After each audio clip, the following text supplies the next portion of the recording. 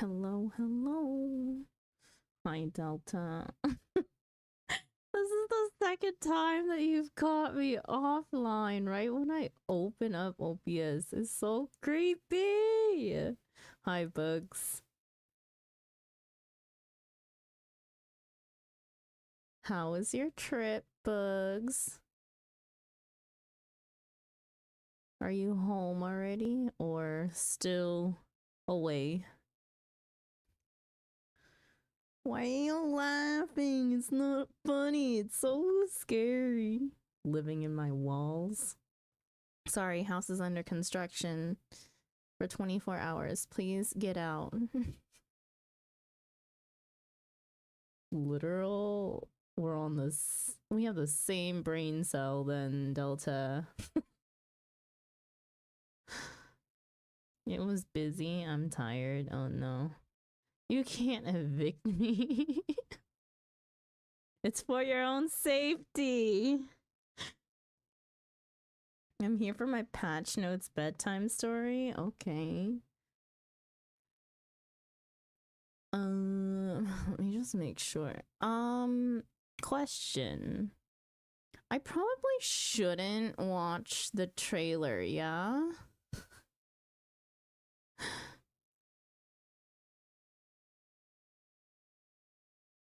Hi, Millie. Welcome in. Do not. Okay. Yeah, I figured. I never do.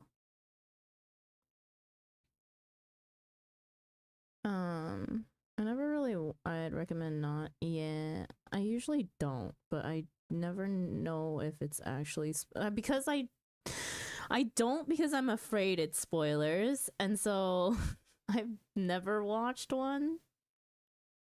But I guess now would have been the time to figure that out. I won't watch it. We'll just read as usual. There are spoilers and there are certain things you shouldn't see even if you forget. Okay.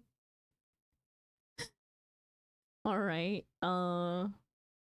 Those two just belong in the same category.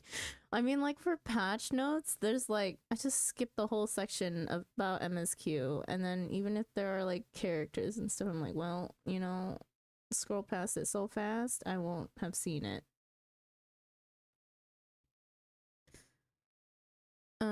Some things are mildly okay without context. Yeah. But Dawn Trail stuff is especially bad. Okay. Okay.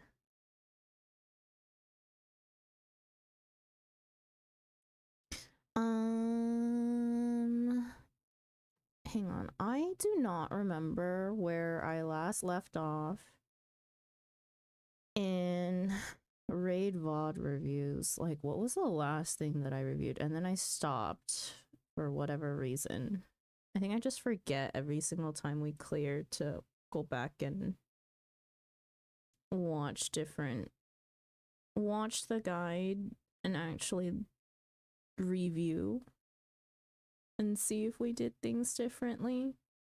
Plus, especially with extremes, it's like, oh, if I ever do, I mean, the likelihood that it shows up in roulettes is just forget everything like I didn't know. I would like to know. I would like to know. What was it? I spent yesterday. Oh my god, I couldn't sleep last night. And so what I did was I was watching Lex and Potato Mist go through various extremes. Potato had just started on I keep on calling him Potato, but he goes by Mist. Mist is starting did start ARR extremes, and they're just doing regular synced. And Lex did Nidhogg yesterday, among other things. Lex was doing dungeons, mine, and they went through Amdapur Keep, mine, and I was like, huh, that's a choice. I was like, especially that one in particular. I was like, oh, good luck. Good luck.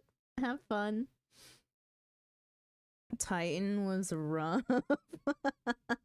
You should have seen Leviathan yesterday. Dungeons Mine are just different. Yeah. It looked like a real struggle, but I don't know like what went wrong per se. I just don't know. I think maybe just at that level that the healer was having a hard time keeping up even though they were a veteran player. We can, you know what? Maybe we just spend time watching VoDs today. Gear matters a lot in dungeons. I see. Just wait till we can show Sandra ass. What do you mean? What is that sentence?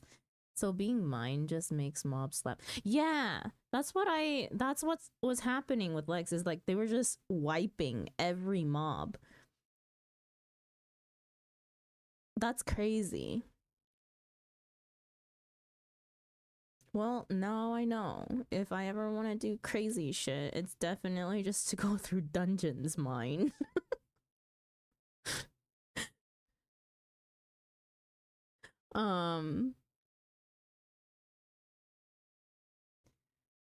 But yeah, Lex did so he was doing the optional dungeons, the optional AR dungeons, and then did Earth's Fount. And Earth's Fount, I think they did just regular synced. I can't remember. Yeah, well, I don't know. I think they did it regular synced ? And then they did Nidhogg synced, which was interesting. Who was it? Shark, like Sir Nine Shark. He's sometimes in Cav's stream. Shark was the one who was helping them out with Nidhogg, and I was there watching and kind of giving little hints here and there because they were actually doing it relatively blind. Sandra, want to help me learn ARXs? I did teach Leviathan yesterday, basically. I didn't join in for that, but I did basically teach Mist how to do Leviathan from the side, or gave them hints at what they were struggling with. ARR extremes, I'm pretty sure I understand in full capacity.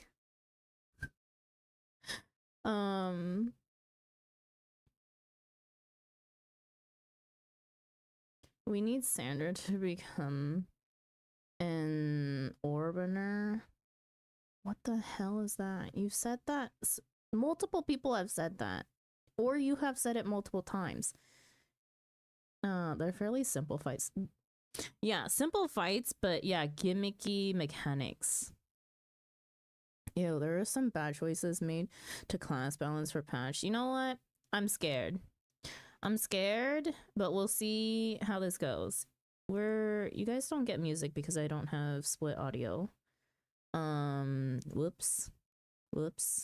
Patch notes. It's okay. Nothing was spoiled. The Orban Monastery. I have no idea what that is, but okay. Ew. Okay, wait, I read that already. Alliance raid for Stormblood? No, don't make Daggy show hole. Alright, that was what it was. Okay. Anyways, you guys get patch notes in with no music or any noise. The numbers changes are a little random, but I see why they did them. Okay. Anyways, we skip quests notes because I don't give a shit about 7 point whatever content. And it's MSQ-ish, so Viper made off like a bandit though. I'm exhausted and all the other Viper change is a bit but melee DPS supremacy, I guess. Pure buffs. Okay, treasure hunting. Also does not pertain to me because that's 7 point whatever. And spoilers, I haven't read them yet.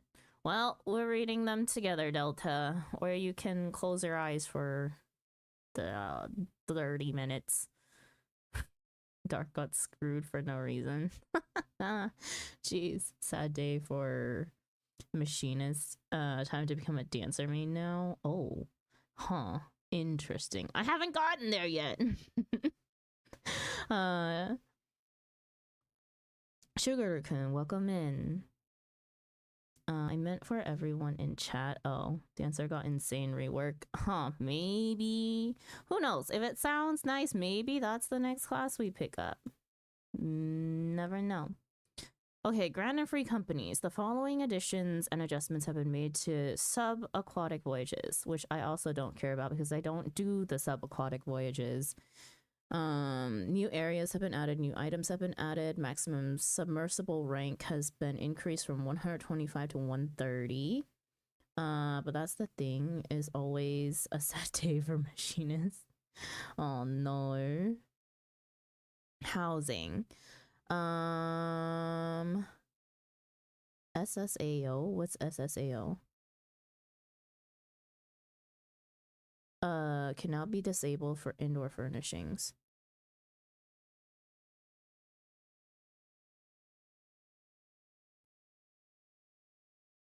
Shadow lighting? Shadows? It's the weird shadows. The setting will be applied for all who enter the estate, not just the estate owner. Adjust this setting via the interior settings window by opening the housing menu while inside your estate hall, then checking or unchecking the disable SSAO for furnishings option. In accordance with this addition, the adjust lighting interface has been renamed interior settings. Why? Why? Why has it been renamed to just interior settings? What the fuck? They changed things that just make no sense. The lighting was fine. Ooh, Sage avoided anything bad. I don't play Sage, so I don't care. But dang, the life of support plug is getting slightly pulled every patch. That's interesting. When changing the setting for a free company estate, you must have hull remodeling authority. For private estates, you must have adding, removing, dying furnishings authority. Okay. A warning message will now display on the screen when entering the garden of an estate scheduled for auto demolition. The message will be displayed to private estate owners, and in the case of a free company estate, to all members of the free company. Huh. Interesting quality of life thing. Although if you don't even go near your house, that'll still be the issue, right? Furnishings from the Final Fantasy XIV furnishing design contest have been added. New furnishings inspired by entries that did not win have also been added. Okay. Jobstones. Display. Fountain. A gate. Shrubbery. Little round cobblestone path. Ducky! Yeah, ducky. Hatchlings. New furnishings have been added. Huh. Interesting. Nothing that really appeals to me per se. Got a new tree. We don't have enough trees already. New orchestrion rolls have been added. New aquarium fish have been added. Oh my gosh. After a while, we should go visit the aquarium again. The Eorzea aquarium for the new updated fish. A new seed for flower pots has been added. Paper flower seeds. Paper flower seeds can be purchased from the following vendors. Okay. Gold saucer. New prizes are available for purchase using MGP. Like, I don't already have enough things to buy. The following additions have been made to— oh, triple triad. New cards! No. Not that it changes the— not that it changes the not that it changes the magic card grind that we're currently on. Because that's just 1 through 312. The triple triad train never ends, Sandra. Don't worry. I'll catch up. This is for future Sandra to worry about 3 years from now. What are you talking about? I'm already almost 50% of the way to my mount, by the way. It's been 2 weeks. Miscellaneous. A new category, field operations, has been added to the challenge log. Following the change, challenges related to the Forbidden Land, Eureka, have been moved from the other category to the field operations category. That makes sense, I guess. Not all cards are created equal. It's just the freaking dungeon and trial ones that are stupid as hell. Like, why do I gotta do instances and other things for my triple triad cards? I just want to play triple triads. Not Eureka. What do you mean? This is just inside the achievement things it's moved. Wait, no, it's not the achievements, it's the challenge log. It's just the category was changed. Playing the game? That would be unheard of. True. The following additions have been made to duty support. A Realm Reborn, the Sunken Temple of Karn, Dawn Trail, the Underkeep.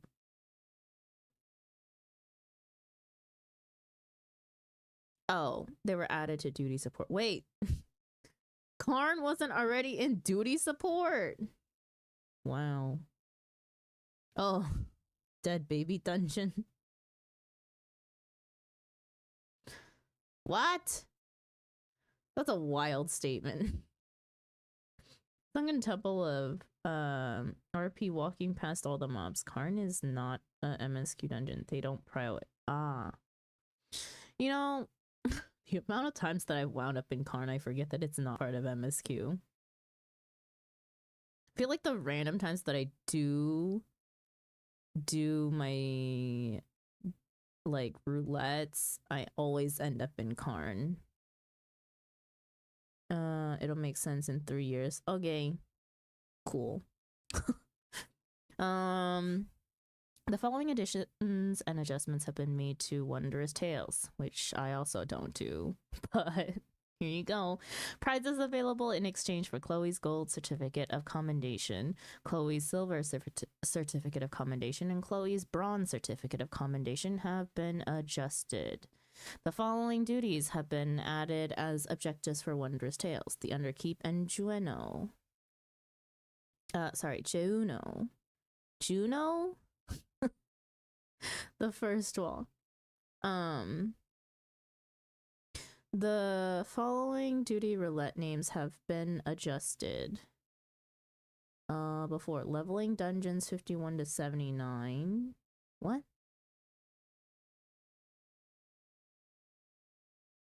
Why?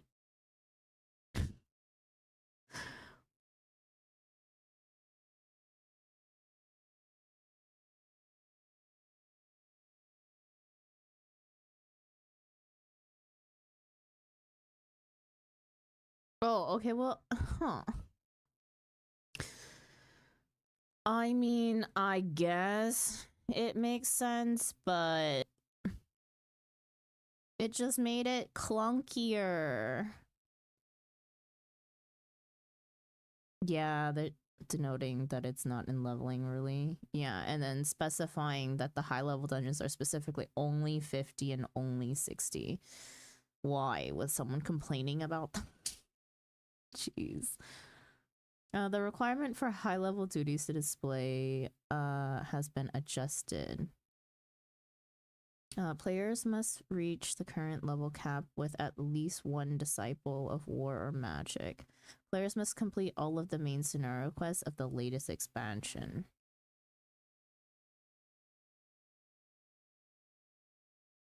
Huh. Okay.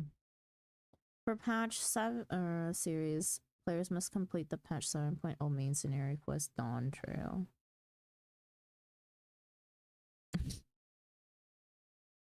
Just for Wondrous Tales stuff. Bet it would make more sense if I did Wondrous Tales. The following additions and adjustments have been made to Faux Hollows. What's Faux Hollows? The Jade Stoa Unreal, Hell's Kier Unreal. So max level sprouts are not screwed over, getting things they literally can't do. That just means you have to complete MSQ to get the high level book.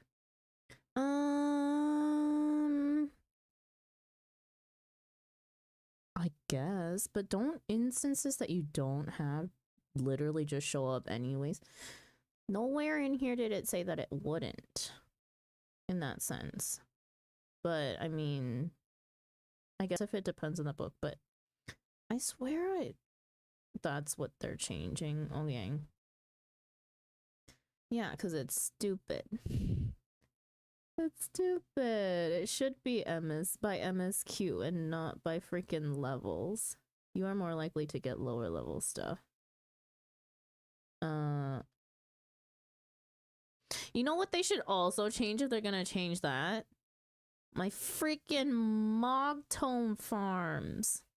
So that I get things that I can actually do. Whole 4 weeks I couldn't do any weeklies. Well. Let me just farm my freaking Mog Tomes. Sander, can I be healer in Hell's Cure for reasons? Delta. I guess. When will this be? 10 years from now? New items are available in exchange for faux leaves. Duties that can be recorded via the duty recorder have been changed. Okay, that does not apply to me either, so you all can read that on your own.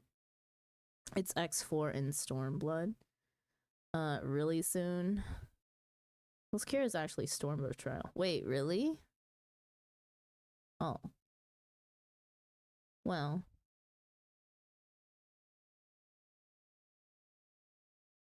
Sure. I guess. Gonna make me go to Materia. New emotes have been added. For free? Oh, it's a Dizzy emote.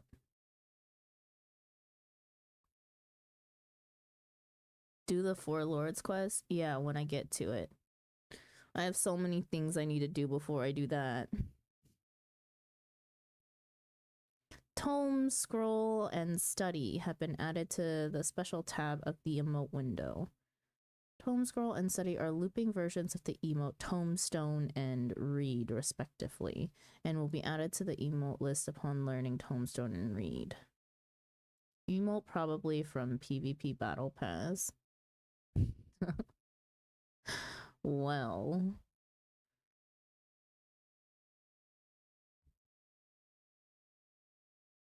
Like a previous one or the new one that's coming out?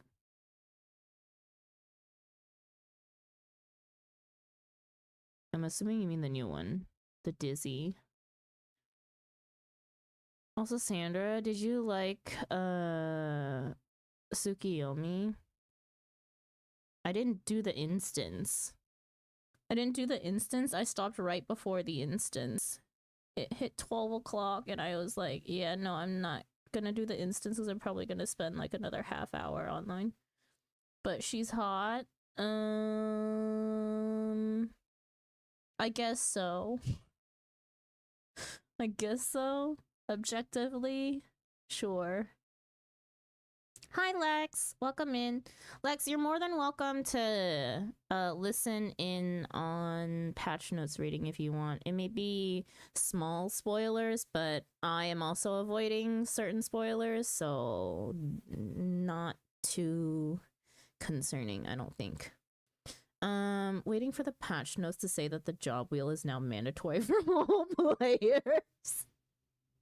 We'll see. We'll see, John. We'll definitely see when I read through this and see if there's anything that sounds interesting afterwards.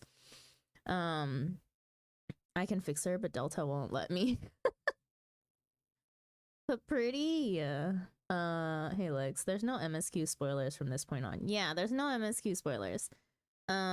Just a lot of job changes and stuff now. You can check the patch notes. It's not really spoilers if you don't know what you're looking at. Yeah, but I advise against watching the trailer. Do not watch the trailer. I can make her worse. Actions and traits have been adjusted as follows. Each action and trait is listed as it appears at level 100. Okay. For further explanations of action changes and adjustments, please refer to the job guide. Hang on, let me pull that up on the side. I can explain job changes. Just let me know. When we all get to mourn the death of the old black mage job identity. Well, I wouldn't know. I've never touched black mage a day in my life, so I wouldn't know the difference after this change. Paladin. Okay. Total equips potency has been increased. Prominence combo potency has been increased. Holy circle divine might potency has been increased, and requisite what the frick? You know what? I know what the skills are based off of their picture, and I swear I don't know the names of the actual skills. Because I only look at the pictures. Let's see. Hang on. Potency in... Okay, well... reduction in potency after the first target has been changed from 50% to 60. Blade of Faith, Blade of Truth, Blade of Valor. Reduce potency after the first target. Okay.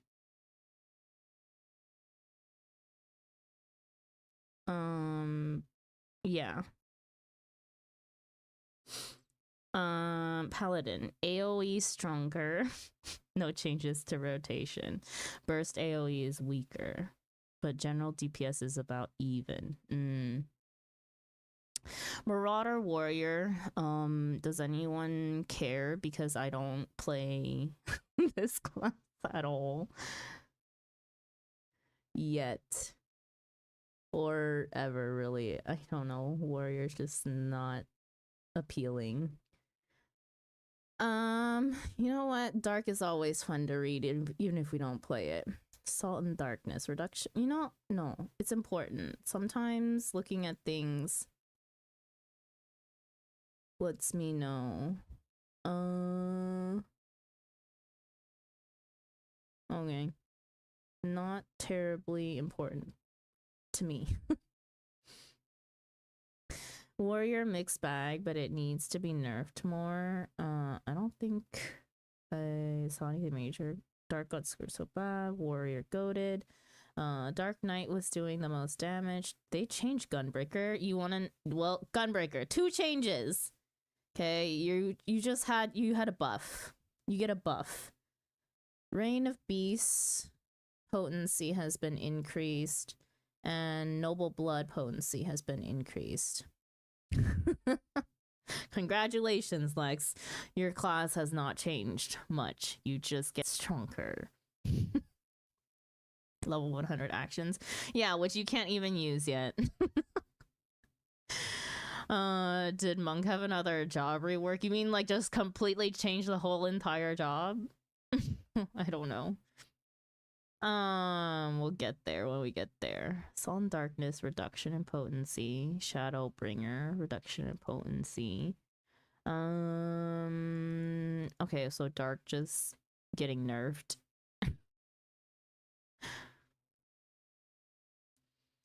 They need to change it to single down because it's BS that they only make it cost a single charge. They won't rework any jobs until 8.0. These are smaller changes. Monk. Monk is getting... You know, it's hard for me. Either way, it's mostly... Well, Monk is interesting. It's just a bunch of reworks in potency. Well, Black Mage happened this patch, though. The job that got reworked is Black Mage. Everything else only had potency changes. They've reworked many jobs mid-patch. Dragoon, still a shadow of itself, but got a lowercase w. Rip to Ninja. Dragoon. Dragoon got increased potencies. Ninja. Man. I don't want to read Ninja. There's too much going on. All these AoE stuff is just changes to damage profile, not necessarily amount of damage done. Until numbers are crunched.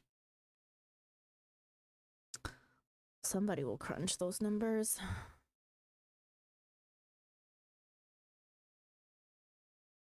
Sam, Reaper, Viper, Bard, Machinist. I don't care about these. Hang on. What the fuck happened to Dancer? Okay. Interesting.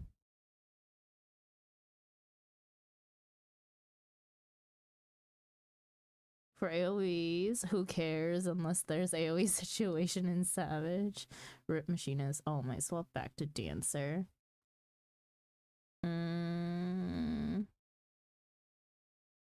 Let's see, what did they buff though? Blood Shower, Rising Windmill, Blaze Shower, and Windmill. Somebody will crunch them, not me. Yeah. Not my numbers game. Black Mage. You know, I don't even play Black Mage, so I don't understand the job changes, but... Blizzard. Cast time has been reduced from 2.5 seconds to 2 seconds. Aspect Mastery. The effect of Astral Fire and Umbral Ice no longer expires. Cast time has been reduced from fire. Cast time reduced. The effect of Fire Starter no longer expires. The effect of Thunderhead no longer expires. Hard to say because you know what? I don't care. Skip. Summoner. Necrotize. Potency up. Okay, Summoner just got buffed for skills that I don't even use. Or don't even have yet. No expiry, woohoo! They just simplified the job. That's all, because the new content, it's not made anymore for static jobs. TLDR, Black Mage made easier. Did it need to be easier?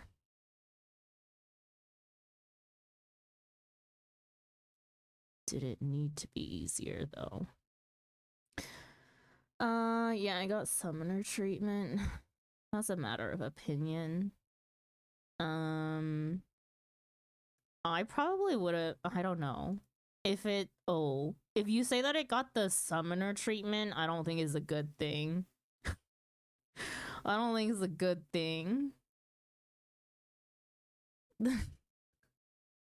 That's the one reason why I don't enjoy playing summoner.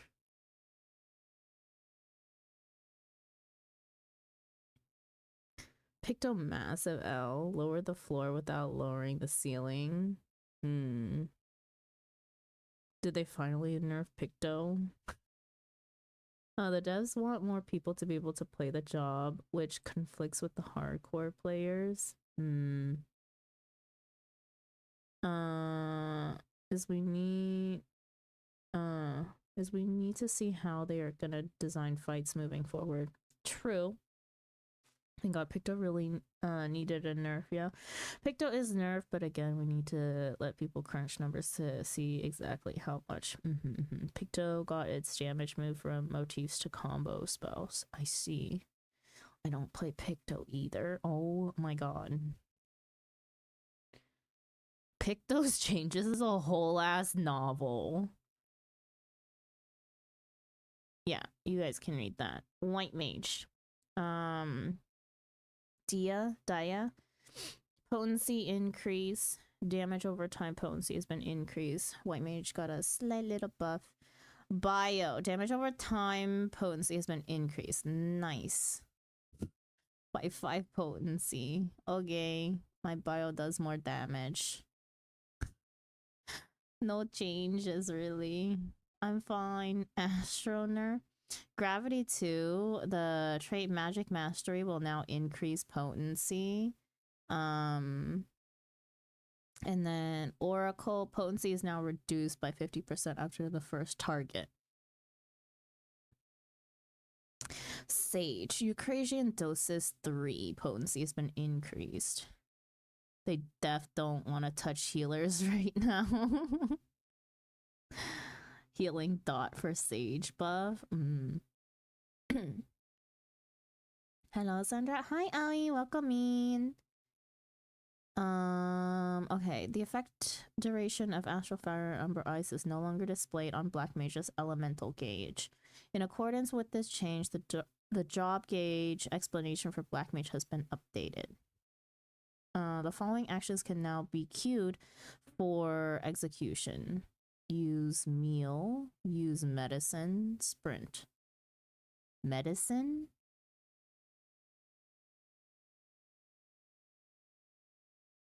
Huh? PV. Oh.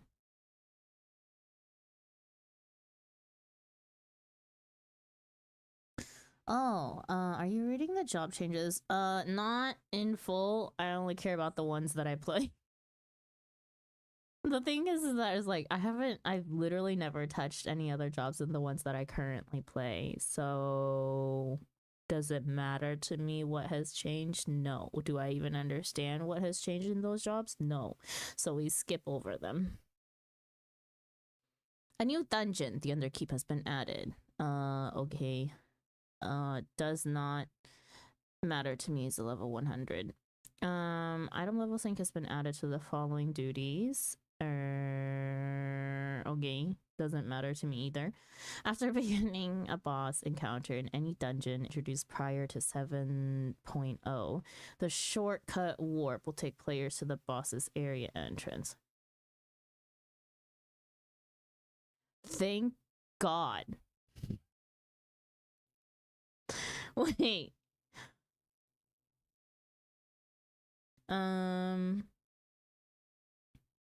Even then, nothing even changed for the jobs you play. You're pressing the same buttons. Yeah. Suck it, Picto. Picto got a nerf. Finally adding the warp right before the boss to old room content. We needed that yesterday. Yeah, you guys did need that yesterday. It's so annoying. I was like, it's just so far of a walk sometimes, even if when you take the shortcut. You're just like, why does the shortcut not take me straight to where I was last? Only the newer dungeons have that? No. Wild. A new trial has been added. Doesn't pertain to me. Skip. Recollection extreme. Okay, another level 100 thing. Hell's Cure Unreal. Oh, that looks interesting.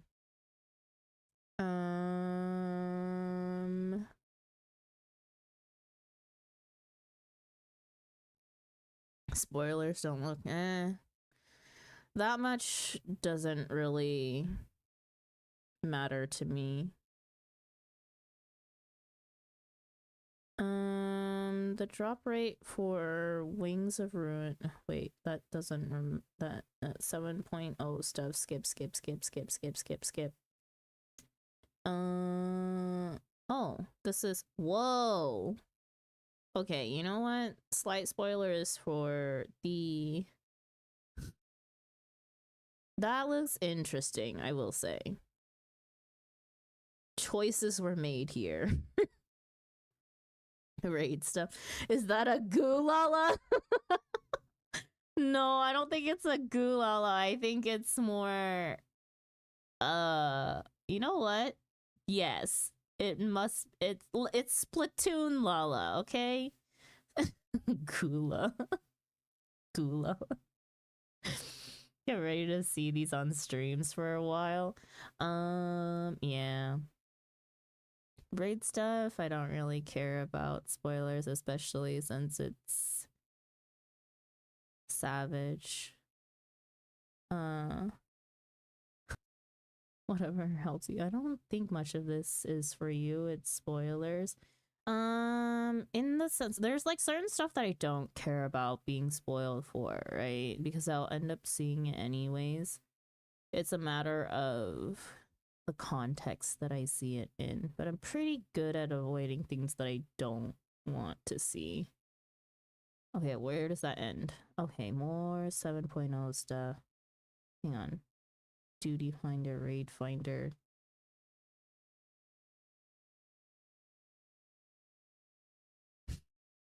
Players will now receive the power of the Echo in the event that all party members are incapacitated during the following trials. Sphyn's Burden. I see. Okay. Bonus experience points received upon completing the following duties in Duty Roulette alliance rates has been increased. Oh. Increase in bonus experience for alliance raids. Were not enough people doing alliance raids. Crimson Princess, welcome in. Who say you can now mount while moving? Who saw? Oh, we haven't. I don't think we got to that point yet. It's very out of context with basically zero info for sprouts. Yeah, sick. Love that. Even with context, I skipped this. Right.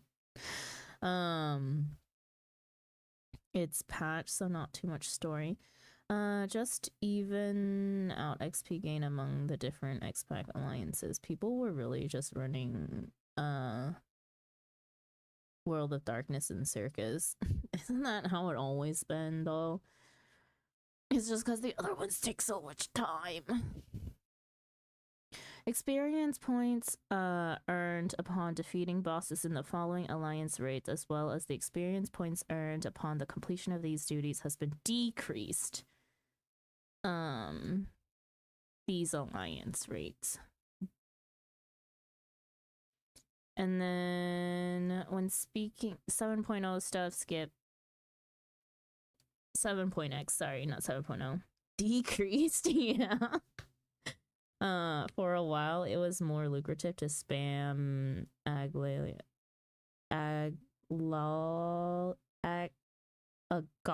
No. You know what? Letters. I can't read today.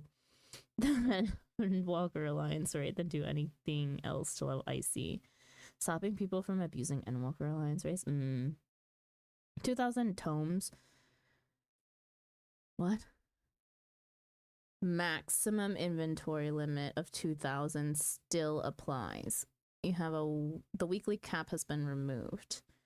Make it to the elegant tombstones. Obtainable via duties up to level 90 and certain duty roulettes. Okay.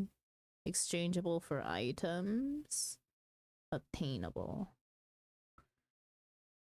I don't even know what anything is besides poetics. So there you guys go.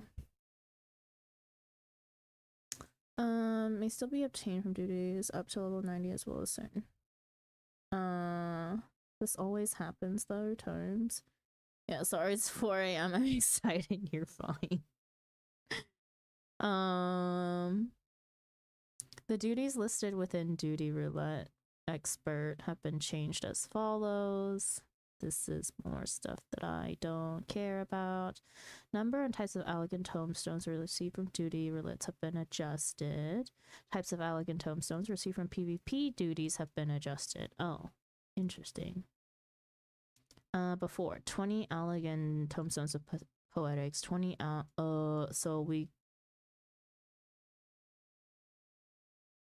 Crystal, oh jeez. Oh, so loud because I don't have any other sound on right now. Crimson Princess, thank you so much for the follow. Welcome in. Hope you enjoy your stay. So before, for Crystal and Conflict was Tombstones of Aesthetics, which has changed to Tombstones of Heliometry, and the Tombstones of Heliometry have changed to Tombstones of Mathematics. For front lines, basically same changes. No changes in terms of numbers, just the type of tomes. The number and types of elegant tombstones rewarded for defeating elite marks have been adjusted. Again, just changing types of tomes and not quantity. Okay. Types of elegant tombstones received from deep dungeons have been adjusted as well. Same thing. The tombstones received from Time-worn Lobo skin maps and Time-worn Brax skin maps have been changed. And then... yeah.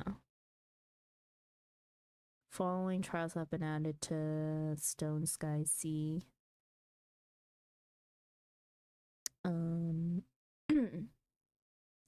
The following adjustments have been made to the Sunken Temple of Karn. The Terra Totar boss has been battle has been adjusted. Yo, adjusted how? I'm curious. The Temple Guardian boss battle has been adjusted. The Adjudicator boss has been adjusted. Time to go do Karn. I hope it's changed for the better. Like they changed like Halatali and stuff. No, did they take away my Doom? I know. Time to do a Karn run with the new Black Mage. Yeah, I hope Doom is still there. Yeah, I guess. I mean, it's always fun to see people just die to it because it gets even veteran players, I swear. If they took away Doom, what's the point? I just hope that the battles are more fun. In a way. More entertaining. Because I did like the changes that they made to Halatali. So I'm assuming that adjusted being, like, mechanics-wise, some newer mechanics. Today I learned everyone is a sadist. Was my favorite thing to watch people die. I know! In a dungeon that's terrible, your, like, best entertainment was watching people die. Books, you don't even know. Halatali became better, yeah. I want 1 second Doom one. But they've made dungeons worse before. What dungeon do you think has gotten worse, Evan? I'm curious. I think like I would say like majority of the dungeons, I don't think I probably don't know. Like, what has been changed since I started playing? Only Bugs and Delta would know that answer, maybe. Since 2021, 2022. I still can't remember the year ever. It's 3 years, 3-ish. something. You don't want to know? Don't tell me. From what I remember, some of the Heavensward dungeons. Let's bring back Old Tamtara. What was Old Tamtara? I don't remember what the old one was like. I think I only remember Halatali. Old Tamtara was the maze-like pathways.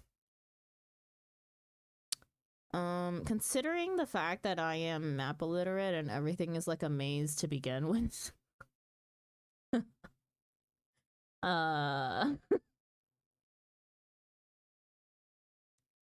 Well, Temterra I don't really want back, but it is boring now. You had to collect balls of light.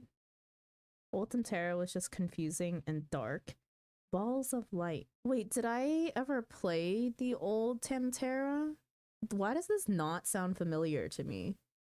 Now it's just a single hallway. You did? Oh, well, I don't remember this at all. I don't. Balls of light, green shit on the floor. I just collected the balls of light. Actually, maybe that's why. Maybe that's why I never know. I just run straight ahead or run in a general direction. It was the dungeon full of Lenin in the last third. I do think I remember that. Okay, I'll be right back. No problem, Owie. Have a good look. Sticky floor that slowed you down. Yeah, I do remember one dungeon being annoying like that. I never really made the correlation, I guess. Temterra is the Lovecraftian guy. The Scorpion is the later dungeon. Huh.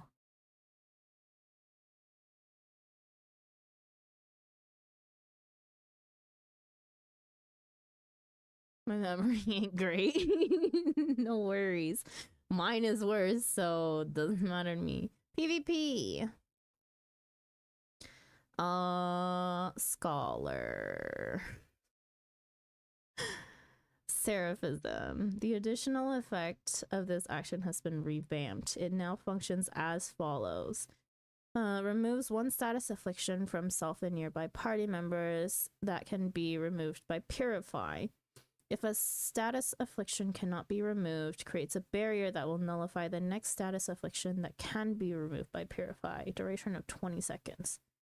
Okay. Oh yeah, are we talking about Totolrek? Totolrek is no longer annoying. Stone Vigil got entirely reworked in on the middle boss. Oh yeah. Stone Vigil is still annoying though.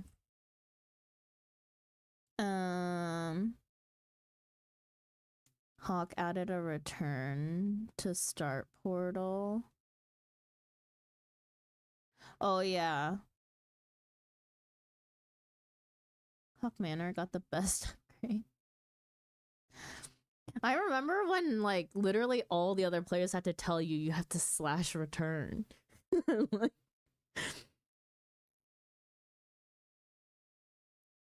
you used to have to hit your return button, or you had to type in slash return.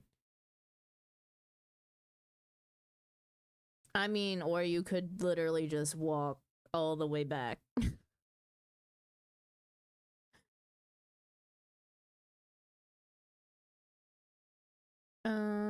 Large-scale PvP duty specific role actions have been added. PvP role actions are available in Frontline, Rebel Wings, and Wolves Dampier. Each role has 3 actions and may be selected for use.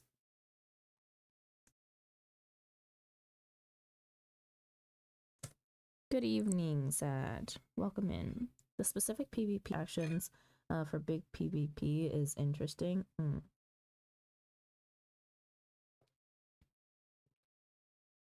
Aurum isn't in MSQ anymore. Aurum Vale was it It hasn't been a part of MSQ. What are you talking about?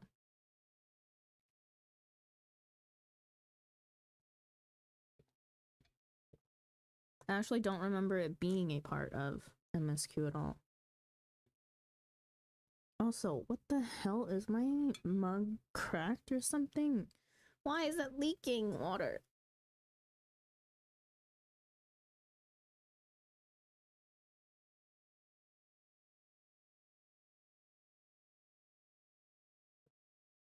These are interesting. We're gonna get new PvP, I think.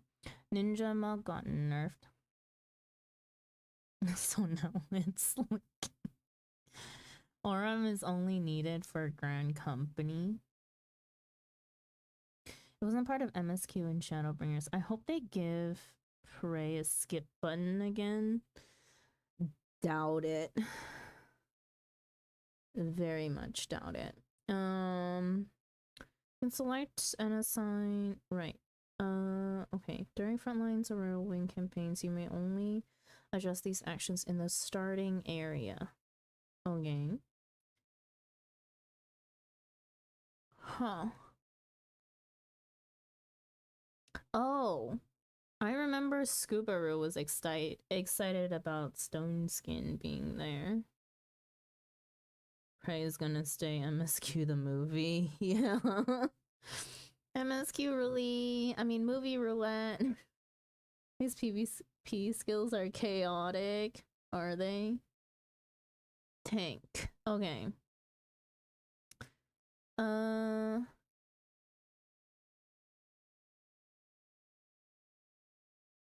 Tank. Melee DPS, physical range DPS, magical range DPS, healers. Halen. Restores target HP. Cure potency of 12,000. Stone Skin creates a barrier around self and all nearby party members. Absorbs damage equivalent to a heal of 10,000 potency. Duration of 10 seconds. Diabrosis.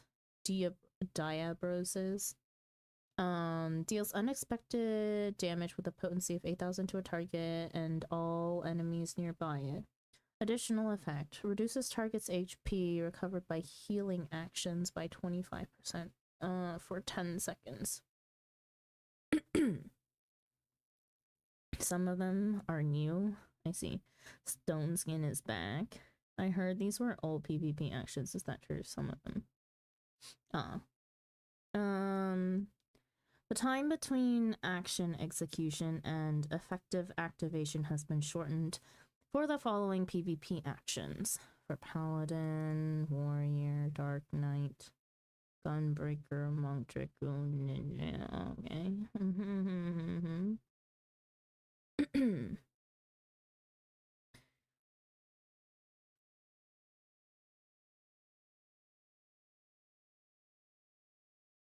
The effects and emotions of the following PvP actions have been adjusted. Ninja, Dancer, and Red Mage. Effects and motions. Okay. New items are available in exchange for trophy crystals. Great, because I had nothing to spend trophy crystals. Hopefully it'll be good. Series 7 and Series 7 will end and Series 8 will begin. Series 8 will be held from patch 7.2 to the release of patch 7.3, during which time you can earn Series XP and increase your series level by participating in any PvP duty. Increasing your series level will unlock various series rewards. Rewards from Series 7 can only be claimed until the end of Series 8. To claim rewards, select Series Momstones from the PvP profile window, then select previous series. Centurion Alley, welcome in. What's everyone gonna do for the entire day of Final Fantasy XIV being down? Need some ideas? Well, I'm looking at patch notes. I'm doing VoD reviews of raids that we've done. I wouldn't say raids, high-end duties that we've done. I'm a Sprout still, who's in Stormblood, by the way. Post Stormblood. And some of the content that I do is high-end duties, synced, minimum eye level, no echo, and blind. So once we clear a duty, I like to go back and watch a guide on the duty itself and see if there's anything that ideally we could have done differently. Series 8? No, there'll be another thing I have to grind for. John, just do it once a day. You'll get there in no time. You'll have plenty of time. Oh yeah, did y'all finish Susano? Yes. Boogie, I cleared 2 extremes the other day. Susano was freaking easy as hell. It felt no different than doing the normal. What difference did it make doing it mine? I did Susano and Lakshmi. Why is it so simple? And then, so we just heal. Barely even had to heal. Actually, that's a lie. We did have to pick a few people off the ground. Susano music is fire. If you do 1 frontline a day, you'll be fine. Yeah, you'll finish way before the series even ends. Space, I'm dumb, but Monk got buffed, not nerfed. Good question. I didn't read about Monk because I don't play Monk. What else? Can't read.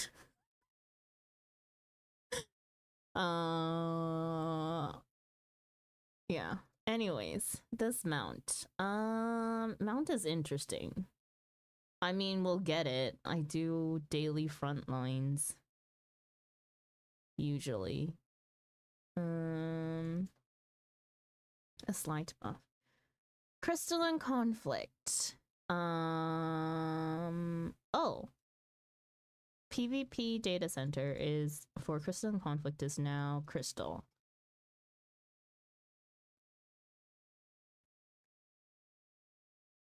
I've never done Crystalline Conflict. Me neither. But some people I know do. Some people I know are specifically PvP players in this game.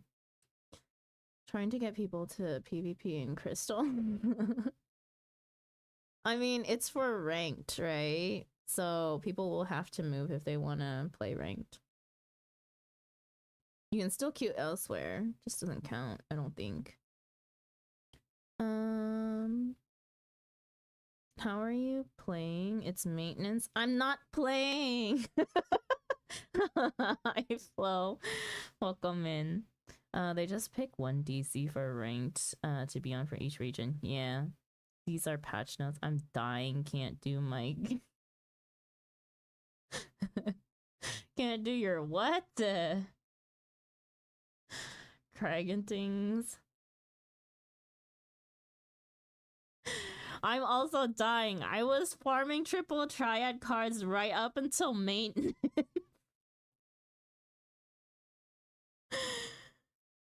My crafting. That's what I thought you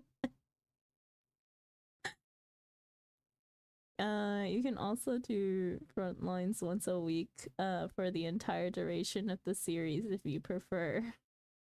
Wait, you can do it once a week and still make it? Until next patch? That's crazy. Since some DC's ranked, queues will die otherwise. Oh no, not the craftings. It's fine. Gonna do Rune Factory 5. So yeah.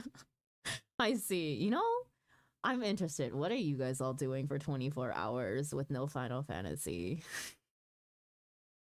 I mean, I play farm sims. I just go from farming in Final Fantasy 14 to farming in a farm sim. My black mage and dark got chopped, nerf, bamboozled, crying. Alexic, welcome in.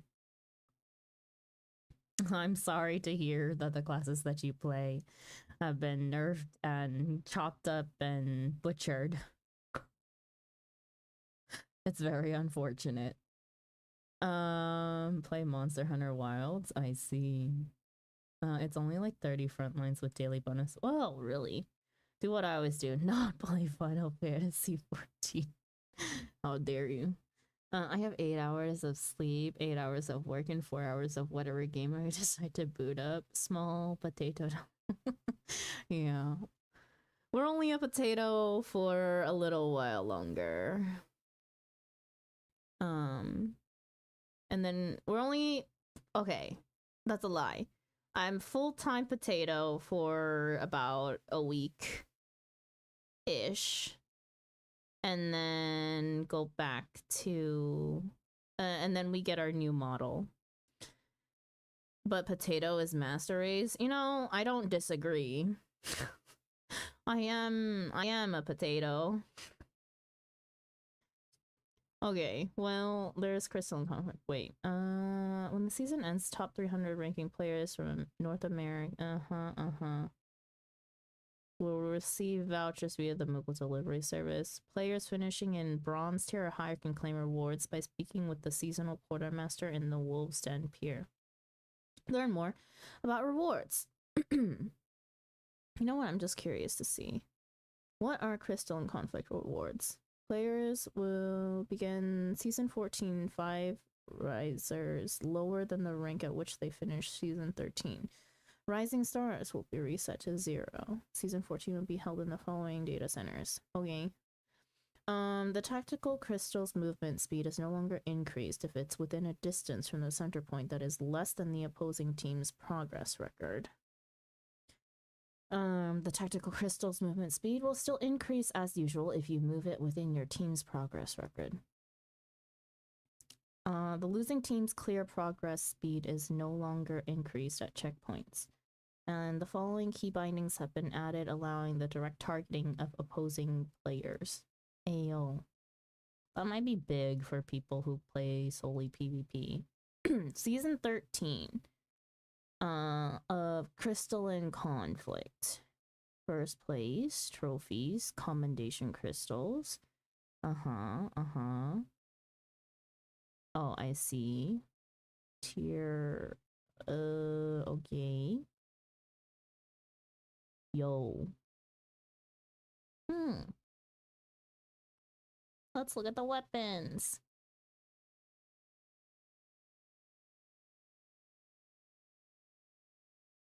Gunblade. Yo, the white mage cane. I swear there's never a good scholar book. Christ. Why do all the astral globes just look so nice? Sage is also monk. Dragoon. Ayo. Dragoon weapon. Ninja. Samurai. Reaper. The Reaper one, though. Monk look good. Dragoons look sick. Yeah, dragoons look sick. Samurai isn't bad. Ooh, can I see the Gunbreaker? I missed it. Yeah, Gunbreaker. Here. I can't turn it, unfortunately. The Dragoon one looks hot, yeah. Sam, Reaper, Viper. Interesting. Bard. Not gonna lie, I'm sorry, that looks lame. What does White Mage get? White Mage wasn't bad. White Mage is probably the best weapon out of the heal. Well, I think Astro is better, actually. Ooh, yeah. You want to play ranked PvP? These are for... It looks nice. Machinist is just a real shotgun. Bard. Machinist. It's just a real shotgun. Yeah, unfortunate. Some of these are mid. Dancer. Black Mage. Huh. Interesting. Summoner. Scholar. Summoner. Oh god. These weapons ugly for ranked. Oh yeah. Finally, white mage evil staff. I can now be a dark healer. True. I think a lot of people were looking for dark healer. Rank PvP. How about no? These weapons rewards never change after each season. They are always the same. Summoner gets better book. Summoner got the better book. Yeah, Summoner did get the better book. I'm mad. What does dark look like again? Dark Knight here. Some of these are really bad at actually showing the weapon. I know, right? The book has a tramp stamp. What do you mean, Grimoire Codex? No, my poor Codex. Red Mage. Probably the closest I'll ever get to Alizé's weapon is the PvP Red Mage gear. Red Mage looks good. That's a Keyblade. Red Mage is super nice. I've seen it in game. Did these not change? You can adjust the Hellhound weapon for delivery. Picto. Red Mage is a 1000 degree knife. Picto paintbrush. That looks wild. Picto weapons are weird. No, these are the ones from last season. Season we just had. Ah, I see. I just never look at the... I never even bother to look at the commendation crystal ones because I never play ranked. What is Sage? Sage. Same each season. They should change it then. I play PvP way too much. I don't play it. I don't play it. I don't play it like at all. One is the 1 day of daily front lines, and then we skedaddle out of PvP. You can get the same ones without glow with either crystals or wolf marks. Yeah. But the glow is what makes it, you know? Sage kind of works. PvP is so good. I played like 9 hours of PvP one day. Man, you should meet our resident PvPer.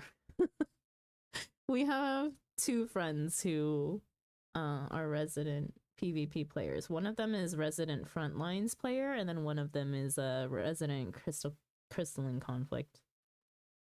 Imagine knowing how to Sage. Look, shut up.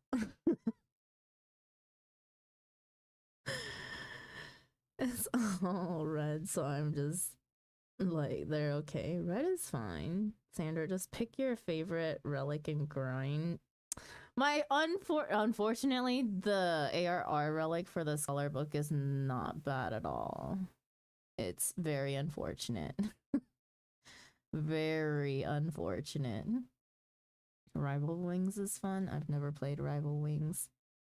Okay, frontline. The following adjustments have been made to job damage output, damage taken, and limit gauge fill rates. Warrior damage taken is reduced. Dark Knight damage dealt has been reduced. Dragoon damage dealt has been increased. Limit gauge fill rate has been reduced from 45 seconds to 15 seconds. Plus 45 seconds to plus 15 seconds.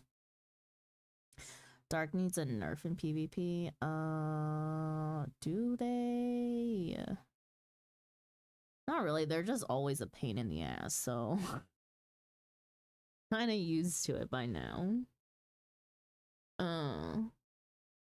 Ninja damage taken increased from 50 to 45%. Limit gauge fill rate increased to 15 seconds. Viper damage taken reduced. Black mage damage dealt reduced. Red mage damage taken reduced. White mage damage taken is reduced, or sorry, increased. Astrologian damage dealt has been reduced. Damage taken has been increased. Limit gauge fill rate has increased. Sage damage taken has been reduced. For front lines, yep. Dark and white mage need massive nerfs, ruining front lines. Swear on me, mom. The following adjustments have been made to battle high rating gained from KOing or assisting. KOs reduced from 10 to 8. Assists increased from 2 to 4. Great. Yes. Justice. Why are they making my main job squishy? I think white mage is just good in PvP because it's easy with the little button and rotations you need to remember. It's much harder to play other healers in PvP, especially Astro. I popped in during PvP patch notes. Hey, yo, Thunderbolt. You're up early today, or up late, depending on, I guess, situation. Oh, they changed the time. 9 p.m. today. It'll be up. What? They changed the time? Look what they have done to my boy. I never got to play this map, so this will be fun. What? Oh, the Borderland Ruin Secure campaign has returned. For further explanation of the rules, please refer to the play guide. I will read the play guide because this looks interesting. Old Secure was hilarious. Why so? I don't even know what Old Secure was, and I'm looking at New Secure. I don't even know. It was 3 a.m. to 3 a.m. Now it's 3 a.m. to 9 p.m. What? I don't believe that. That's a whole 6-hour jump. Old Secure sounds like an incontinence product. Oh no. Many matches, people kind of just didn't fight each other until middle spawned. The servers might still be unstable if that happens. Okay, Borderland Ruins. Secure. Currently unavailable. During a frontline secure campaign, players increase their company's tactical rating by occupying and maintaining control of key locations, as well as defending other players in battle. Time limit, 20 minutes. Players who abandon a frontline campaign, not including players who join a match in progress or are vote kicked, will receive a penalty.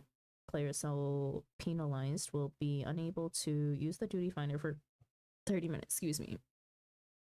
Players inactive for over a period of 2 minutes will automatically be removed from play. Stable Final Fantasy XIV servers, what is that? Where do you see the new time change? Yeah, I'm curious. Is it uploaded onto Lodestone? Okay. Role requirements done. Number of participants 1 to 4. Grand Company. Enlistment in a Grand Company. Players can queue either frontline campaigns alone or in a party of up to 4 players. Please note there are no role restrictions when queuing as a party. Chat. Retaliation. Incapacitated players will return to their Grand Company's landing where they will be allowed to rejoin combat. That is not important. Victory conditions and tactical rating. Rules of engagement. The first team to reach the required tactical rating will be declared the winner, and the remaining teams will be ranked according to their respective ratings. Occupying key locations. Okay. Key locations such as outposts and elegant ruins can be identified by the flags indicated by the Grand Company that currently controls them.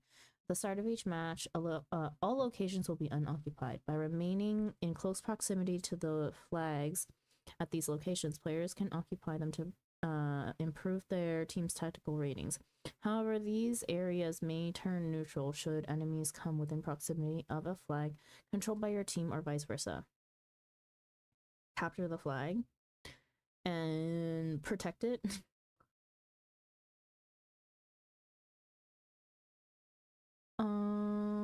I started doing front lines when secure was in rotation. Oh, you're probably looking at lodestone maintenance, which is just the website, not the game itself. I don't either, and I'm checking both languages. Oh yeah, the lodestone maintenance. Whoa, defeating monsters.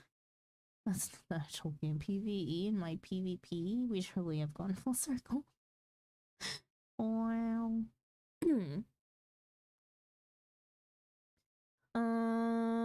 Let's see.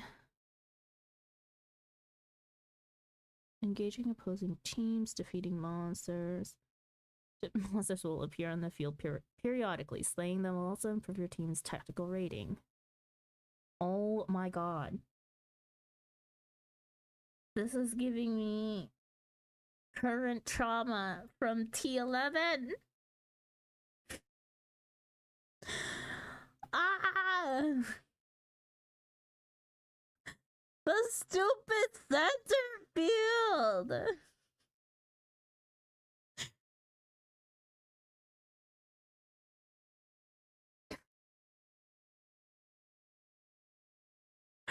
Oh my god. We love elegant drones. God damn it. Do they have freaking egg node, cube node, and spherical node as well? Fuck. Ah, I swear the trauma follows me everywhere. I hope they do now. Rude. Granted, it is only like it'll be week 3. I'm fine. I'm doing fine. Well, surely, you know. Oh my gosh, coils was a mess. Advanced rules, limit break, battle high. Okay. I hope Bahamut randomly shows up. Shut the fuck up. Couldn't have been that bad, right? It was just rough. It was rough trying to figure out the ads. Now,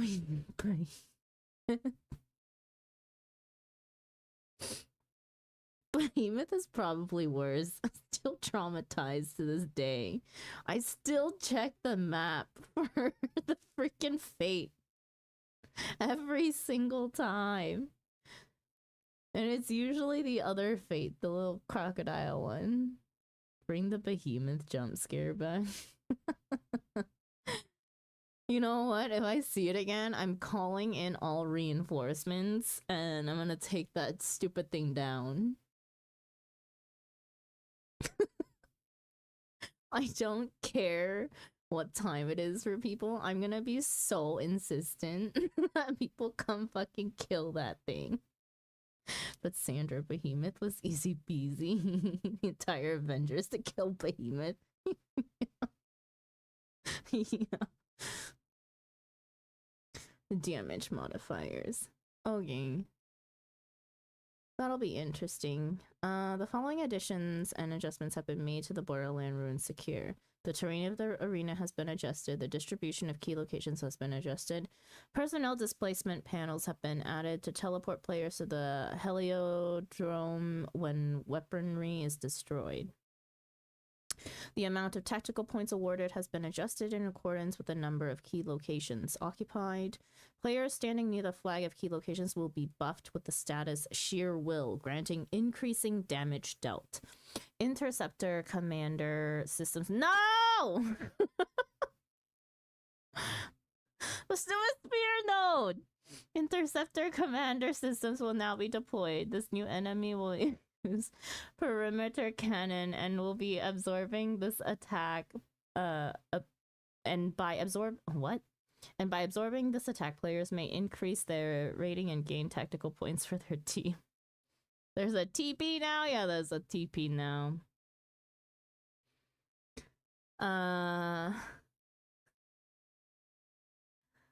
But running up the cliff and pushing people off was fun. The pattern of enemy appearances has been adjusted. The actions executed by interceptor drones and interceptor nodes have been adjusted. After defeating interceptor drones, the party that contributed the most damage will gain battle high rating for all its members. When interceptor drones are deployed, an interceptor drone alpha may appear.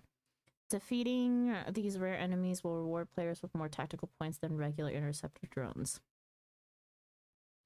When the interceptor node's HP is reduced to 0, it will regain all its HP up to 5 times. Each time its HP is reduced to 0, the team will be awarded tactical points according to their contribution of damage dealt.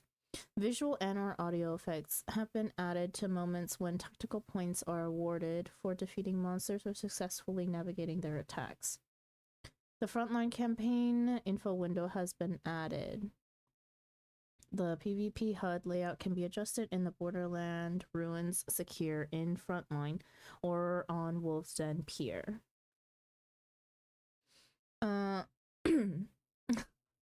That was your trauma. Interceptor, interceptor, interceptor. Yep. Drones, nodes. What's the difference?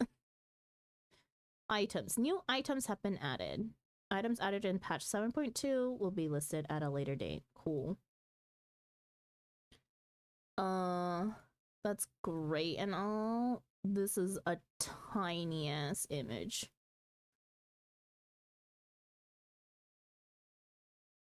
I see healer gear has... It sucks as usual. Enhance. And...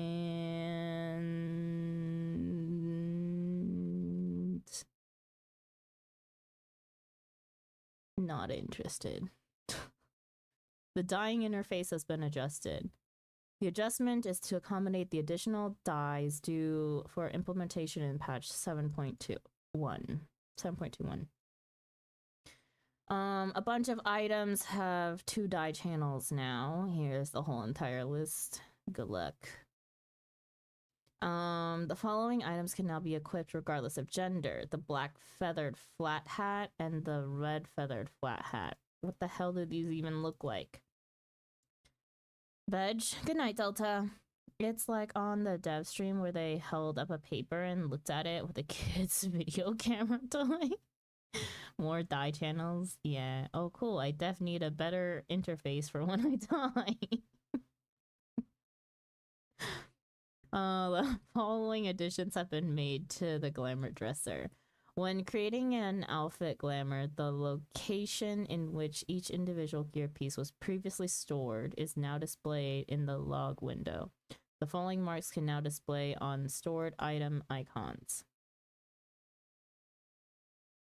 A mark indicating an item can be used as part of an outfit glamour. A mark indicating an item is part of an outfit glamour and has been saved as an outfit. Okay. The outfit glamour category has been added to filter settings.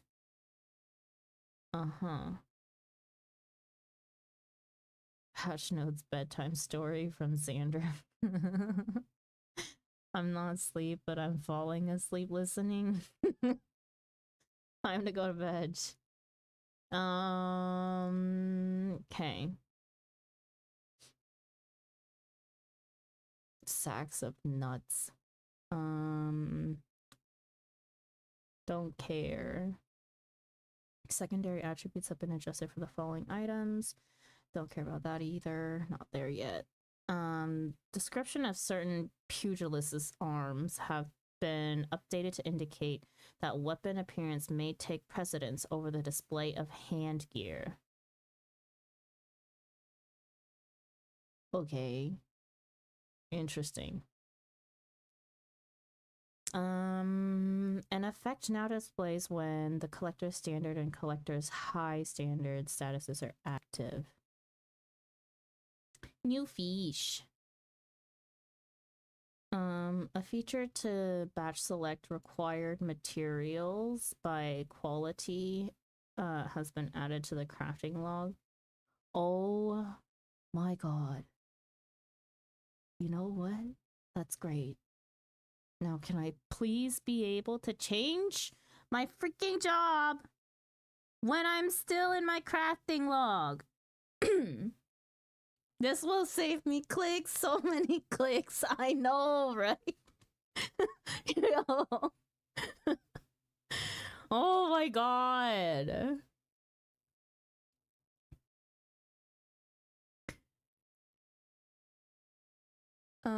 If you lack the sufficient quantity of required materials, only the amount in your possession will be selected. Well, yeah, duh, but okay. Level requirements for master crafting recipes have been removed. What?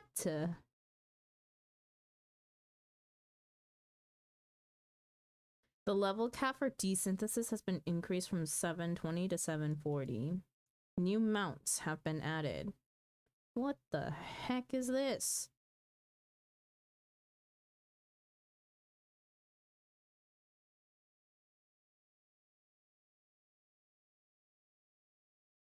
This is... I don't know. The new mount. Come on, Sandra. You just...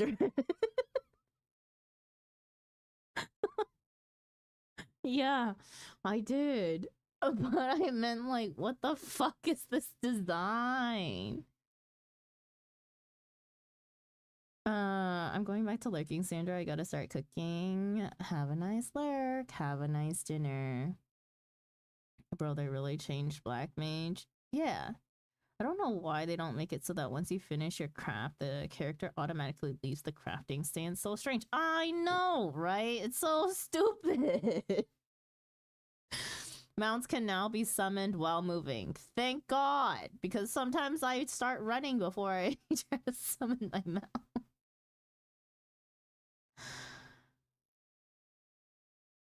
Just make mount cast just uninterruptible. Thank you very much. Okay, actually no, that's a bad idea. Now that I think about it. Beagle. Oh, is a new minion. New chocobo barding has been added. Interesting. Okay. New faceware has been added. We get an eye patch and goggles.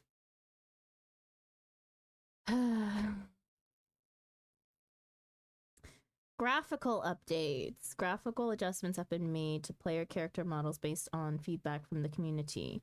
Read more about our response to feedback on player character models. In conjunction with these adjustments, players can obtain a file of Fantasia from the Wandering Moogle in Old Gridania for a limited period of time. The reward will be obtainable until the release of patch 7.3. Another Fantasia that I will not use. But my skill expression of slide casting my mount summon.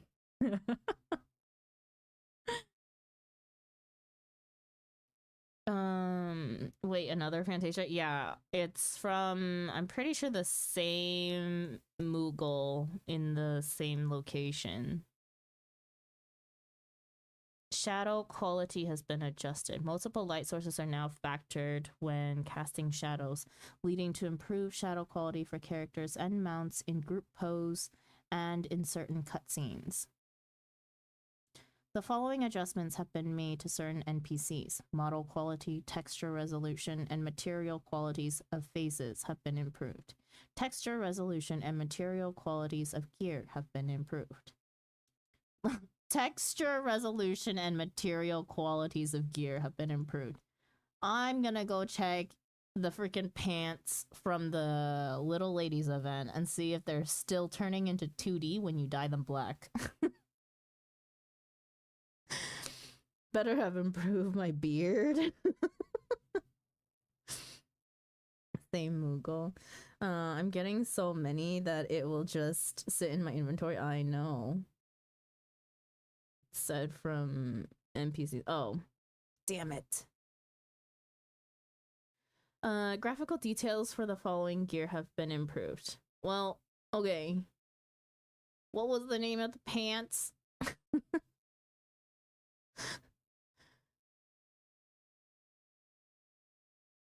Also, vegetation in the following areas will now be rendered in high resolution. Before, after. Before, after.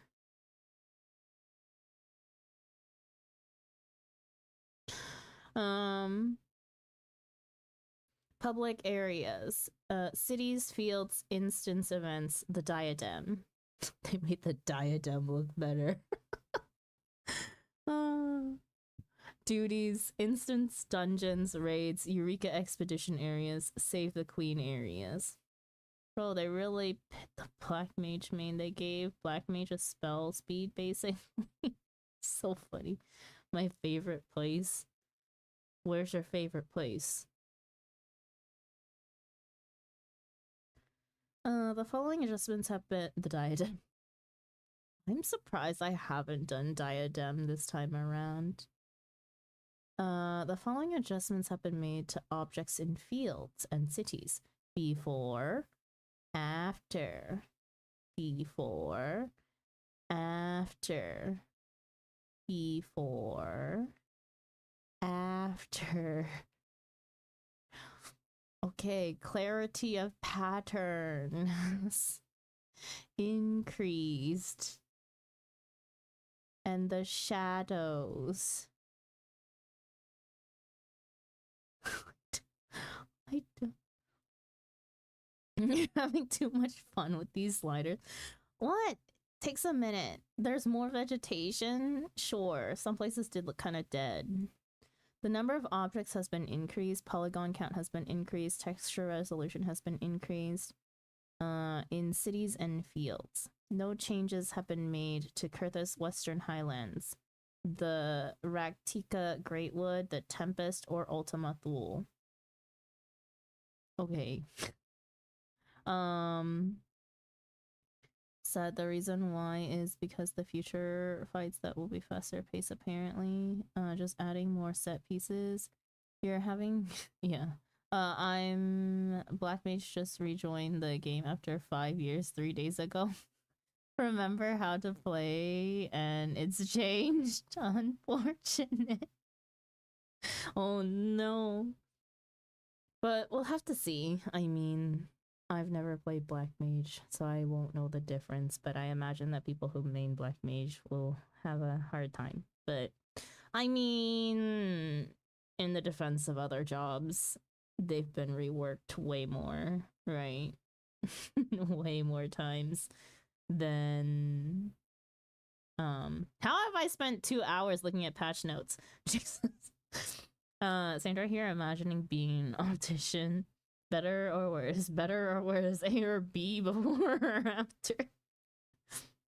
No changes to Lahi. Lahi is fine the way it is. Black Mage hit with the first time meme. Sandra out here farming streak.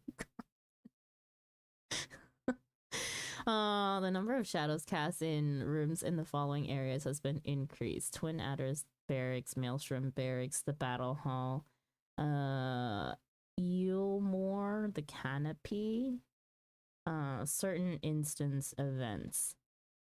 Shadows. Okay. Let me go look at the in rooms again, I guess. System. The general action sprint now grants the jog status once the effect expires. Wait! Jog affords a more modest speed increase but has an unlimited duration. Thank God!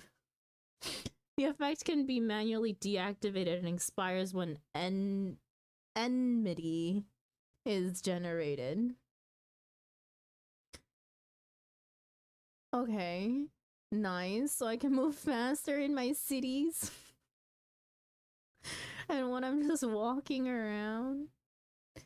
The following additions and adjustments have been made to the actions and traits window. A display option to list actions by function has been added for Disciples of Hand and Land.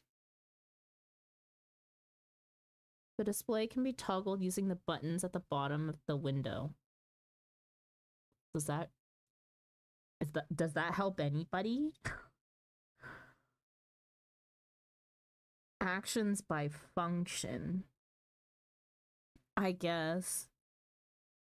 I don't know. I've been so used to looking at things from like just level. Helps me in organizing my bars. Yeah, okay. I see the point. But I feel like I have my bar, like every single time I just get a new skill, I just organize my bars then. Can't read, so icons matter.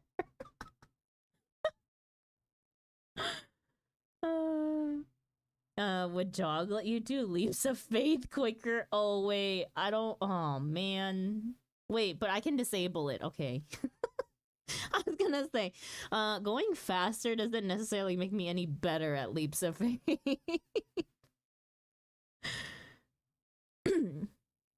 I think it actually makes me worse.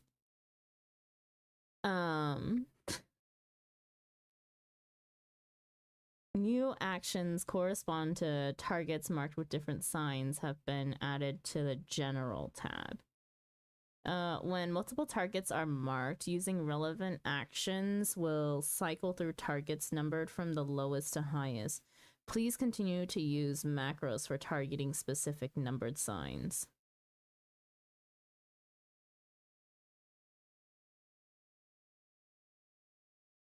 Uh-huh. Okay. The duties category has been added. Veg, good night, bugs. The duties category has been added. Thanks for the bedtime story. No problem. See you soon. Yeah, see ya.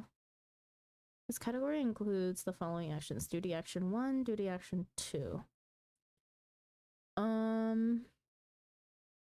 In order to prevent server congestion, we'll be Sorry. We will be implementing multiple field instances of Solution 9 heritage found in the areas newly added in patch 7.2. Okay. The following additions and adjustments have been made to achievements. Okay. New achievements and titles have been added. Okay. For all of the new patch stuff. The following actions and adjustments have been made to retainers. Item drop rates have been adjusted for the following retainers. New items can now be obtained from quick exploration ventures. The guild currency symbol now appears next to the amount of gil entrusted shown in the retainer window. There was a symbol for gil. And why is it a backwards G? But okay. With the exception of gear, trade items are now displayed in the log window. The following online statuses will now display when display class or job icons with nameplate is selected. Recruiting party members, looking for party member, party leader, cross-world, party leader. Why is party leader cross-world on here twice? Away from keyboard, viewing cutscene, camera mode. Oh. Wait, wasn't it already like this? There was a bug. My retainer had 0 gil, but they had...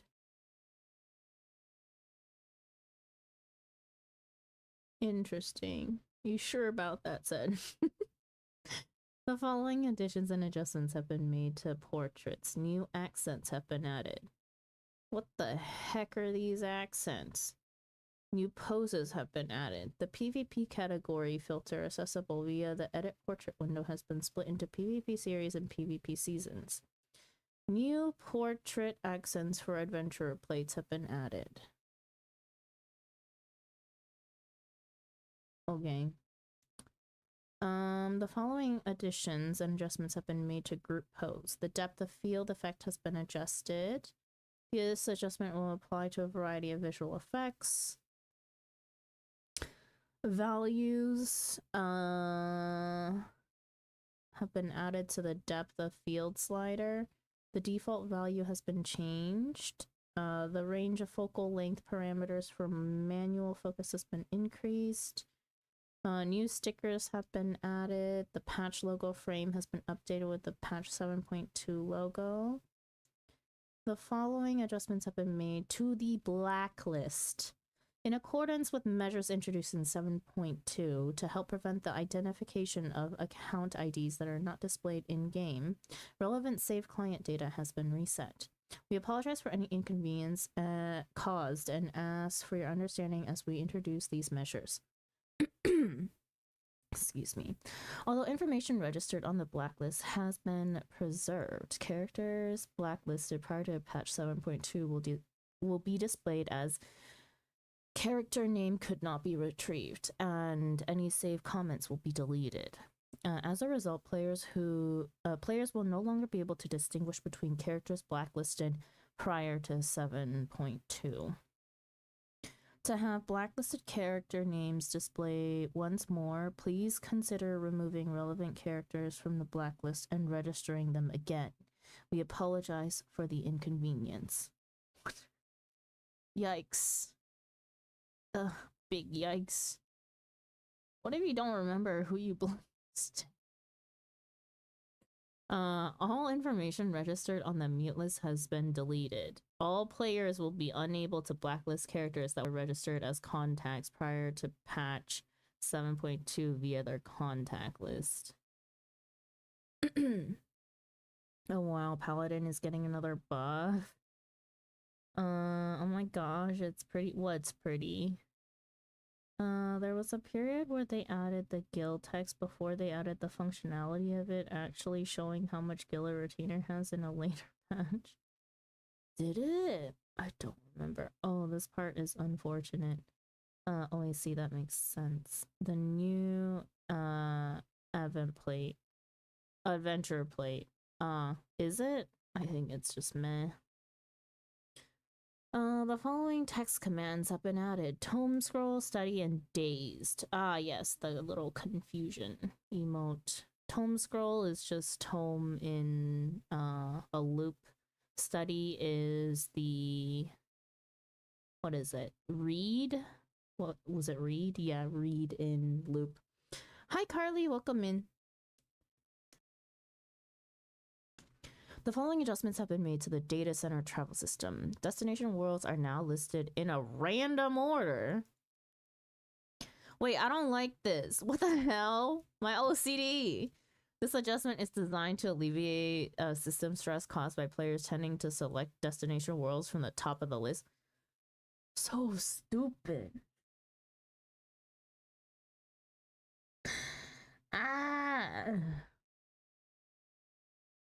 But my OCD, I like things in alphabetical order.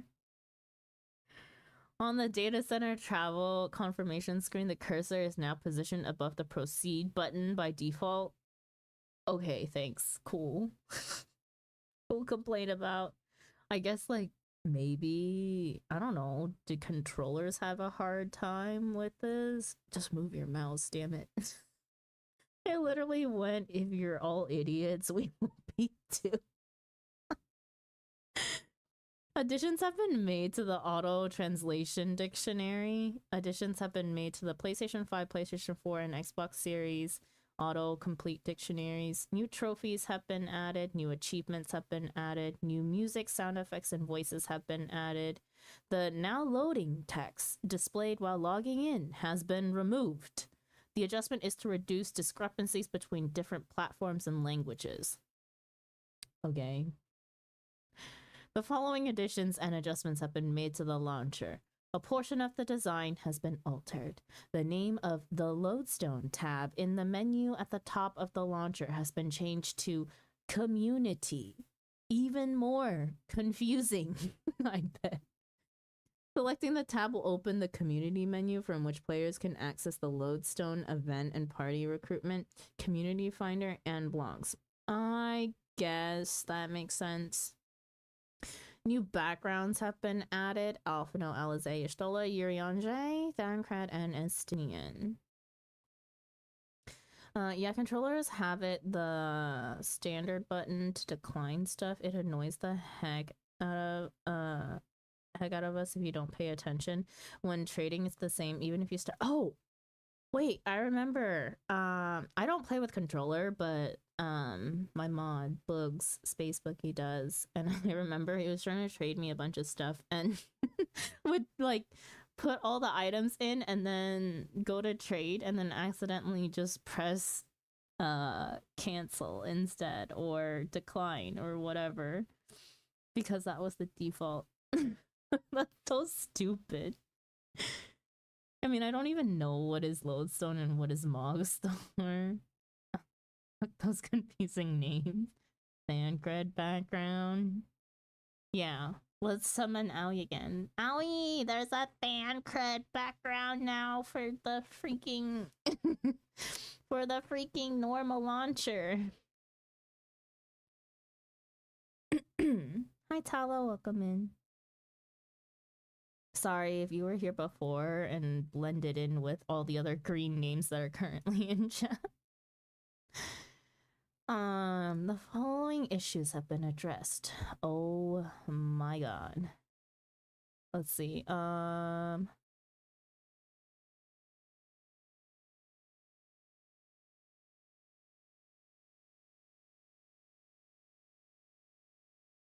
issue wherein the paladin job quest keeping the oath could not be progressed under certain conditions. That's so weird. An issue undertaking the cloud of darkness chaotic wherein summoner and scholar pets were erroneously afflicted with the status effect cloying condensation when resummoned. An issue at the start of battle wherein use of certain actions to engage enemies caused them to behave incorrectly when they initiated combat. An issue wherein the icon for PvE and PvP status effect atonement ready was incorrect. An issue when using the Gunbreaker PvE action Super Bolide, wherein players could survive damage with 1 HP even when missing the timing to activate Super Bolide's invulnerability effect. Dang. Is the game likely to be down as long as advertised, or does it come up earlier? Sometimes. It does come up earlier. Sometimes, especially for regular maintenance. It's been a very long time since I've been around for a large patch update that takes 24 hours. It didn't used to take 24 hours from what I recall. I'm a returning player, and I've been playing since after 7.0 came out. Sorry. 7. What, did I come back in 7.0 or was it 7.1? I think 7.0. Yeah. I don't know. I would other members in chat, would you know? It's likely going to be close to what they say or maybe up to like 1 hour early. Yeah, usually it's like an hour too early for regular maintenance, but I don't know about one of these bigger maintenances. Thank you, Bomb, for answering the question.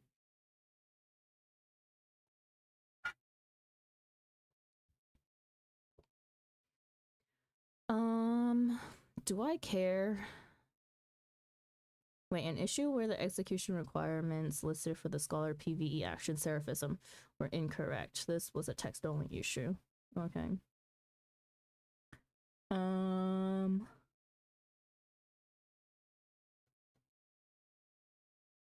A lot of it's just PvP stuff.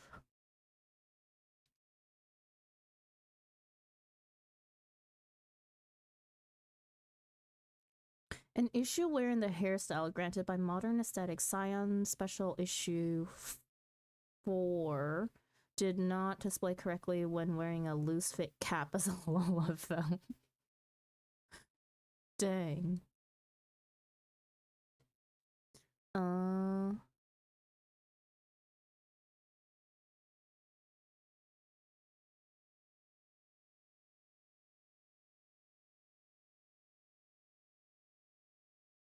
An issue wherein dyeing certain gear wherein using shale brown dye would erroneously dye the item gobby bag brown. Dang. An issue when writing certain mounts wherein players' emotes would not be interrupted by the use of mount actions. An issue wherein rank B elite marks would continuously respawn at certain locations. An issue wherein using the Fisher action rest before entering a group pose mode caused zoom settings to persist after exiting group pose mode. Thank you both. Yeah, no problem. It'll be a DDoS attack too, don't forget. It always happens after a patch. It won't be 20 or anything like that. I love how specific some of this is. I know, right? Like, who reported, who found it, and reported it. An issue where, wait, read that one.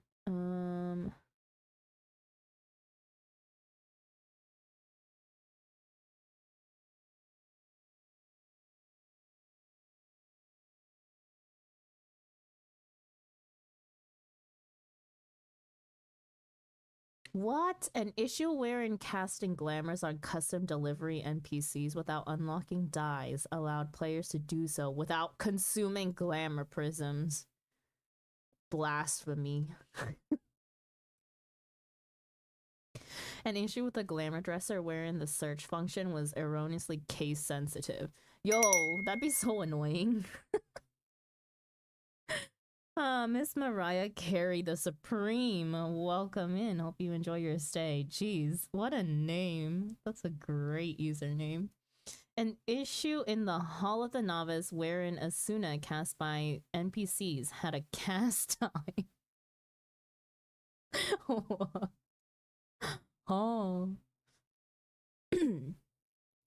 An issue when casting glamours on custom delivery NPCs wherein dyes did not correctly change colors under certain conditions. An issue in housing wherein light would erroneously appear on basement walls at certain times. Whoa. An issue in housing where the refracted light from water surfaces did not display correctly on nearby furnishings. An issue when sharing an estate with two different estate owners wherein the characters listed as main and secondary rights holders were swapped between estates under certain conditions. For players who previously encountered this issue, this fix will cause the characters to be listed correctly. An issue wherein players appear to be moving while certain emotes from the wait. An issue wherein players appear to be moving while using certain emotes from the perspective of other players. An issue wherein certain emotes did not display correctly when used in a specific order. An issue when using the drink tea emote wherein using another emote during the drinking animation resulted in a steam effect persisting on the player's hands. An issue wherein the toast and break fast emotes did not display correctly under certain conditions. An issue when using group pose while under the effect of the PvP status guard, wherein players not under this effect would not look at the camera, nor would their motions and effects be looped. Jeez, it's all the G posers who found this. An issue wherein the log text color setting for emotes as well as tab preferences in the teleport settings menu could not be backed up using the server backup function. An issue wherein button calibrations were erroneously changed when certain controllers were connected in a specific way. The addressing of this issue may change your button calibration when the game launches after the release of patch 7.2. If this is the case, we ask that you reconfigure and recalibrate your active controller. There's something for controller users. An issue wherein certain graphics did not display properly, and an issue wherein certain text was incorrect. Hi, hello, welcome in. Reminds Millie of old Sims patch notes. Some poor person had steaming hands for the past few months. Maybe not months, like it'd probably be like they would have to probably log out and log back in. Oh, they fixed the new emote macro people use to run around emoting. Yeah, it was funny while it lasted. Suck it, controller users. No. They have to reset things if they had the issue. If they didn't, it's fine. Sorry, that's my meds timer. Let me make sure to take my meds. Thank you, Sud.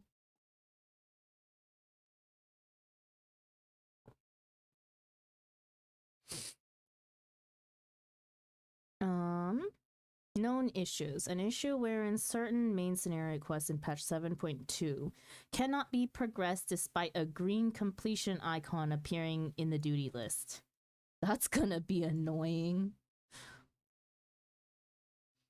An issue during the second boss battle in the instance dungeon, the Underkeep, wherein attack indicators for certain boss attacks cannot be seen. An issue when playing as Sage, wherein an action that cannot be executed or set to the hotbar appears in the actions and traits window. An issue wherein the effects of the healer PvP role action Stone Skin 2 doesn't display on nearby party members. This is only a graphical issue. The effect is still be applied to party members. It's the exact English there. An issue wherein the elemental clusters required to craft the newly implemented Chronopio leather and Diatrima felt are reversed. Chronopio should require earth clusters, and Diatrima felt should require lightning clusters. An issue during subaquatic voyages wherein newly discovered sectors are not recorded in the Voyager log. An issue when using group pose, wherein motions for the machinist PvE action flamethrower do not display correctly. An issue when using group pose, wherein enabling depth of field and setting manual focus to certain values results in subjects appearing to have a border around them. An issue when using group pose, when enabling depth of field causes certain light effects to appear rectangular. Oh no.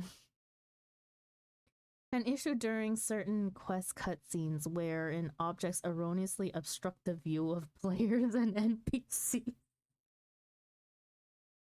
Oh no. Man, I did not pay my sub to not be able to see my character.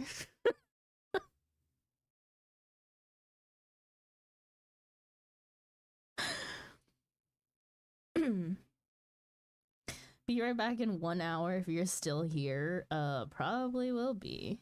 Can't wait to be replaced by a stone. I'm a Lala, so I can't wait to be covered by something. But I'm pretty sure it may be in like new cutscenes. But it'd be so funny. It would just make it even more hilarious as a Lala going through things. I'd be like, why the fuck can't I be seen? It's just be like ARR again, where the camera has such a hard time panning over to a Lala.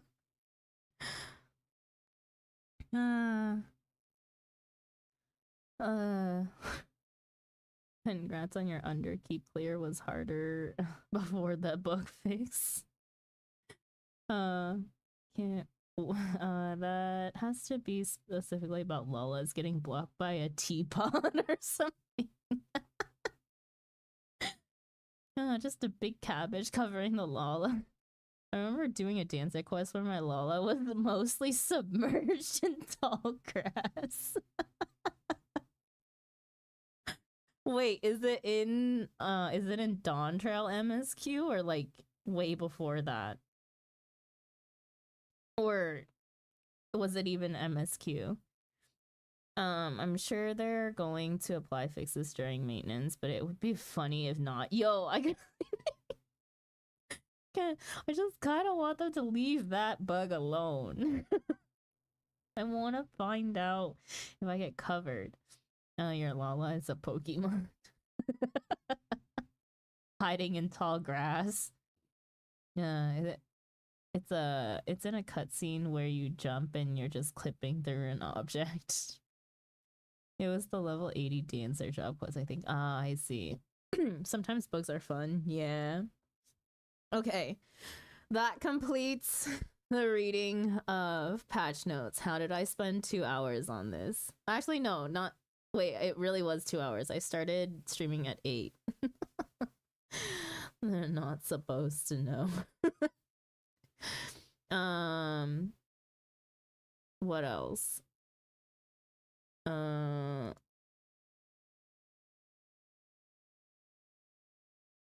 Wait. Why didn't they give me this in the freaking patch? Okay. Overall summary of patch 7.2 adjustments. Tanks. In order to gain a better balance between tank roles, action potency for warrior and gunbreaker has been increased. Melee DPS. In light of future battle design, we have generally increased attack potency to maintain a good balance with ranged DPS roles. Physical range DPS. Future battle design will likely not affect phys range DPS very much, so we have not made adjustments in this area. Magical range DPS. We anticipate that future battle design may cause difficulty with casting spells. Keeping this in mind, we have increased attack potency of roles other than Pictomancer to achieve a better balance between magical range DPS jobs. Black Mage. Future battle design may cause difficulty with casting spells, so we have shortened the cast time for a variety of actions. Furthermore, the effect expiration of Astral Fire and Umbral Ice has been largely detrimental to attack power in situations where players must interrupt casting to address battle mechanics. For this reason, these statuses will no longer expire. In patch 7.1, ley lines became a charge-based action, which has resulted in movement restriction lasting longer than intended, so we have reduced its duration. In light of all these changes, we have generally amplified Black Mage's firepower by increasing attack potency and adjusting the trait Enochain. Pictomancer. Due to Pictomancer's high damage over time, area of effect damage, and burst damage, as well as their performance, even when unable to attack, this job boasts exceptional offensive capability. However, in light of future battle design and the enhancement of other jobs, we have deemed it necessary to reduce their offensive abilities. Art rendering actions like Palm Muse in particular have a great influence on battle, so we have reduced their potency. In exchange, we have increased the potency for magic attacks like Fire in Red to hopefully achieve a better balance among Pictomancer's actions. Healers. Attack potency for White Mage, Scholar, and Sage has been increased to achieve a better balance within the healer role. Fei, thank you so much for the follow. Welcome in. Hope you enjoy your stay.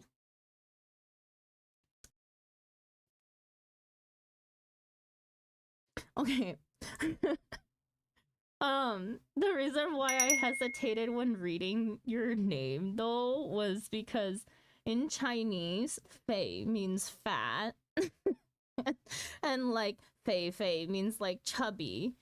And so I was just like, huh? And then it was just like, you know what? Whatever.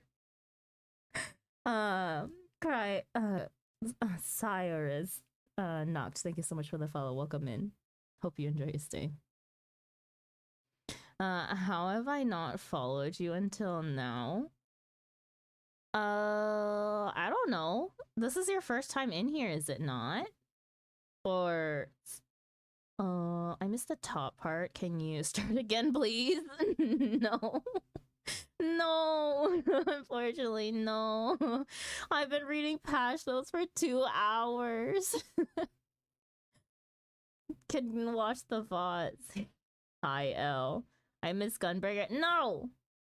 Go read it yourself, Lex! I also missed the top part, Sandra.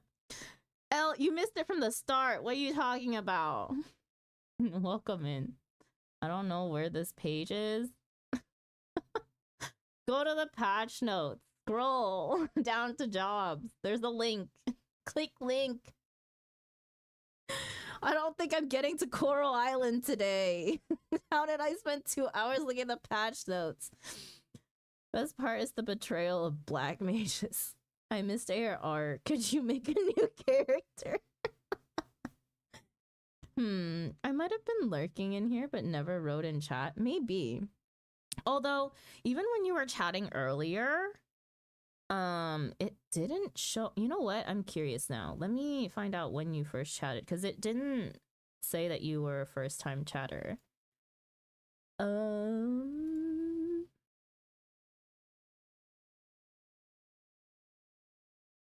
no, you were just here earlier in the stream, and that was your first chat. Sorry. I don't think I was really looking at names at that point, because there was a lot to read in patch notes.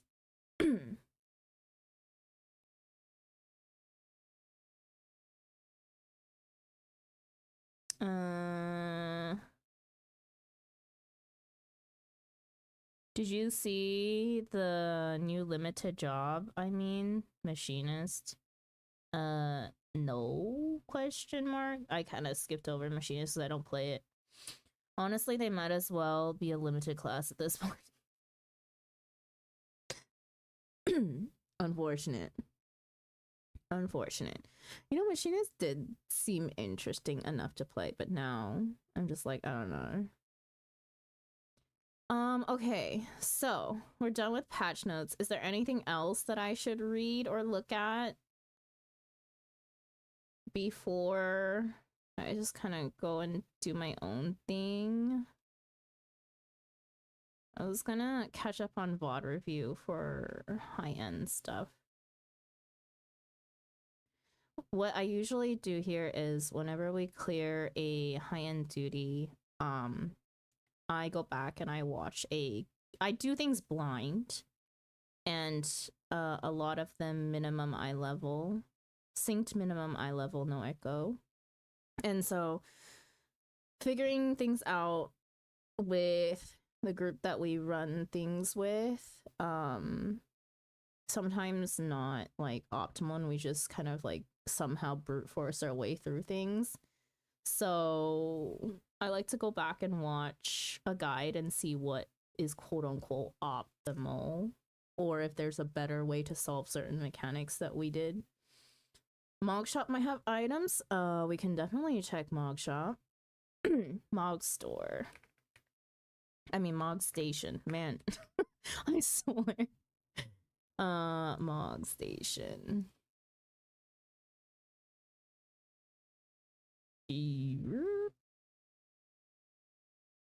Let me quickly.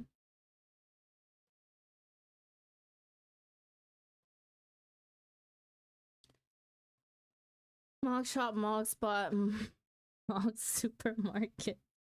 Everyone's got so confused. Although I don't. Oh, it may be down actually due to maintenance.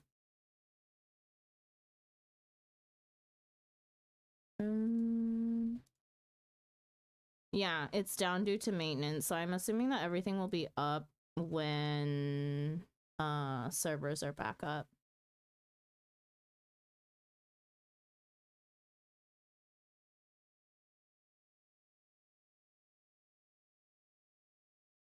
What is everyone else in the Final Fantasy XIV category doing right now? Coral Island time? No, I was gonna do a VoD review. Lex, do you want to see the guide for Nidhogg, which you did yesterday, and see the more optimal way for how you guys were solving certain mechanics? Because I knew Shark knew after he said he did. Because I was like, why are they solving this mechanic that way?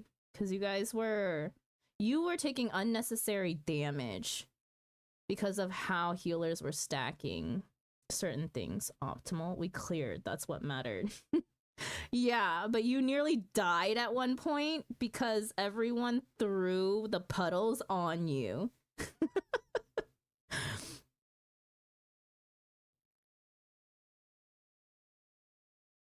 How dare they not let us give them money when we can't play their game? I know, right? I'm already having Final Fantasy withdrawal. Oh my gosh, it's a problem for everyone. No, we clear. Yeah, no. Why are we throwing puddles at people? Lex was doing Minstrel's Ballad, Nidhogg's is it Nidhogg's Rage or Rain? They were doing it synced yesterday and relatively blind. And it was a time. But I'm so happy that you did it the way that you did, Lex. It was my first time shirking. Congratulations! Learned a new tank skill and how to use it properly. Wait, actually, no, you definitely should. Hang on. I know other fights where you definitely most likely should have been shirking beforehand. It's like learning fundamentals. It's always important to. A clear is a clear, but it's still important to learn how to solve mechanics because better because it serves experience for future raids. It's always important to, yeah. Wait, did you not shirk in other fights? I think what is most important is that like the people helping Lex usually are able to grab damage if they want to. I mean, grab aggro if they wanted to. Probably, most likely. You guys shirk in fights? I mean, most fights in normal now don't need to be shirked. This is death to my ears and eyes. Lex is a sprout, you guys. Hang on. Give him a break. We all gotta learn somewhere. Hey, at least he learned. Okay, at least he learned. If he got any further than that, if he got any further than like level 50 content without learning how to shirk, it'd be worse, right? He's learning, okay? People are teaching him. It's fine. It's awesome that you guys are doing blind and mine. Oh, I am. Lex is not. I'm just crazy. Nah, I just find it fun to do mine content because regular sync content is a little not challenging enough. But yeah, it's good that you learn shirk early on. Me too. I only shirk my friends to kill them. Scarlett and I have been trying to get Lex to mine more content. Mine is punishing though, if you but it also takes a very niche like group of people in order to do it. There were mechanics in Susanna X that need shirks and our tanks never used them. Cleared that idiot just fine. As long as shirk won't let me use the DPS as mitigations, I refuse to use it. Well, I mean, technically you can tank swap easily enough without shirk by provoking and having the other tank turn stance off, but shirk makes it super easy. I mean, at least he's learning in a more conductive manner than I was taught. Yeah. It's all about willpower of learning and getting better in the game, right? Yeah, Nidhogg's stream was hard enough synced. Yeah. Wait, Evan, have you done mine content?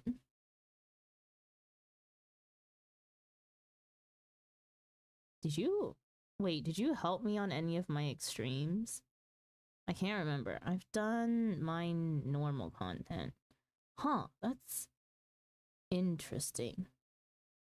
And I would you know what? Lex, Boogs told me earlier, okay? You doing the mine dungeons is actually harder than if you were to do mine extremes.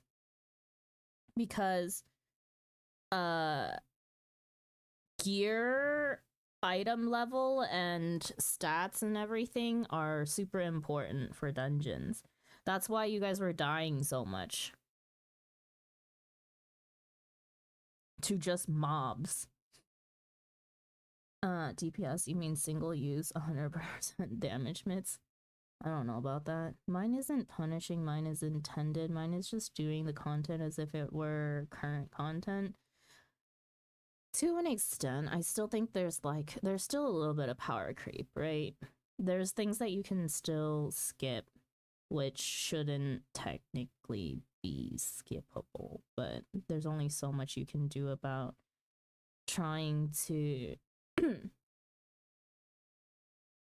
My bad, Sandra. What? Mine is extremely easy to skip stuff because of potency changes in gear sync. Yeah, I'll pump less next time. Evan was there for mine, Alex. Oh yes, right. Wait, those dungeons were that hard compared to extremes. Yes, because apparently mobs just hit extra hard when you guys are item level synced down. It's not quite as intended since it's the very minimum they allow, and people tend to be a bit above that in current content. It's also no longer the same since some things were removed and changed since it was released. Yeah, it's like iffy, but it's like quote unquote like as close to intended,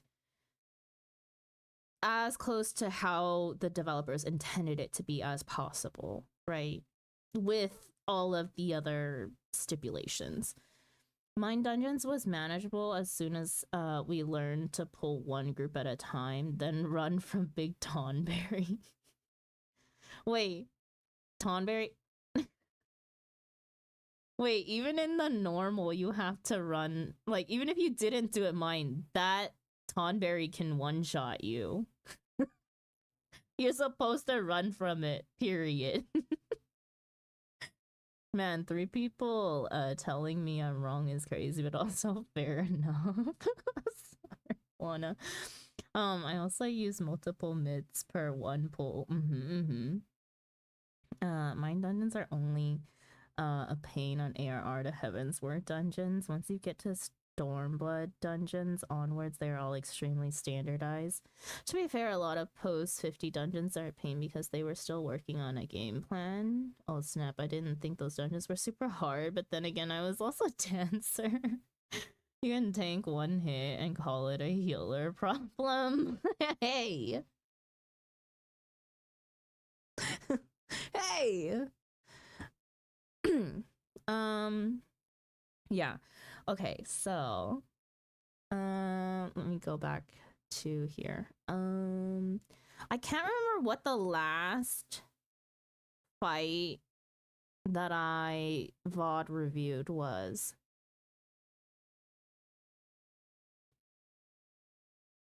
Let me see. Did we look at Coil T1?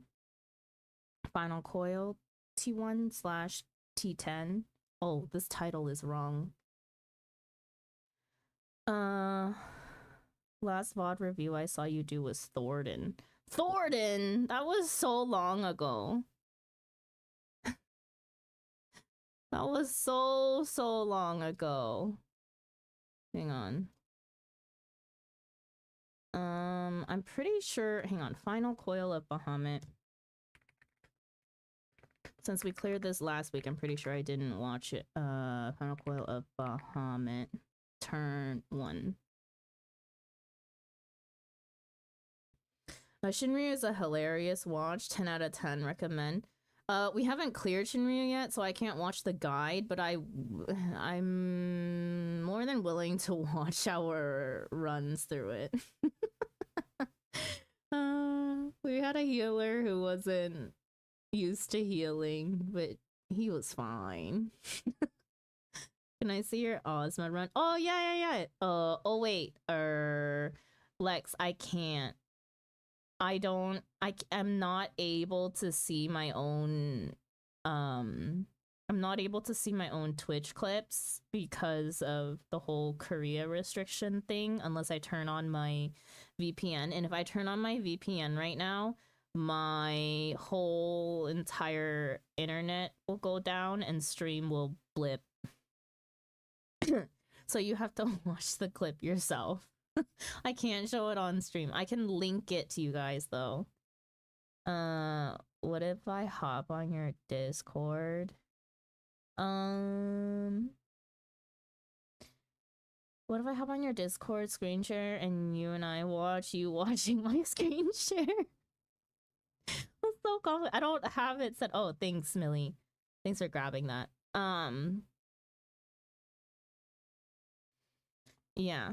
It's just we didn't wipe. It was just a me moment.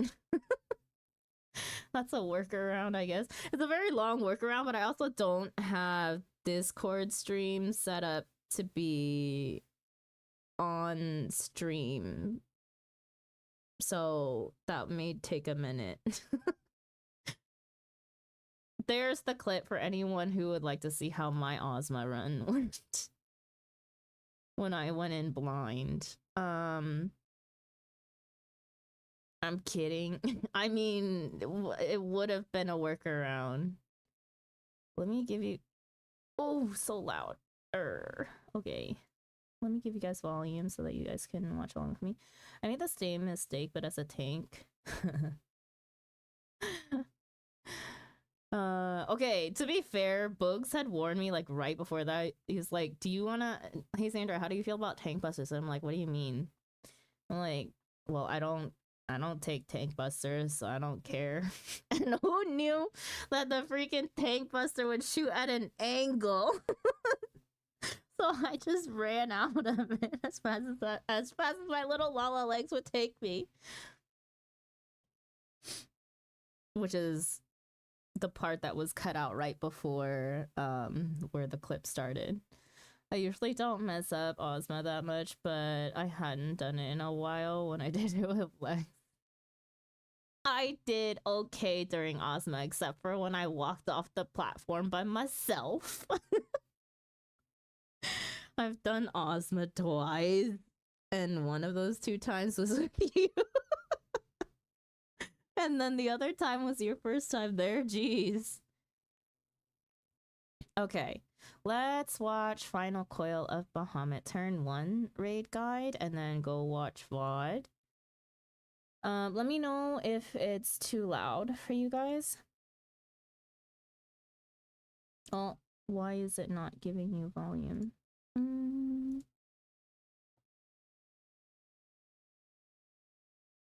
Give me a second.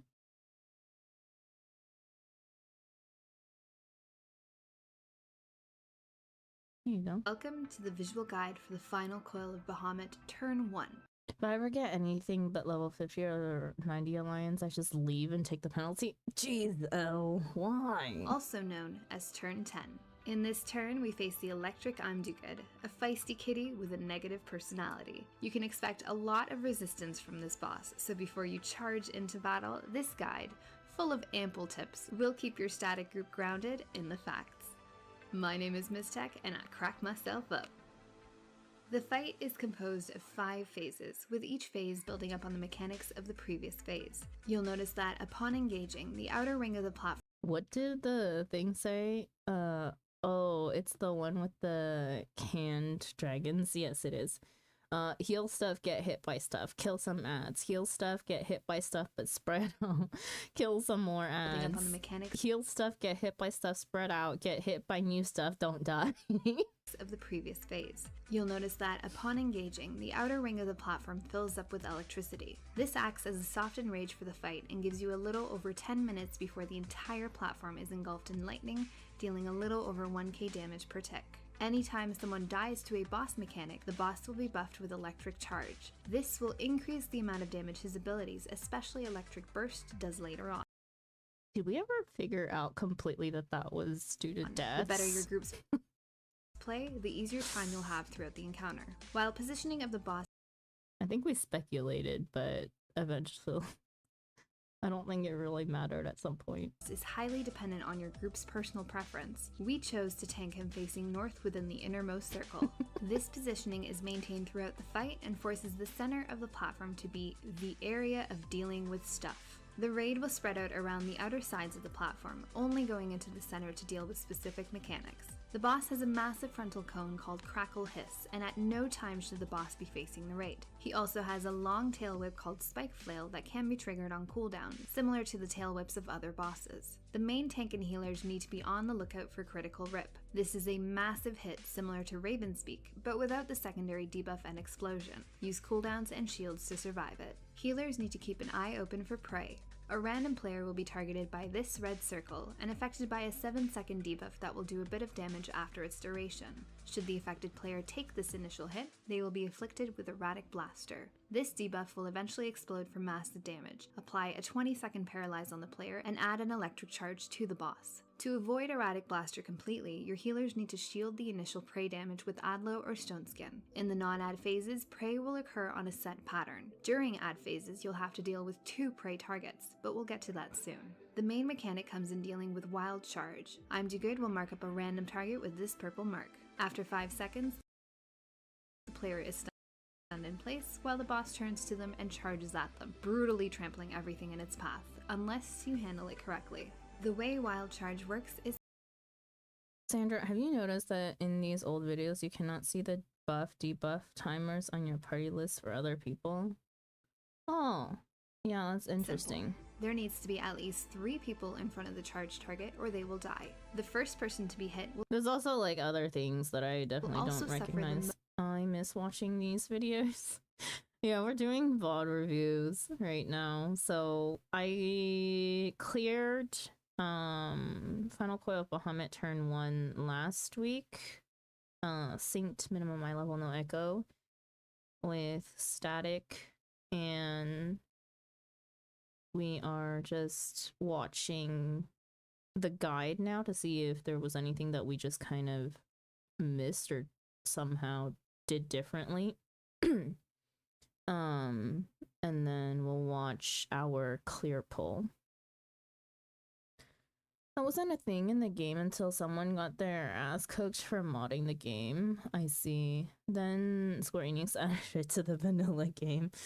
Like, why wouldn't you? That's such a quality of life thing. So naturally, the off-tank with a cooldown will be taking that first hit, with the others stacking between him and the charge target. Anytime the boss casts Wild Charge, he will also place a puddle of electric poo on the ground that all players should avoid. It's difficult to see on the platform, but if you notice this debuff, you need to GTFO. Immediately after Wild Charge, the boss will flip back to the main tank and cast Crackle Hiss. Since the raid has returned to their loose positions around the outer sides, nobody should be getting hit by it or the following Spike Flail. This phase will repeat until 85%, at which point I'm Do Good will cast Electro Charge and summon 2 sets of ads composed of 2 sons and 2 daughters. The boss himself will go immune while the ads are up and begin to stack electric charges on himself. The higher this buff gets, the higher the damage at the end of the ad phase, when he casts a room-wide AoE blast called Electric Burst. Your group... It's huge ass. Big fan. Huge ass. probably won't be able to survive anything over 14 stacks, so high rate... You know what's crazy is that Bugs has been playing this game long enough to recognize some of these players because he would periodically raid with them. Damage is vital in this phase, especially if you've screwed up in the previous phase and the boss has a head start on his stacks. To meet the overall enrage timer, it is recommended to kill the ads with no more than 7 stacks. These ads share similar abilities to I'm Do Good and should be positioned appropriately. Tanking 2 daughters or 2 sons together will buff them, so tanks need to keep their ads away from the other set. We chose to position the ads with one set facing northish, the other facing southish on opposite sides around the inner ring, and the raid group stacking in the middle on the boss's butt. This allows each of the wide cones to avoid the raid and the other tank completely, like so.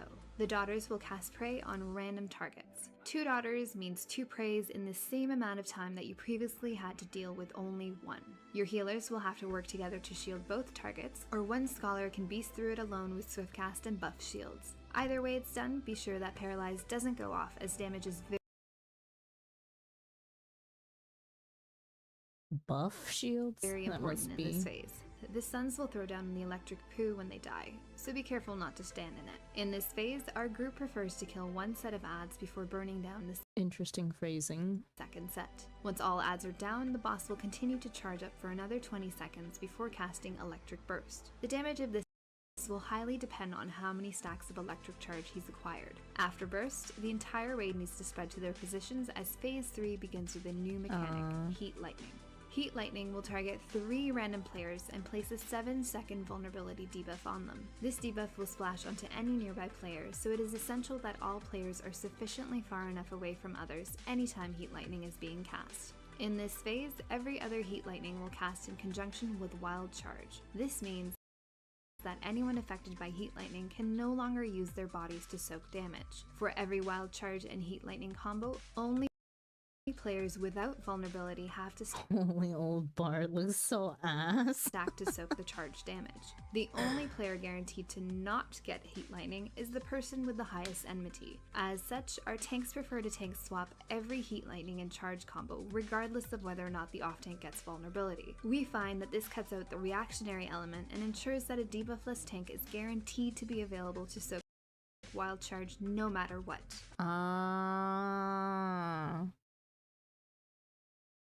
We did not figure that out. Be careful not We just ended up having main tank just stay out of the stacks the whole entire time. to taunt And we would just heavily heal. where the boss begins to cast Wild Charge. If your off tank happens to have the vulnerability debuff and taunts before, a single white Hi, I'll be off playing another game at the moment. Bye, Ranga. Thank you for stopping in. After this video, I sent you a video to check out. I saw in my feeds. Let me know if real or not. Okay, sure.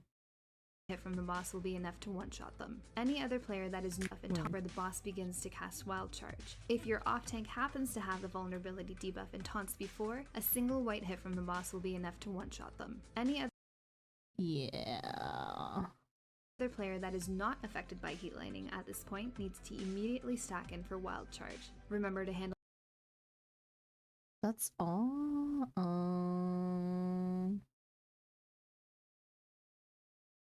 Honestly, that's exactly. Turn 2 has a very similar praise, and mechanic.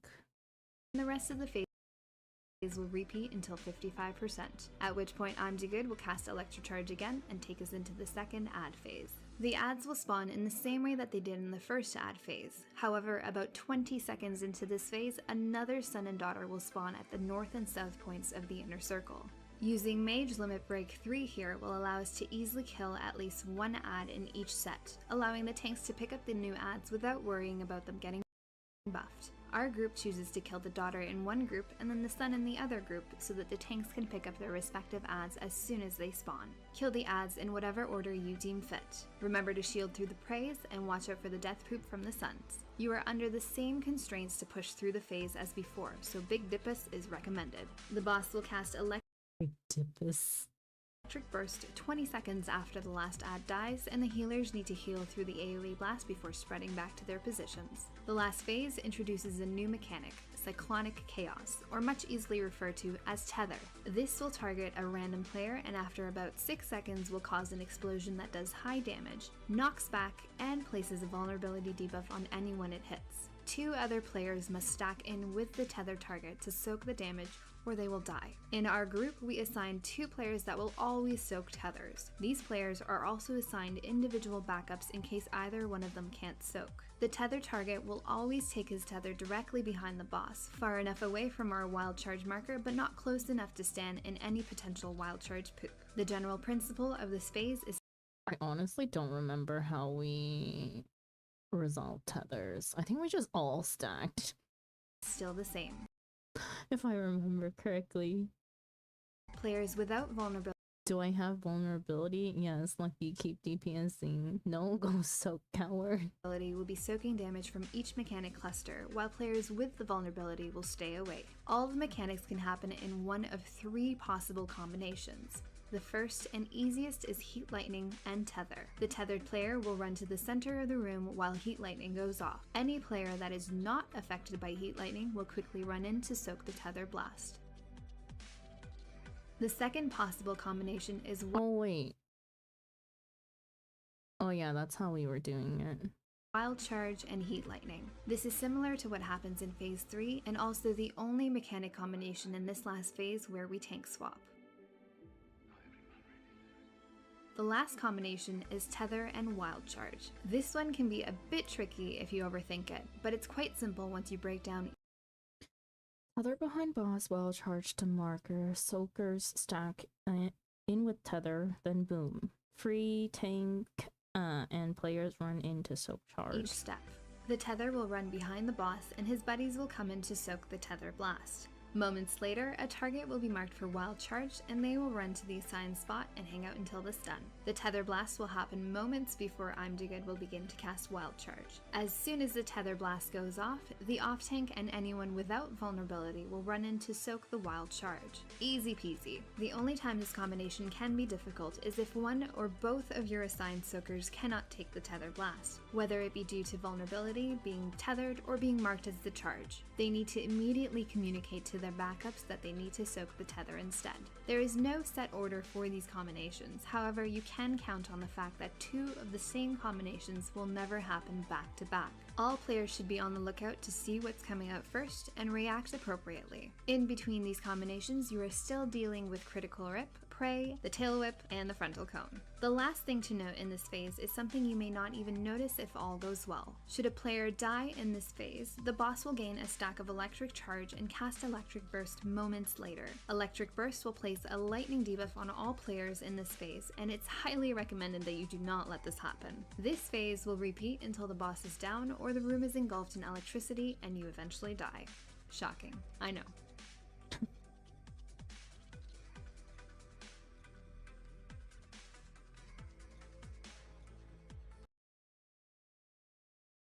Okay. Where was our T2 is here. T1. That number is wrong.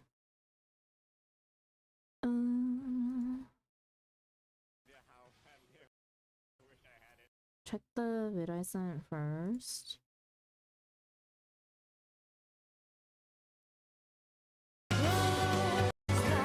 Jesus, it is loud.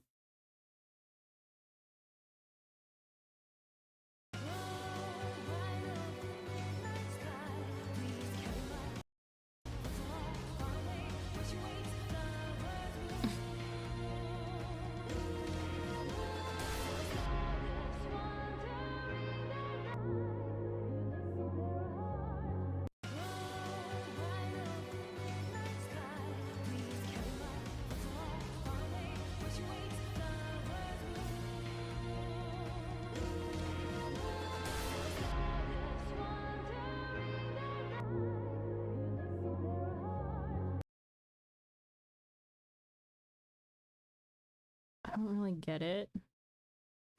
Don't really get it. I don't get it.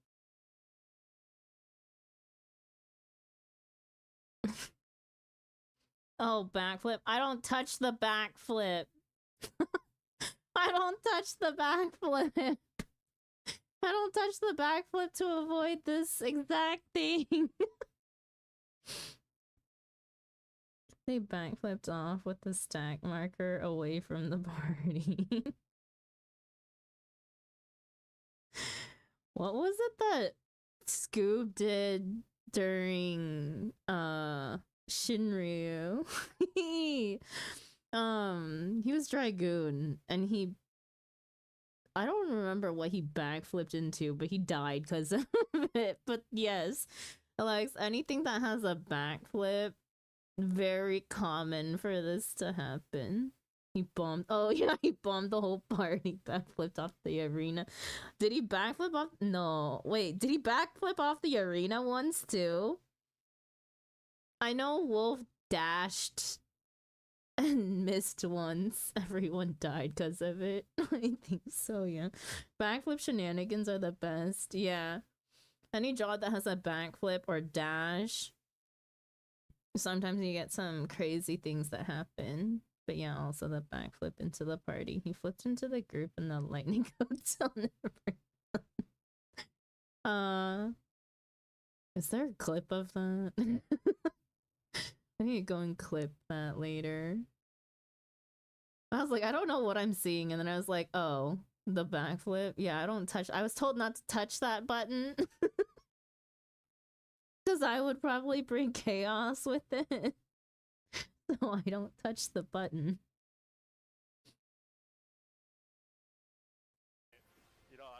Okay, where is our clear pull?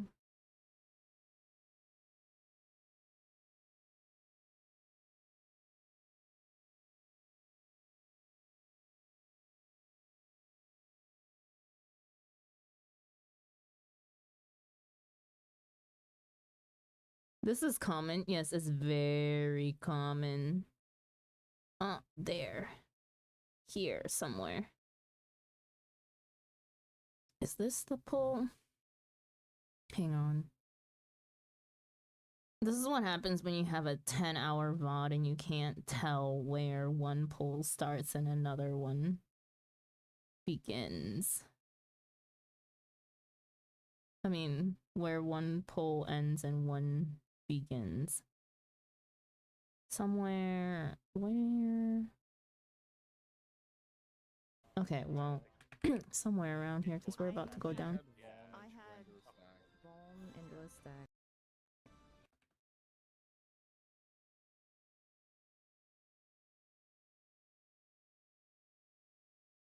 I remember a normal raid situation where I was set up ready to backflip when the tank pulls, but when he did, I accidentally hit forward first and sent me completely the wrong way right off the arena.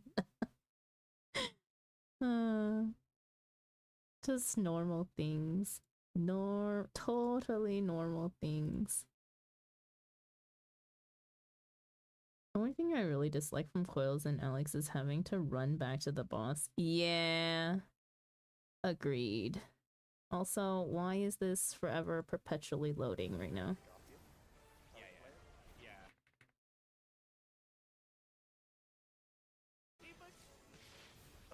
This is what happens when you have a 10-hour VoD.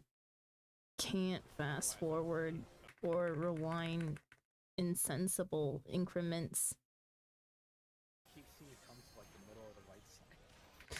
I don't even know if this is the right poll.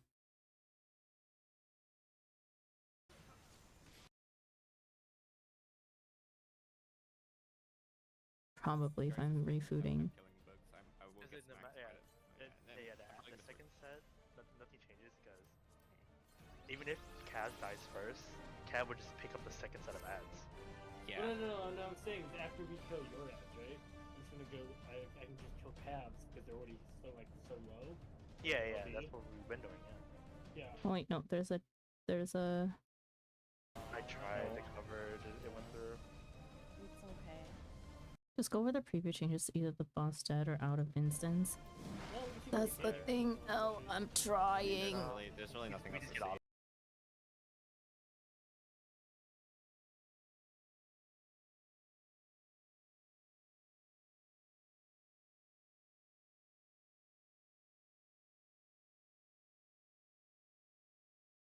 If it would stop perpetually loading, that'd be great.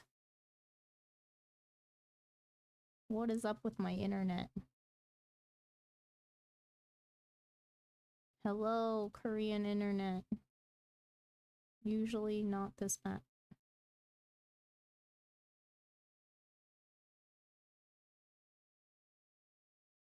Standing right there doing nothing on board.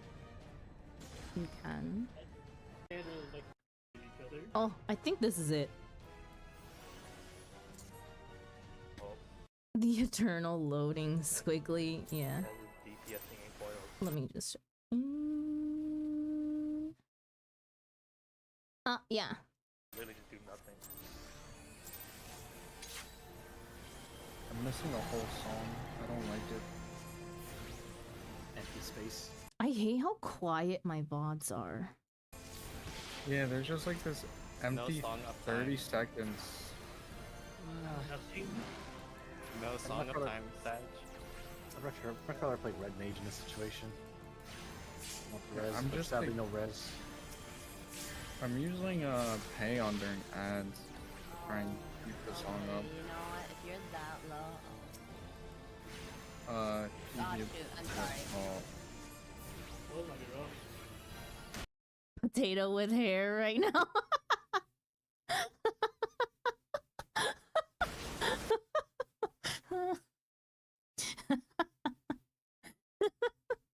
Do you have benediction? Oh, It's because we retired our model. no, it's over now.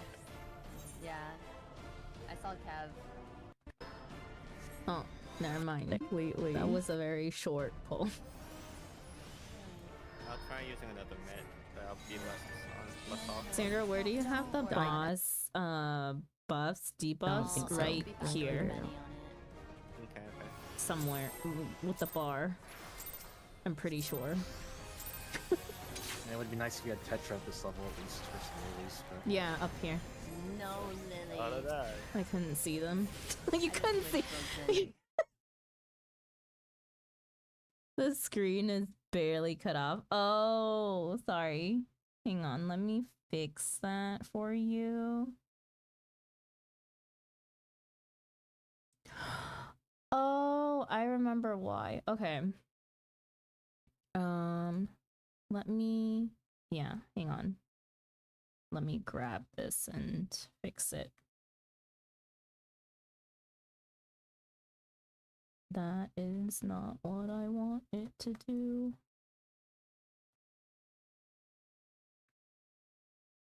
Here we go.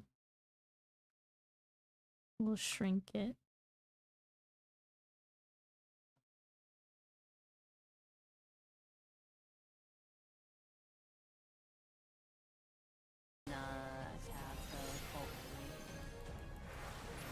That's why Astro is like so good here because they have a lot of instant heals.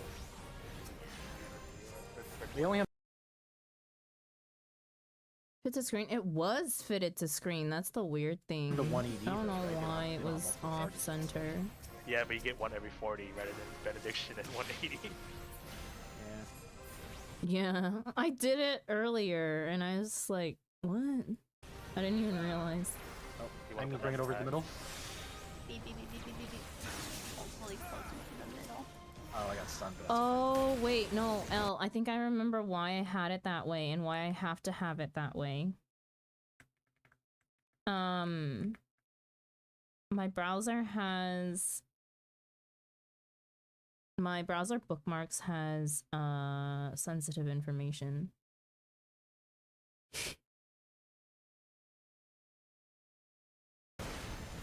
Oh. Hopefully, I don't think it's your fault too, so. Yeah. Yeah, let me... I'll double check real quick. Yeah, it's to hide the bookmarks.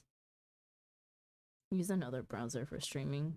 I do, but it's something that I have to have on everything. Oddly enough.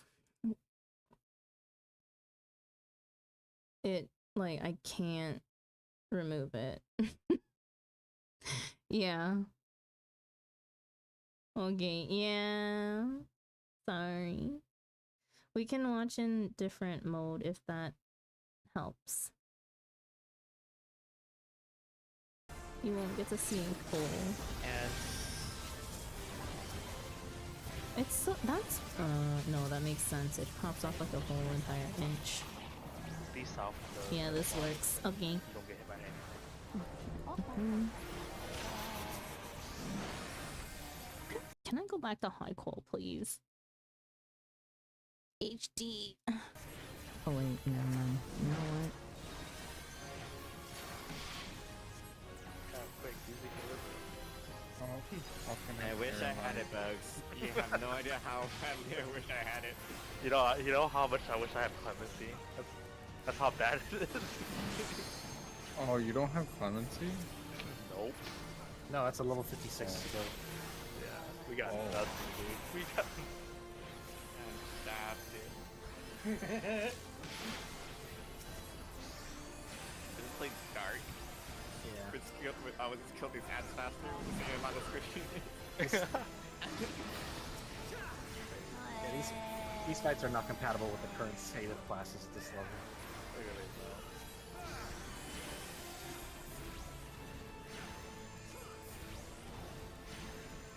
I should play monk. At least have fucking. You don't understand, L. It's just like Cav just takes so much freaking damage. The thing is that like even when Altina was healing through this, Altina hated this turn because they said they've never felt like such a cure bot. 1200. I can't stop healing or shielding. Potency moves on this level.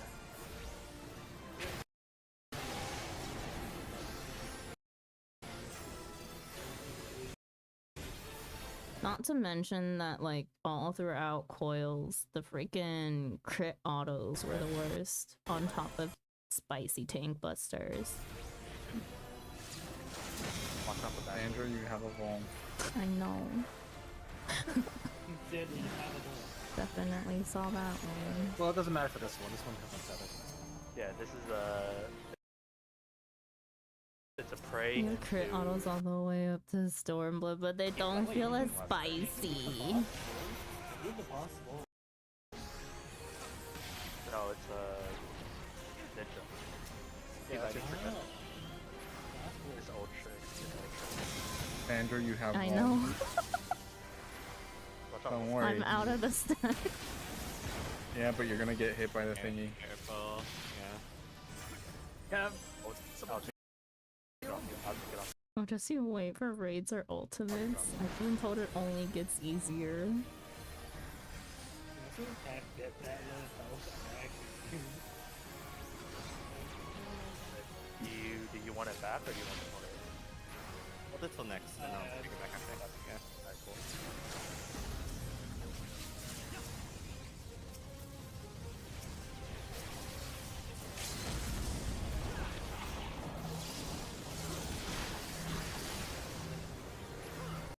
Thing is, at 70, you have way more stuff than you do at 50. Yeah. We get more lucky crits.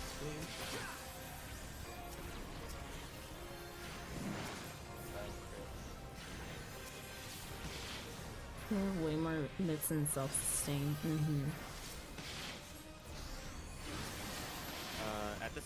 At this pace, I'll get top edge.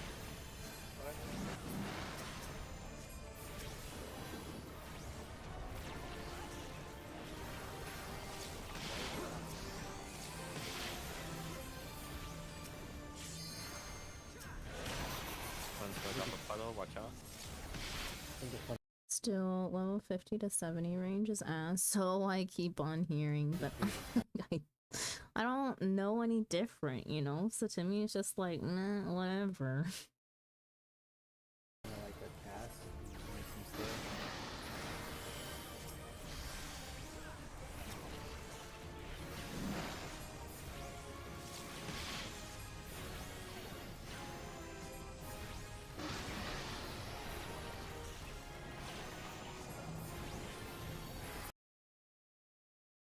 You know what I also realized that is probably the reason for me dumping Aether charges on the tank is that sometimes my ping causes random lag spikes where I don't see HP drop or rise. Right? And so if I get nervous, I just throw it anyways. I'll get it back eventually. Hi everyone. Hello, welcome in. Kyle Newton. Did you try exit like no, I still haven't. I forget. You know what? Before I forget again, I'm making myself a note.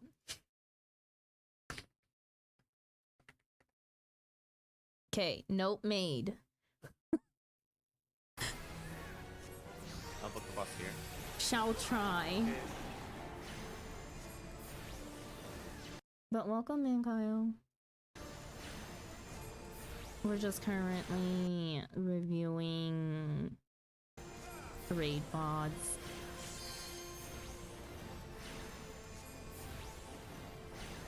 Nothing worse than healing a sub-level 70 dark with with main character syndrome. Taco please. Hi Mika. Why are you never around when we actually have tacos and then you come in when we're missing tacos? Better in the middle. If you don't have bone, be in the middle. Sandra middle. Sandra middle. Heal through raid wide. I need tanks with main character syndrome or just Didn't cringe. do it. Are we pushing? Oh my god, inconsistent damage. I hate AR. Tank buster. What a page there, so that- Got you. Don't worry about prey. Yeah, that doesn't matter where you are. I mean, just That's dependent on me. You ready for heat lighting? Yep. Heat lighting and wild charge. A middle, please. It's always darks too, true. It's always the male Aurora Dark Knight. Big lag right there. Me too. I might die to this. Oh, I'm alive. Okay, I got it. I'll take off. I don't want anyone. Oh. Okay. No, I definitely remember. Oh, God. This day was just different in general because this was the day that not only did we clear, but I had Hakun filling, I had Aoi filling, and yeah, I think I was over healing in order to adjust to Aoi not knowing the fight as much. By the way. It's fine, they're I have full. mitigation. So just repeats from here on out? I think so. Heat lightning spread. They really need to nerf raw intuition, just give it a longer cooldown or something. Better in the middle. Better in the middle. Sandra middle. Healing is easier when you know when all the damage comes through. Not only that, but also like because I'm still learning, right? I've been used to healing with certain people, and we kind of just have a pattern after a while that I just am used to. And then when someone comes into fill as a healer, it gets rough. Okay.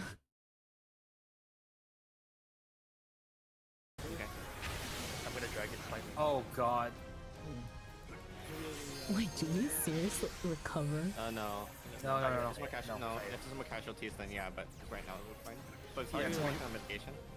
I don't think that's healthy for you as a healer, Sandra. I know. I have Getting used to one co-heal. Yeah, no, we know. I know. I've definitely talked to Bugs about it. Cause Bugs did cover me a lot.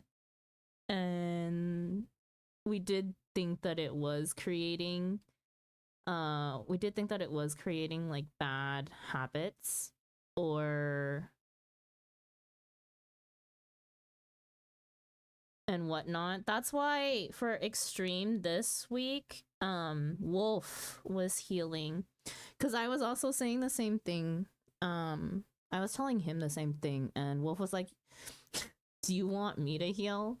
A person who usually never heals ever. And we went in and it was fine. I think we definitely started understanding patterns with other people. Rampart running right now. And I have Hollow if we need it. Oh, mana. Teaching you the hard way. I mean, Lightning maybe? I'm not sure. does exit lag actually work? I would say yes. Fred. Watch right in the back. I'm center. I can't be in that one.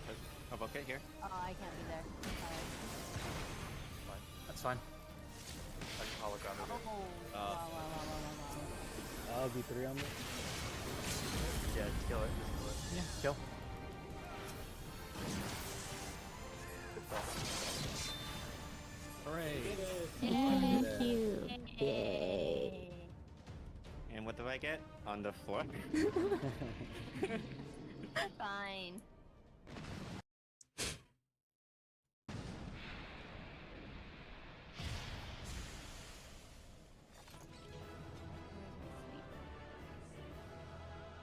Fucking AR coils got me. Another bloody subscription service to pay.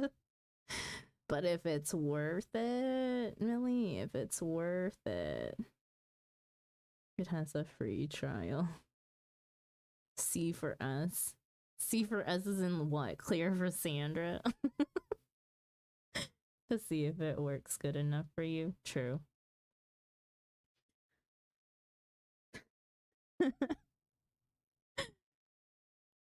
Okay. There was that one, and then what did we do after? I took a long break from extremes, so oh yeah, I don't think I ever properly learned the Alexander raids.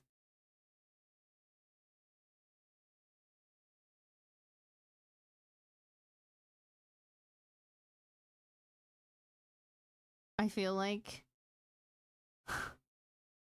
there's a what is it? Alexander raid and then Shadow of Mac. There isn't a correct or optimal way of doing the Alexander raids. No, it's like you know, like core mechanics that I don't do. It's like I don't know them if I don't do them. At least the normal version. Communicating more. Watch the Shin stuff. It's really funny. I'm the same way. Gotta practice first. Yeah. That's the thing. We run everything blind until like clear, and then I watch to learn like things that I didn't have to do and what's going on besides me just healing. Like certain things I understand as we go through, but like some things I just like, oh, I may have completely missed one whole part of the fight that was going on just because I didn't have to deal with it. Okay, so what do we want to watch next? This one's done. Where was that one?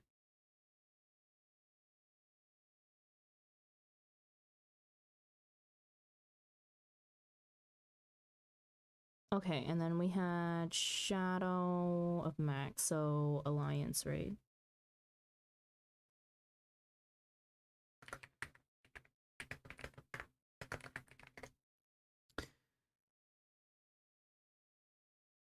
Did I spell it wrong? M-H-A-C-H.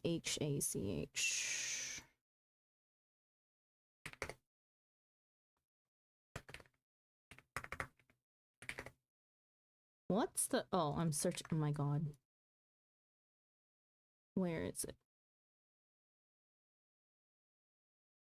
Searching on Twitch. No wonder. Don't worry about it, okay? I'm tired. All Bosses Guide. What was the name of the first fight? I have too many tabs.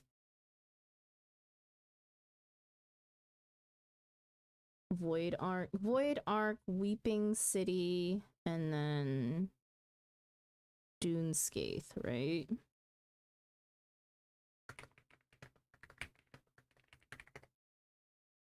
Can you press your spacebar near the mic? Millie is curious about something. Sure.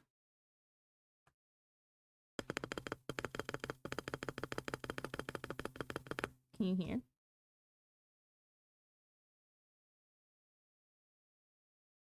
There's no way there's actual guides for these raids. Of course there is. Why would there not be? Void Arc ASAP raid guide. I don't think there was a... Was there an original one? I don't think MTQ Capture did Void Arc. I know she did Weeping City. Can we watch this one? I don't know which one's good.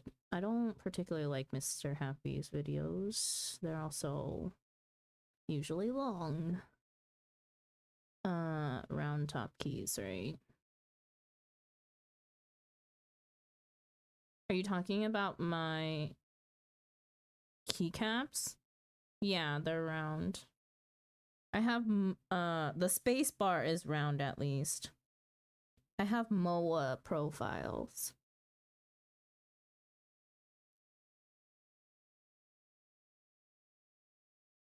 Alliance raids for me have always just been a vibe check. Right, Mr. Happy. North of the Sea of Cloud. Jesus. Hi, I'm the Scrub, and you're here for one reason. I don't know why you got a special compass to track down this thing. I can see it at certain times the far north of the Sea of Clouds. Anyway, gonna tackle this cursed vessel with the... I'm literally watching him on YouTube. Who, Mr. Happy? 23 others who have this as their ruler for the day. Sea of Clouds. The ghost ship where no adventurer has lived to tell the tale. At this point, we're just They're going over patch notes. I just finished 2 hours of patch notes. playing Sea of Thieves. I'll wait for another crew to come along, spam us with all sorts of slurs and bomb us out of the water. Although for me, a lot of it was still skipping over stuff because I'm only in Stormblood and I don't care about 7.x stuff. Or I don't need to care about 7.x stuff. Did you see the Fruit Adventure plate? Yes, I did. It's kind of... I don't know.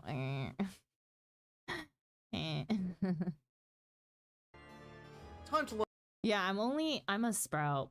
I'm still in post Stormblood, and in terms of like high-end content, we are currently working through the A Realm Reborn raid, so Coil of Bahamut. And then in terms of extremes, we are on Stormblood extremes. And we do all of our content synced, minimum eye level, no echo. And blind. She hates me. No, I don't. Learn about the Void Arc. Simplified. Head forward in 3 birds. That's really cool. I'll have to watch every time. Our rate, so these are usually my normal hours. Like this time is my normal stream time on the weekdays. Our high-end content happens, if you're, well, I'm streaming from Korea, so if you're on this side of the world, it happens around noon-ish on the weekends. Or if you're on the opposite side of the world, then it happens in the evening. Relatively normal, quote-unquote, normal NA times. So yeah. But if you're ever interested in like when we do certain things, my schedule is posted all the time on Discord. It should also be reflected in the schedule that is in my about section. Although most likely the one that I will forget to update is the one in the about section because I just post everything to Discord anyways. If you want to join the Discord, there is a link for it. Also, what, Sandra? What? What's the plan for, you know, what? What's the plan for what? Birthday stream? Birthday stream plan. Did you not see the announcement? on the Discord, L.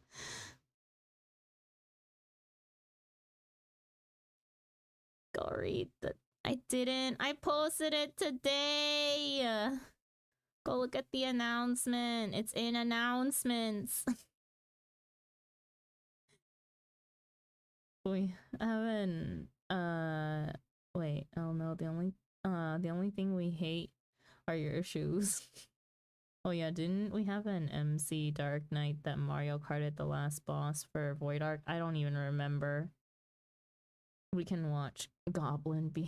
Birds will spawn in, kill everything, and head around the corner through the opening. Turn left and Everything is on Discord. 3 griffins will spawn in, kill everything, and head through the wind tunnel. You'll be blown down the shaft so you can continue through the raid. Follow the rubble up the platform where a few sharks will spawn in. A wispy blue circle AoE will be placed in the middle of the platform, and when it goes off, a bunch of water sprites will spawn in. Kill everything and proceed down the newly formed ramp on the other side of the platform. First boss time. The Tank Buster is a big straight line AoE, so don't stand with the tank. Electric Swipe is a conal AoE behind the boss that will give you the debuff of paralysis if I don't check Discords, I only join for comms.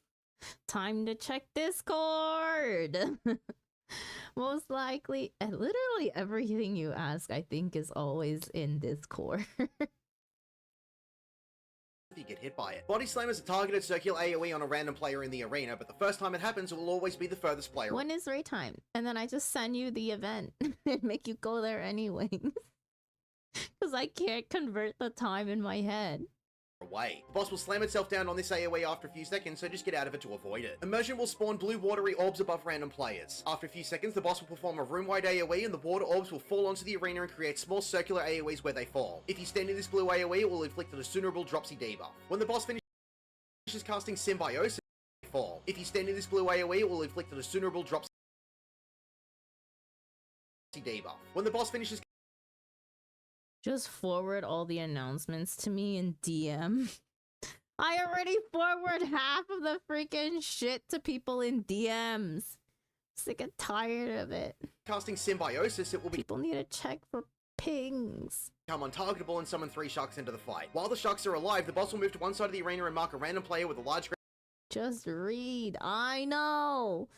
I posted it and not even 10 seconds later, 3 people read it. Right off the rip, and I was just like, god damn, now I know who my real friends are. Who my real friends are and who the fuck checks the pings on Discord.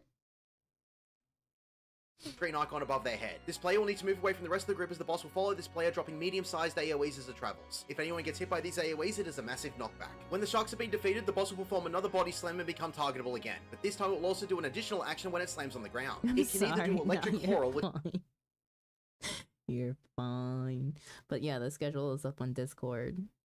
This is a giant donut AoE with the only safe spot being inside the hitbox underneath the boss, and will give you the debuff of electrocution if you get hit by it, or it will do expulsion, which is a medium-sized point-blank AoE that will give you a huge knockback in the windburn. This guy talks on 2x speed, man. Debuff if you get hit by it. When you get the boss below approximately 30% health, it will become untargetable, move to middle of the room, and stun everyone in the raid. It will then drag one party into the middle and push everyone else out of the center. 4 Hydra Spheres on the outside and 1 Hydra Core in the middle will spawn in. Everyone in the middle will be inflicted with a stacking dropsy debuff. Spheres on the outside don't have a lot of health, but they are tethered to the one in the middle, which will have a stack of Vuln down for every sphere tethered to it. Everyone on the outside can burn the spheres down to help the party in the middle break free of theirs a lot sooner. After all talks in 2x speed and then talks in Australia.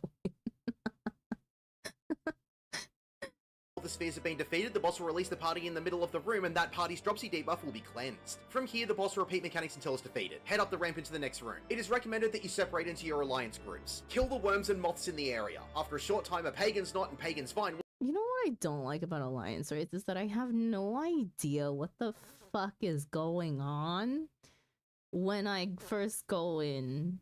Spawn in. Like, going for the first time. It's like, it's worse than any other instance. It's just like, too much all at once. Focus down the Pagan's Knot, as not destroying them means they will explode and cover the area in a poison cloud. To cure the area of the poison cloud, someone from each alliance will need to stand on the... That's the thing. Raised circles... Like, how am I...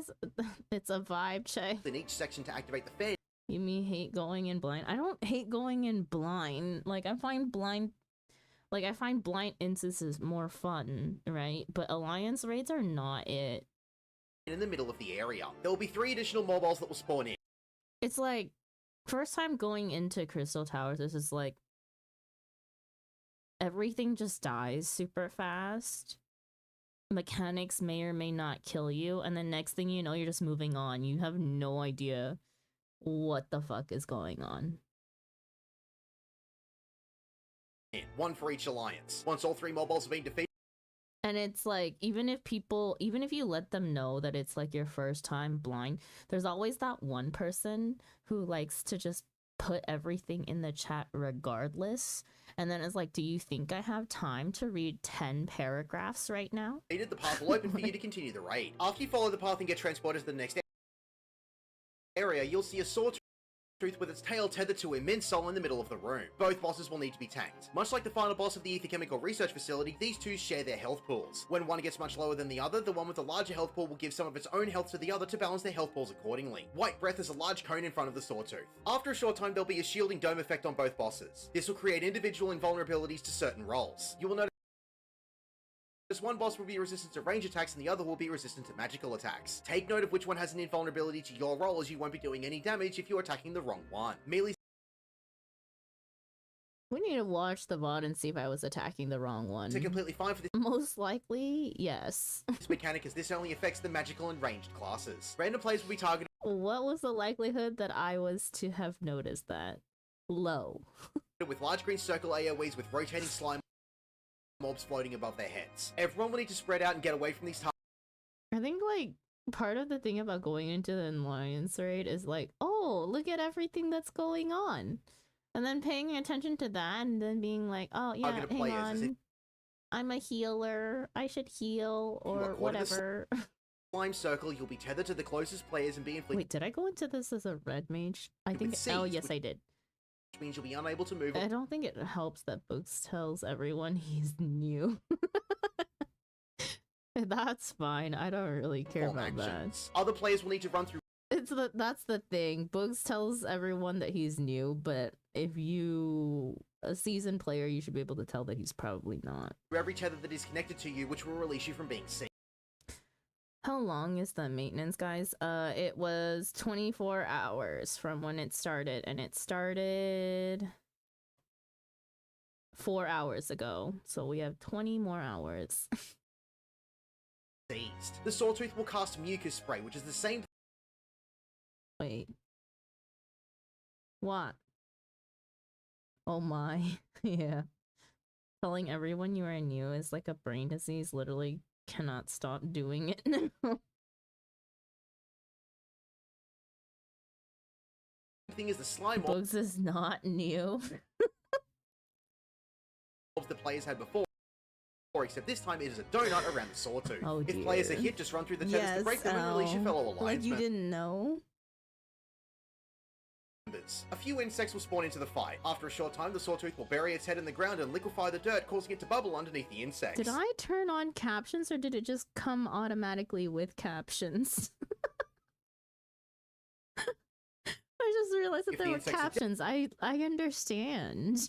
Dead, the bubbles will occur below random players. After a few seconds, the heads of the sawtooth will shoot out and eat the insects or any It sensed his accent. players that are in the bubbling grounded area. Anything he eats will not only cause a minsult to get bigger, but will also fill this bar. If this bar fills, the fight will enrage and you will wipe. If a player is eaten by the sawtooth, they will pop out of the ground a short time later with a parasite attached to their head. For 15 seconds, these players will not have control of their characters and will walk around attacking alliance members with small conal AoEs. If anyone gets hit by these small AoEs, they will also have a parasite infected on them as well. So it's best to avoid these players while they have the parasite. A minsult will cast a purple AoE around itself called Pulse of the Void. If you are hit by this, it is just a poison debuff which can be Asuned. When a minsult gets a huge shield of vines around itself, it will become invulnerable and the sawtooth will start casting Shockwave Stomp. The sawtooth will continue to be able to be attacked, but you'll need to be careful as you will need to eventually break away and position yourself behind the shield and within the line of sight of the sawtooth. If you don't do this, you will instantly die when the cast finishes. After the damage goes out, the shield will drop and you'll be able to continue damaging the boss. Mechanics will repeat until both bosses have been defeated. Exit out of the arena and run to the next teleporter, which will launch you to the next arena. As you run forward into the middle of the arena, Diabolus will run away. He will summon 4 4 enemies, a Blackguard and 3 Hellhounds. The Blackguard is untargetable at this moment. Kill the Hounds. The Blackguard will periodically cast Void Trap. This will leave a red and purple AoE on the ground which will give you a bleeding debuff as long as you're standing in it. After all 3 Hounds have been defeated, the Blackguard will become targetable. Gargoyles will spawn around the outside of the arena and cast narrow straight line AoEs to random party members before moving into the middle to join the fight. Kill everything. Walk across the teleporters to get to the next area. When this boss is pulled, it will constantly create an unassumable stacking bleeding debuff on all players. The boss will turn to one random player and cast Corrosive Bile. This is a prolonged conal attack that will inflict stacks of poison with every second that you're in this attack. The boss will spit into the air and a random alliance player will be targeted with a medium-sized AoE. This AoE will linger on the ground for a while and it will cause an assumable poison debuff if you run through it. The boss will move to the middle of the room and raise his tentacles into the air. The tentacles will slam into the ground in straight line AoEs in diagonal directions from wherever he is facing. If you get hit by this, it will give you a huge knockback and an assumable concussion debuff. To avoid being hit by this, just stand directly on its sides or its front and back to dodge the attack. Idol of Impurity will spawn 4 towers on the edge of the arena. As long as these idols are standing, they will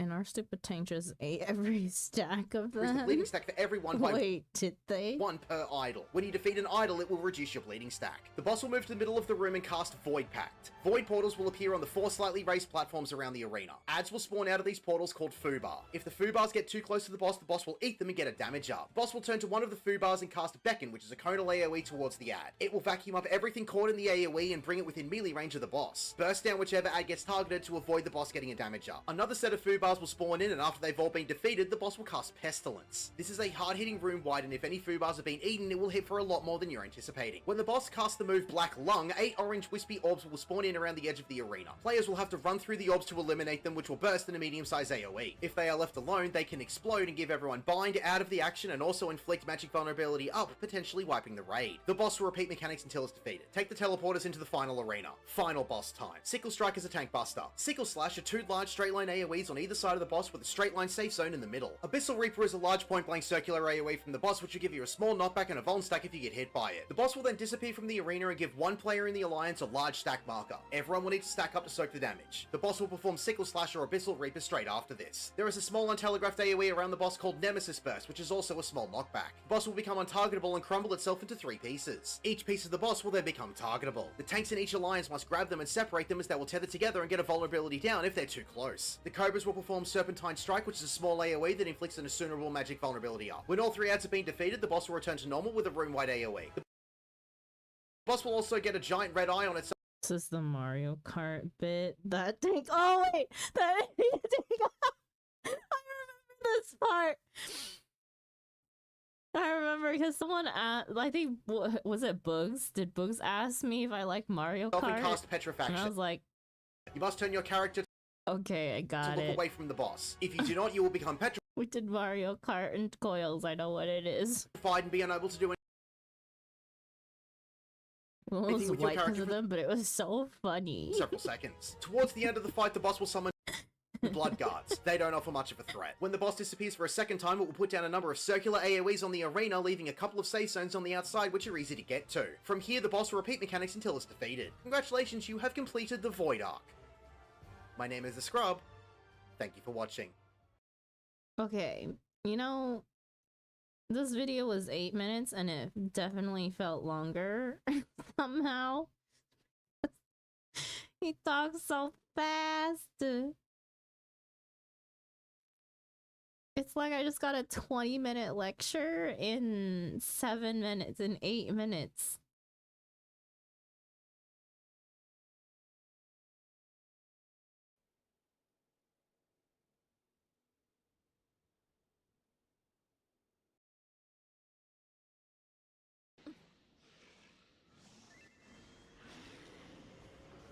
Oh, we didn't have a full party.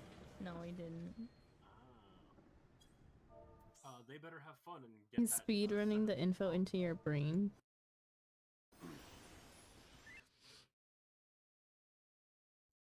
Oh yeah, Lex. What was it? There's so a lot of people are saying like it's a good idea to watch the watch instance guides afterwards and kind of VoD review, specifically because it's going, if you plan on raiding later on, VoD reviewing is something that is going to become very helpful.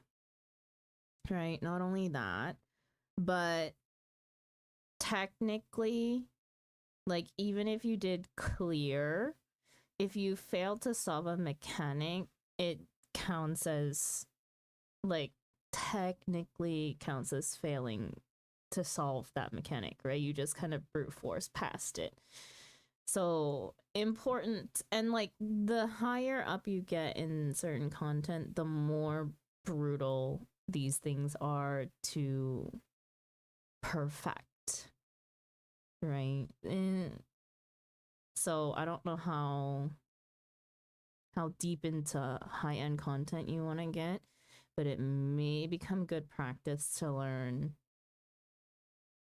not only what you did wrong, but what other people are doing wrong. It also helps solve future mechanics to have some knowledgeable ones. Yes, a lot of mechanics are repeated after they show up, and a lot of the base ones are from ARR. They look a lot different now most of the time. Mechanics are for cars, and I'm no car. But yeah. It's like some mechanics definitely have been improved, like especially markers for things. ARR had the wildest markers. Like, one of the stack markers that we had in coils, I was like, that we definitely got confused every single time and thought it was like a danger Dorito. No one should be anywhere near this person. Like a spread instead of a stack. There's plenty of things that are named after the first instance of a kind of mechanic, like a limit cut, Shiva circles, or even wild charge. Yeah. Prey is another one that I've seen more after doing coils. Yeah, it's like you learn and then you know what those mechanics are like later on. Not if they earn it. Pray. P-R-A-Y, not Praetorium. I mean, not P-R-E-Y, sorry. Not the pray like praying at church, but pray as in like hunter and prey. Jeez, I hate English. Is it the summoner? Yeah.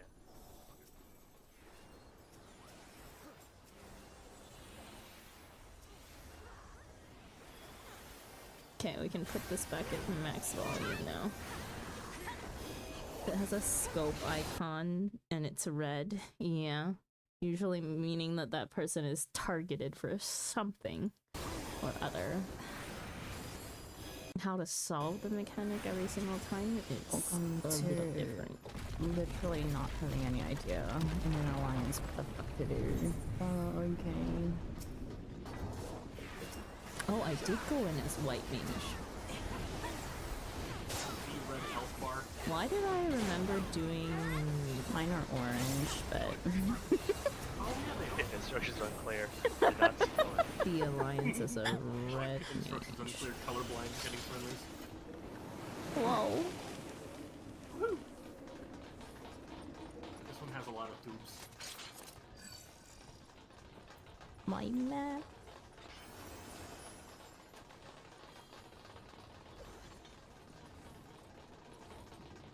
That I think she'll have one death only because she's new. I think that prediction became true.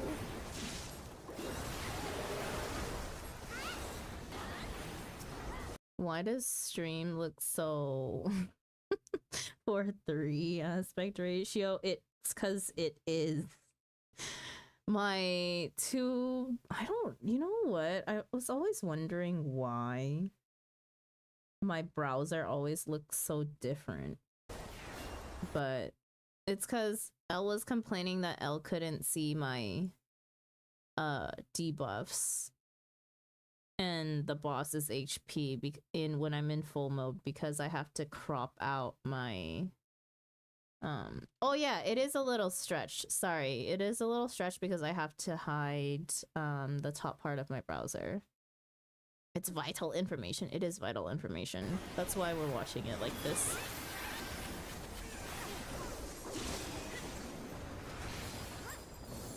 Oh, I was using potato model that day. Double potato.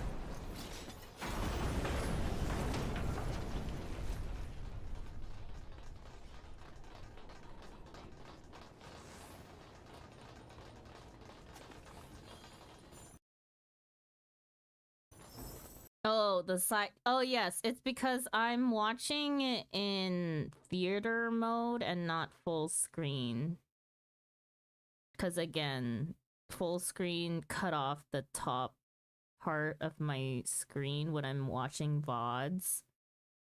And that's where the boss's HP and the debuffs and stuff are. I mean, right now for this... actually, no, this is my VoD. If it's the guides, we can full screen. But yeah, it crops out to here when I'm... See? You don't see it anymore. But there's whole information that's missing now.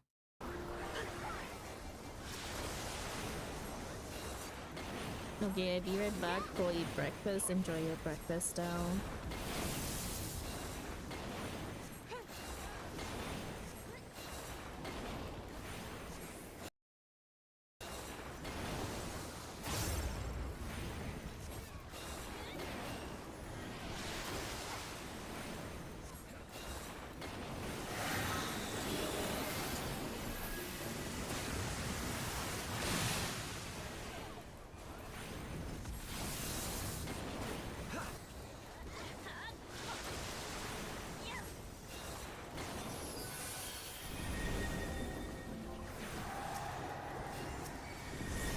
Never noticed the sad bars on theater mode.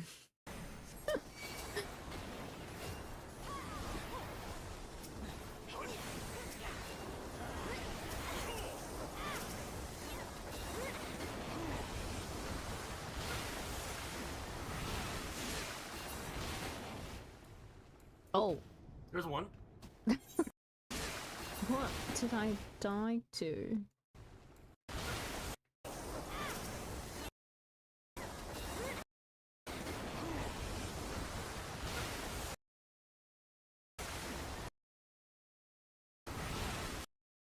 Okay, that puddle knocked me back.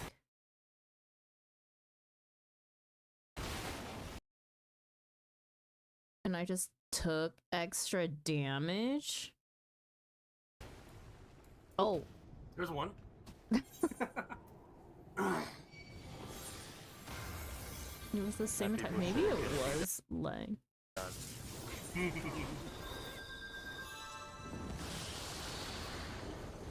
See, Delta's already on the up and up on that one.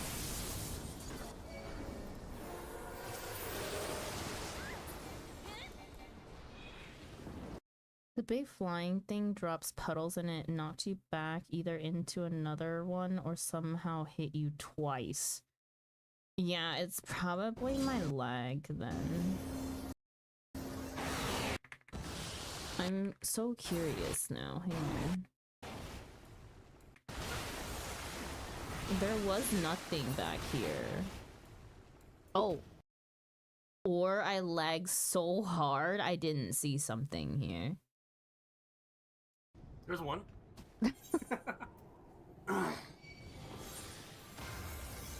It was the same attack though, because I died to Hydro Bomb twice. Oh. There's You had bad lag this day, Millie remembers. One. Oh, okay. Where I wasn't seeing HP drop and stuff. That people said it couldn't be done.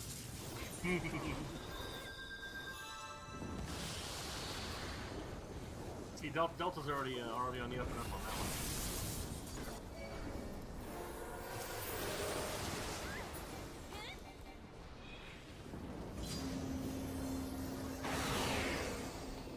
Oh. Oh no. Yep. We're stuck inside. For Dunescape, it was like a PowerPoint where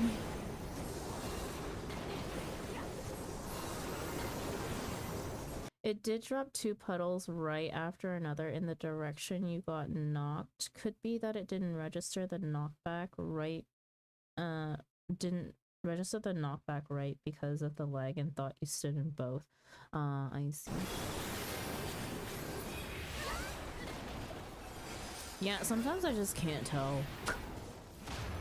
In that instance too, it's like so many things are going on. I was like, did I step in bad? I stepped in one bad, but I didn't think I died because of it. Guess I stepped in two.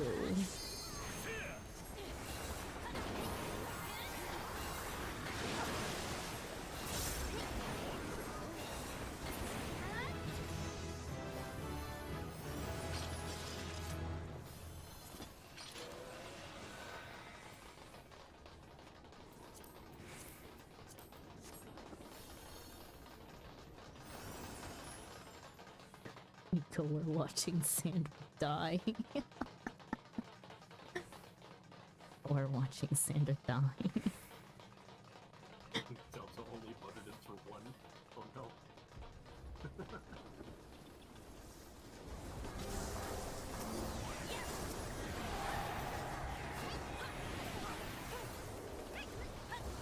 What the heck is that?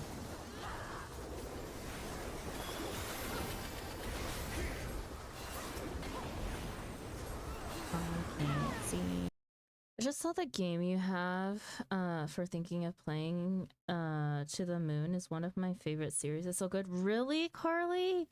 That's exciting. Yeah, I don't think we'll end up doing that because it's already like 11:40 and I usually end stream at like midnight. We spent a little too long looking at the patch notes, but that's chill. I'm excited to start it when I do start it, though. Yeah, I recommend it. No, not right now. I'm just saying. Nice.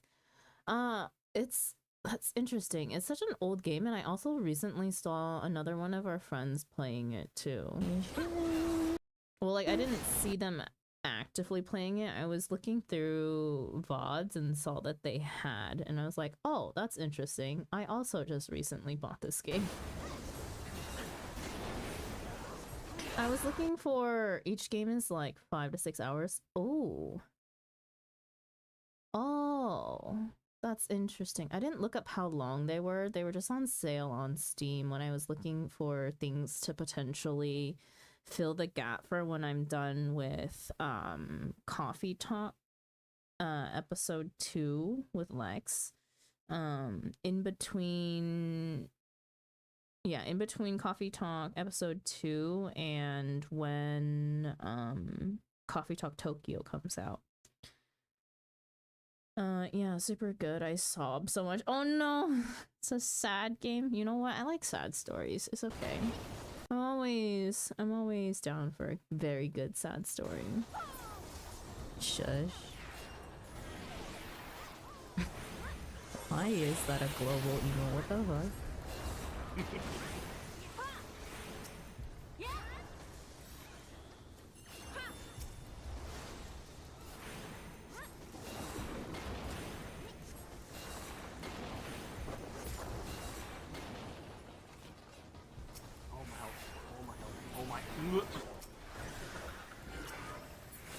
Where were you? What were you standing in? I was being smacked by Malvolio. The server decided to smack him. Did my res not go through?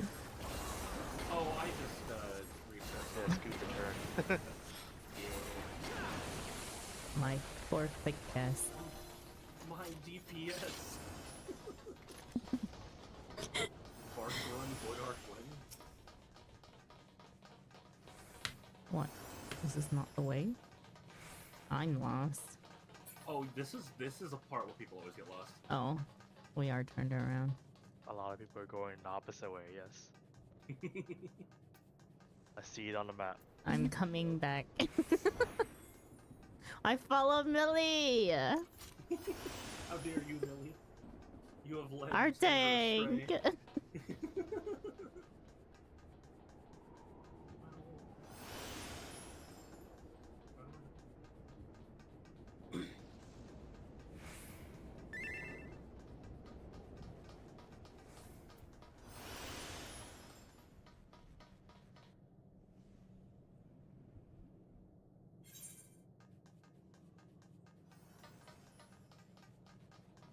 Wow, they actually waited.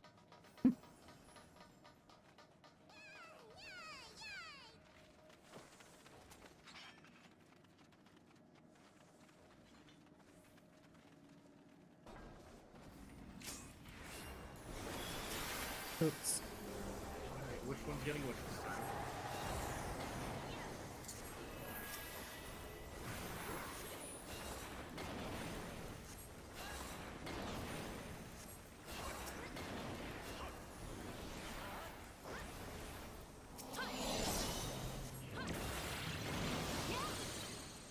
Yeah, she do need to keep going with what you're hitting. Yeah. Or break us out. Let me be free. I love having the best dash in the game from one. Thanks, Yoshi P, for Pictomancer. Oh, I definitely didn't notice at this point that I was doing no damage. Uh-oh. You got it, okay.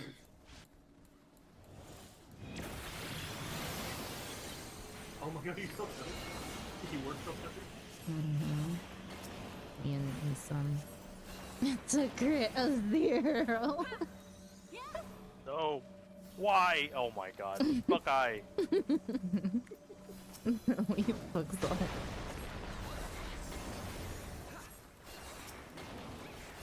My uptime.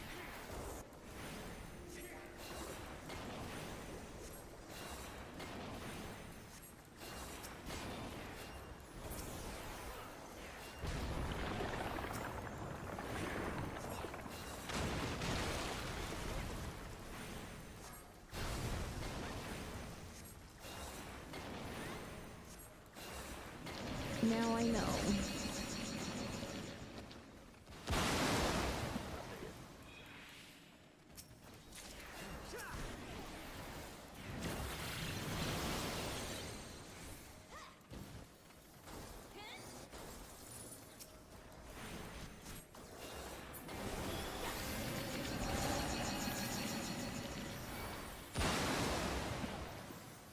Yeah, my leg was bad.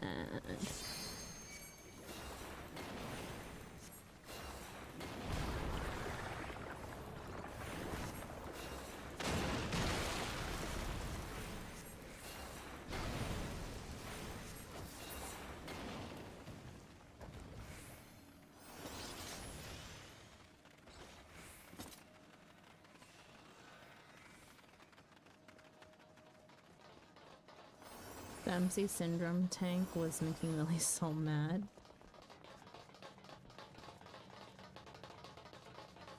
Was it the... It was the Dark Knight, right? Was it the Dark Knight or dark. the War? Oh. Perfect. No, it was the... It's dark. Right here. It's a dark. Of course it's a dark.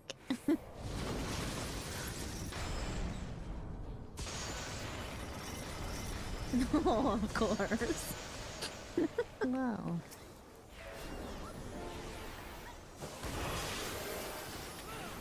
This is the one where they did the funny, right?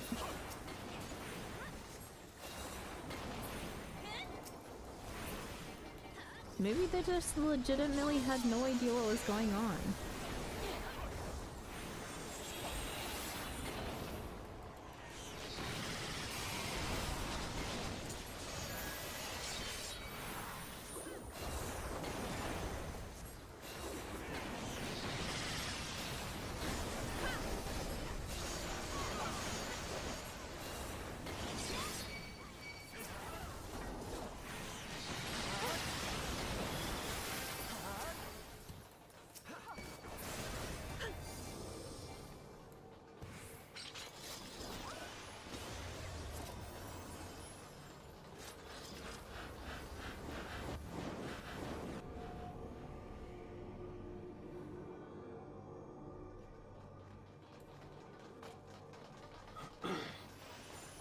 Ooh, I almost forgot. We're gonna have fun during Big Ball Fight.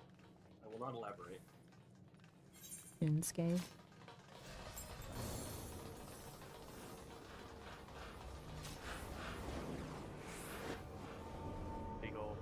I remember, like, just momentarily sitting in on Lex's stream when Lex did the Alliance raid.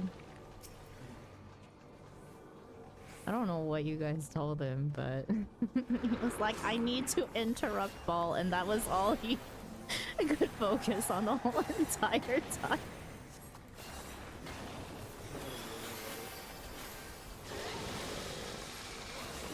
Watch as the MC eats a million poison stacks. Yeah, I think it just and the poison. Oh, Boogs even said it.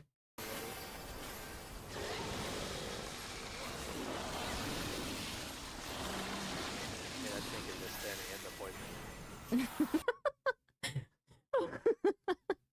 Boogs is like, hey, that tank is just standing in the poison.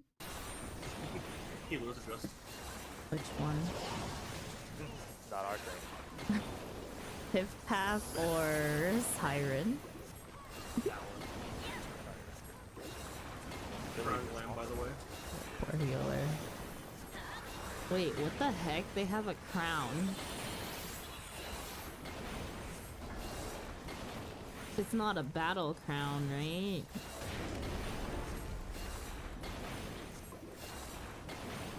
Austin. I love positionals.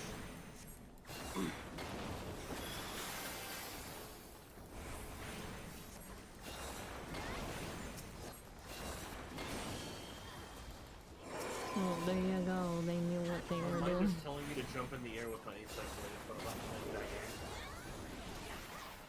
Could just be a Burger King crown, you know? BRB switching to Dragoon. A lot of people spam Guild Has to get a crown. I don't believe that being Oh, why is it so morally far north believed. pointed at us? They're just maximizing the AoE. Oh boy. Oh, why is it so far north pointed at us? They're just maximizing the AoE there. True. The tank wanted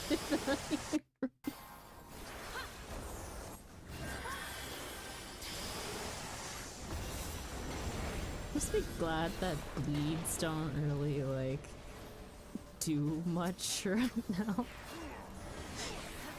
Like, even if they're Sunable, it's just like, nah, it's not worth. You're not taking enough damage for me to waste a cooldown for a Suna.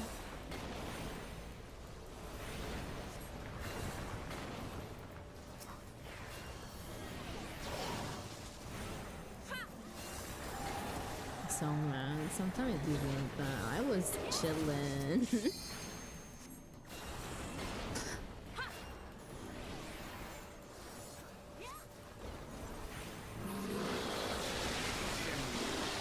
Help. I'm bleeding. No.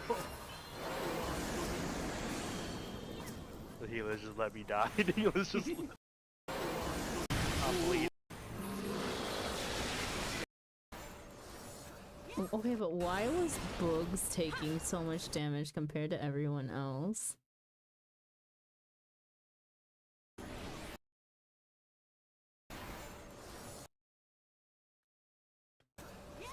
Oh wait, everyone else who had a bleed was you, and you were... Okay, never mind, bleeds did apparently hurt.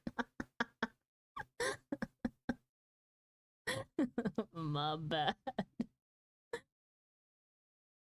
And then Walker, they add some really funny dots in the hard content. If you get one, you need full attention of the healers and they can't Asuna.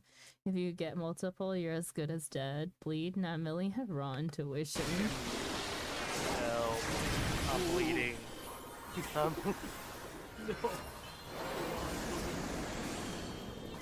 The healers just let me die. The healers just Damn, healers adjust. Oh my goodness, I just finished reading the patch notes. They are upgrading the graphics even more specifically NPCs and weapons this time around. Yeah. I do really like the graphics updates. Although, like, I will say, like, visiting certain areas, like, unless I knew specifically that it was updated, I probably wouldn't notice, but things do look nicer.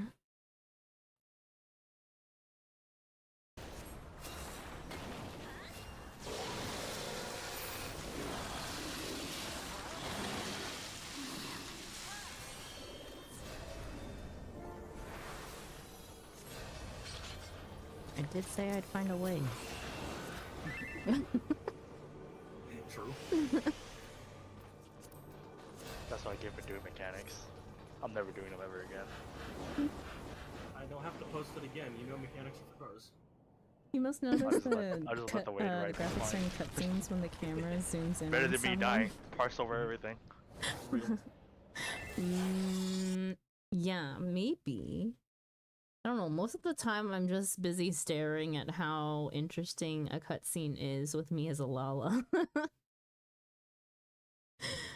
Mario Kart time. Ah, yes, Mario Kart time. Snakes. Why she gotta stand like that?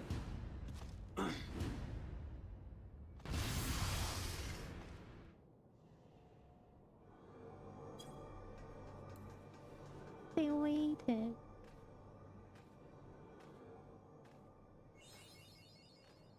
Now we start.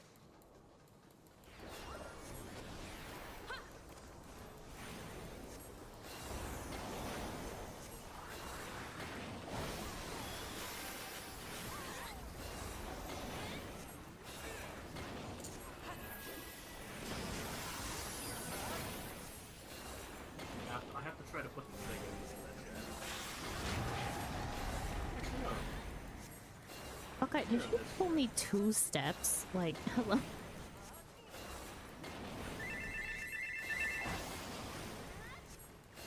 What I don't appreciate though is how vague they are when they say new triple triad cards. Give us specific. Oh no. I also was just like, new triple triad cards, but then I was like, wait, that doesn't affect me because one, I'm not at the end point where I even have access to all of the cards, but I only care about 1 through 312 right now. I'm going for the magic card mount, and I'm about halfway done. That was a response. I've been on a mad... Okay, I just started triple triads 2 weeks ago when the mini Mog gave it out as a quest for extra Mog tomes, and I've been stuck in a hellhole since. Like, yeah. It will be Dawn Trail cards, yeah, certainly ones from New Trial. I see. Yeah, so it doesn't really affect me. I know that I'm not even in the triple digits with my card deck, but I still need specifics. Wait, not even in triple digits yet? Dang. Did you just start with your triple triads? That is a very deep, dark black hole to fall down.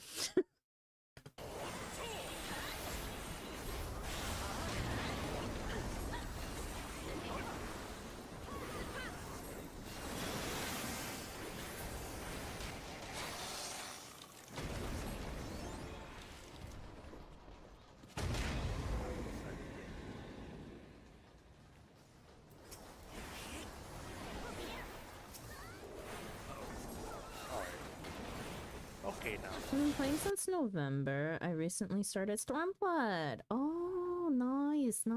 I am also in Stormblood, but I'm in post Stormblood. I'm fairly certain you will bypass me really quickly because I don't do MSQ all that often. But since November, I came back to Final Fantasy in August and restarted my adventure. I think like if you're not spacing out MSQ, that is a very appropriate amount of time. Or it sounds like a very average amount of time to Why? be going through They everything. don't, they don't know what they're doing. They don't know what they're They're dead. hilarious. Why? Okay. Why? They don't know what they're doing. We'll take that. Why? Okay. Why? They don't know what they're doing. They don't know what they're They're dead. hilarious. We'll take the funny. We'll take the funny. It's fine.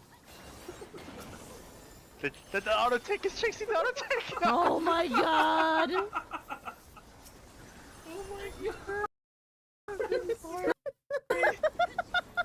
He's trying so hard. Is this Mark? Wait, okay, but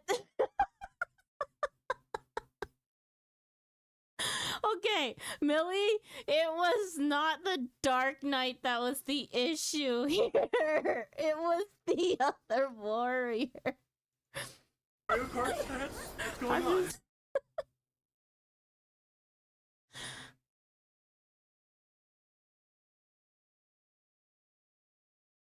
Clown me or there. It's gonna stop. The Gunbreaker is not Gunbreaker. This shit out. It's a warrior and a Dark Knight. The other warrior is chasing the Dark Knight. It wasn't the Dark Knight that was the issue in this instance. Both of the other tanks were having issues. By the way, I think the notes didn't mention anything about new music rules today. No, there are new music rules. It was mentioned in patch at some point. I remember reading it. But it's definitely 7.x orchestrion rules. Let's see. I don't remember where it is, but yeah, new orchestrion rules have been added along with new aquarium fish.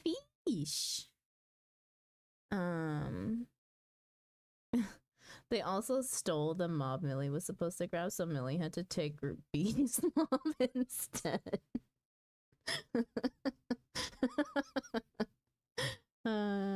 This is what happens when we don't use markers, you know? Some people just don't know their ABCs. Did someone say fish? Yeah, new fish are being added. New golden saucer redeem items? Yes, like we need any more. I don't even have nearly enough MGP. I need MGP for triple triad cards, and I need MGP for mounts. How am I ever going to get all the mounts? They can't keep adding new things. I mean, there are some people who have accumulated enough to, like, that need the new rewards, so I understand. But, man, that list is endless, and I don't like farming MGP. Oh my god, I'm sorry. He's trying so hard. The auto take is chasing. Take the funny. We'll take the funny. It's fine. The auto take is chasing the auto take. Oh my god! Oh my god, I'm sorry. He's trying so hard. Is this Mario Kart stats? Chat actually stun the shit out of these things. He was trying so hard. He was trying. And then I just remember that the whole entire chat was just like, after that all died, everyone's like, wow, I've never seen that before. And then everyone was like, yeah, thanks for the good laugh.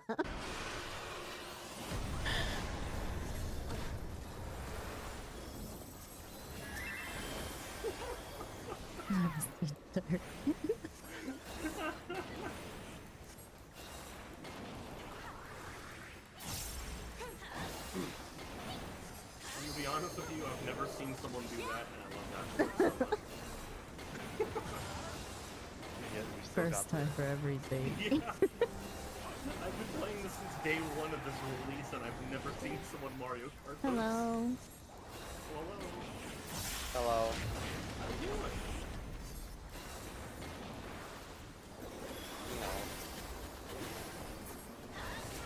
Living? Yeah. waiting out for the 3 hours of sleep. Look away. We got peepers in chat. They got caught peeping.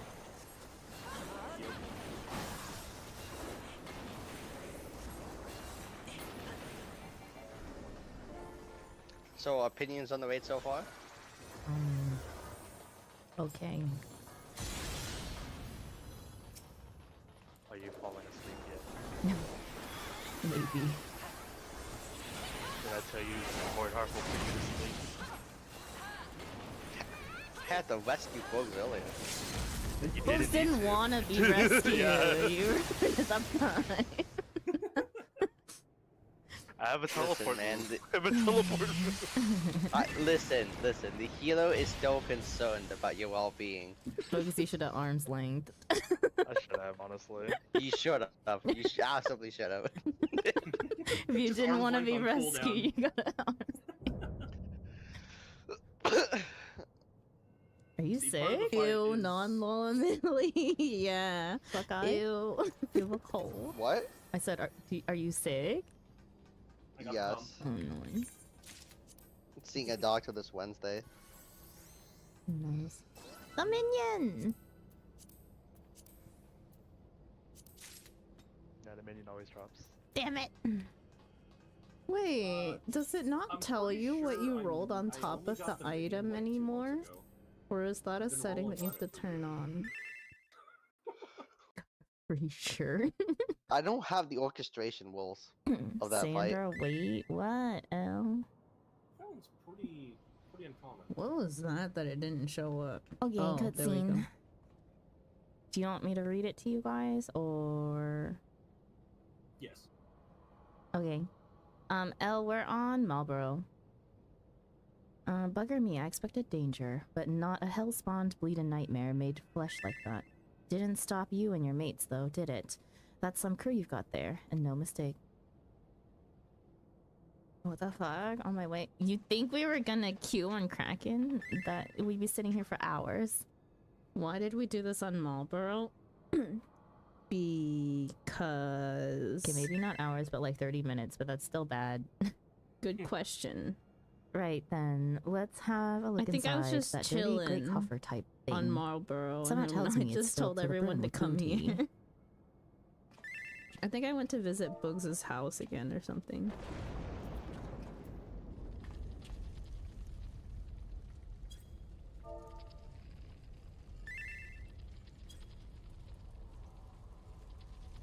Don't or look at me. it was I never either moved a that muscle. or I went and visited Lex for whatever reason.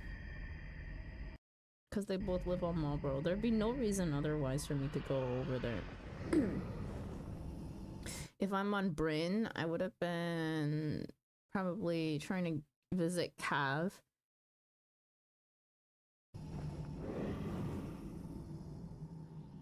Or Mist.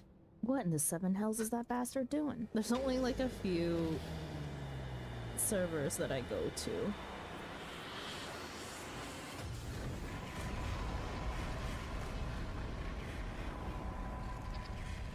Oh, yeah, let me skip that and then we watch Weeping, what is it? Weeping City of the Mac. Okay. Part 1, Part 2.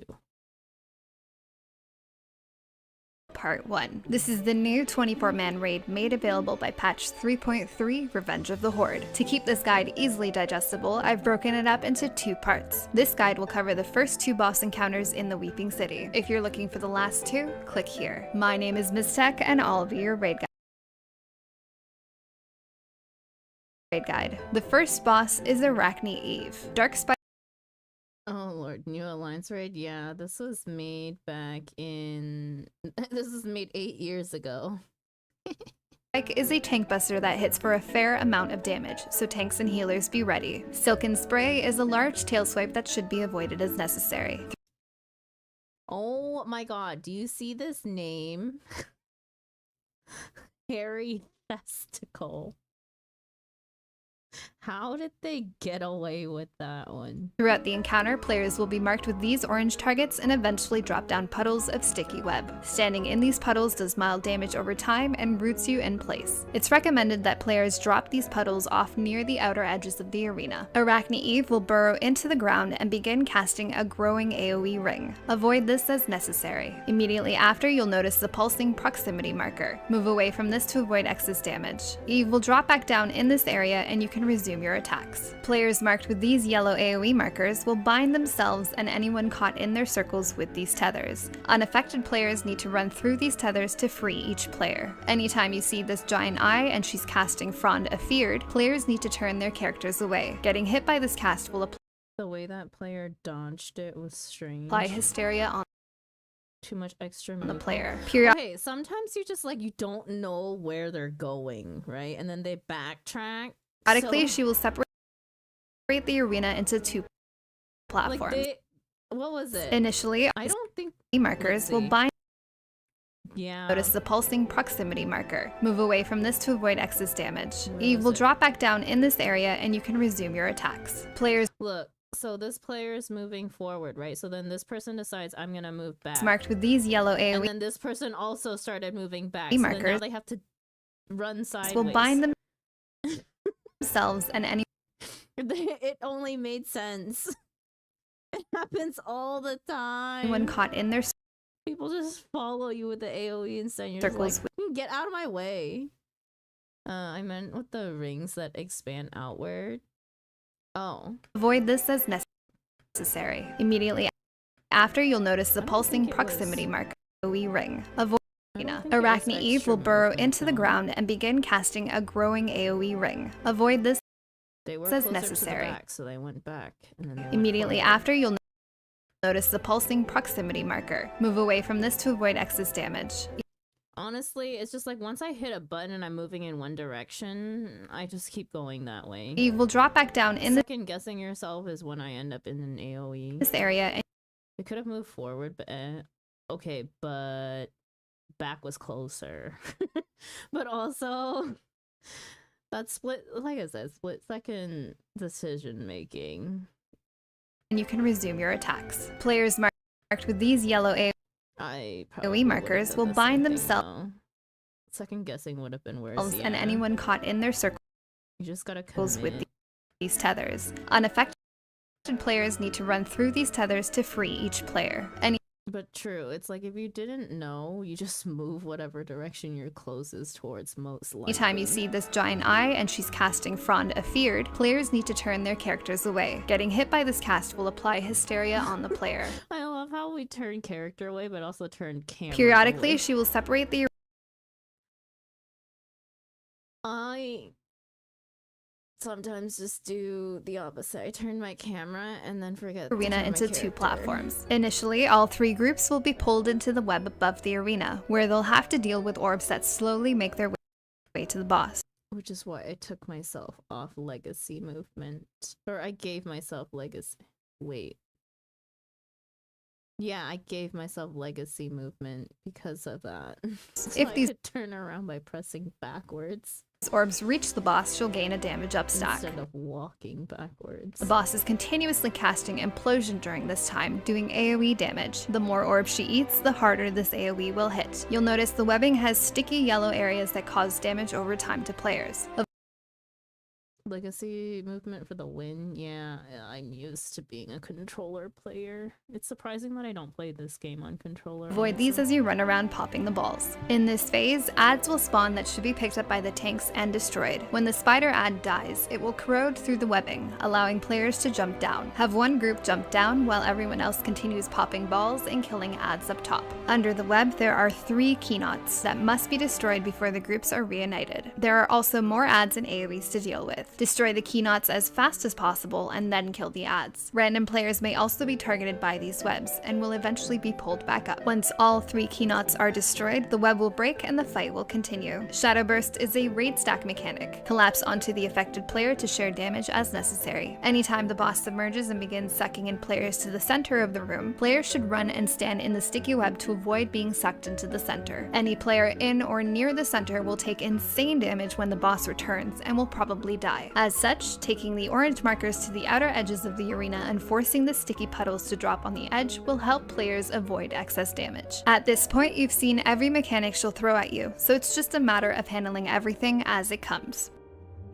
The next boss is Forgal. He will spawn zombie ads that must be destroyed as soon as possible. If they are still alive when the boss casts Necropurge, they will explode, doing high damage and possibly wiping the raid. When these ads spawn and die, you'll notice large green puddles around them. Standing in one of these puddles will place a stack of gradual zombification on you. Taking more stacks of this will turn you into a full zombie, causing you to attack your zombies for the duration of the debuff. Keep this mechanic in mind for now, but for the most part, it's a good idea to avoid stacking this debuff. The boss will throw out large column AoEs throughout the encounter. Avoid these as necessary. These purple laser beam AoEs need one person standing in each to minimize the damage of punishing Ray. As soon as these spawn, have players spread to each one. Standing in these will apply a small bleed debuff, but it's better than taking excessive damage from not standing in them. If you find yourself targeted by an AoE while standing in a purple laser, note that you do have time to avoid the line AoE before running back into the laser. Periodically, an entire group will be targeted by Brand of the Fallen, signified by these obvious triangles on each player's head. This attack will do more damage the further you are from other players with the same debuff. If you are too far from another player, you will also be turned into a frog for a short duration. Assign a spot to stack together during this time, preferably in the center of the room or in melee range of the boss. Evil Mist is a raid-wide AoE blast that needs to be healed through accordingly. This will also spawn poison mists around the room. After a short time, these poison mists will explode, stacking gradual zombification on anyone nearby. Dark Eruption will mark up 3 players with these orange markers. After some time, they'll drop down AoE puddles beneath them. To avoid stacking these all over the raid, affected players should run away until the puddles stop dropping on them. Eventually, Forgal will go invulnerable and cast Void Call, summoning 3 ads in the center of the room. Have each tank grab an ad and move them to the outer edges of the arena. I would recommend everyone destroying the succubus first before splitting off to kill the other 2. Each ad has large AoEs to be avoided. The succubus also casts Beguiling Mist, mind controlling all players and killing them in subsequent AoE blasts. To avoid this, silence or destroy the succubus before this cast goes off. The Hagenti can also cast Immortal Ray, placing Doom on anyone that doesn't turn around. Doom can be dispelled if this happens. Once all the ads are destroyed, Forgal will return and the fight will resume. From this point on, all players should be on the lookout for Mega Death. This is a slow cast that will kill everyone. To avoid this, players will use the green puddles or orbs to become zombified. 1 stack of zombification will allow you to survive Mega Death with a bit of damage taken. Being fully zombied negates all damage of Mega Death, but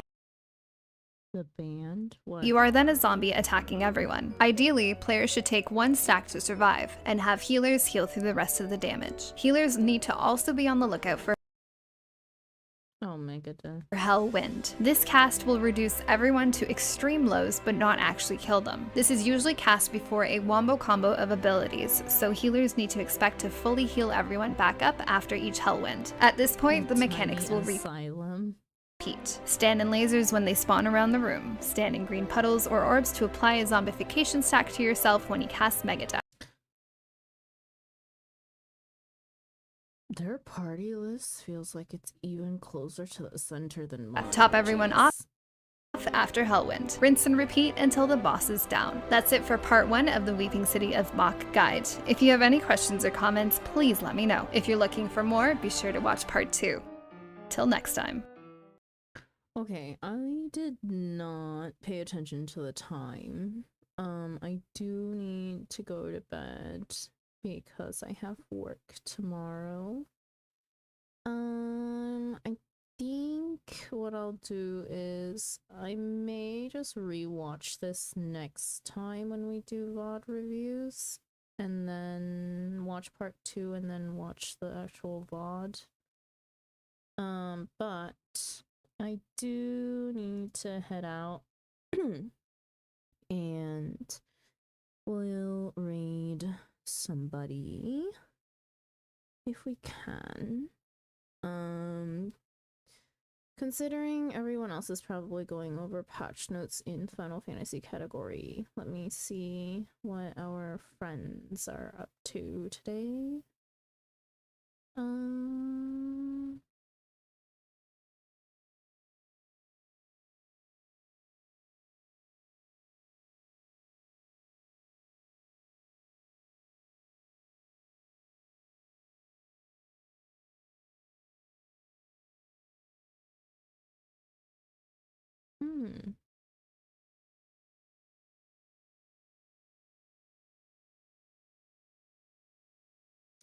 Okay, I am going to send you guys over to Aoi.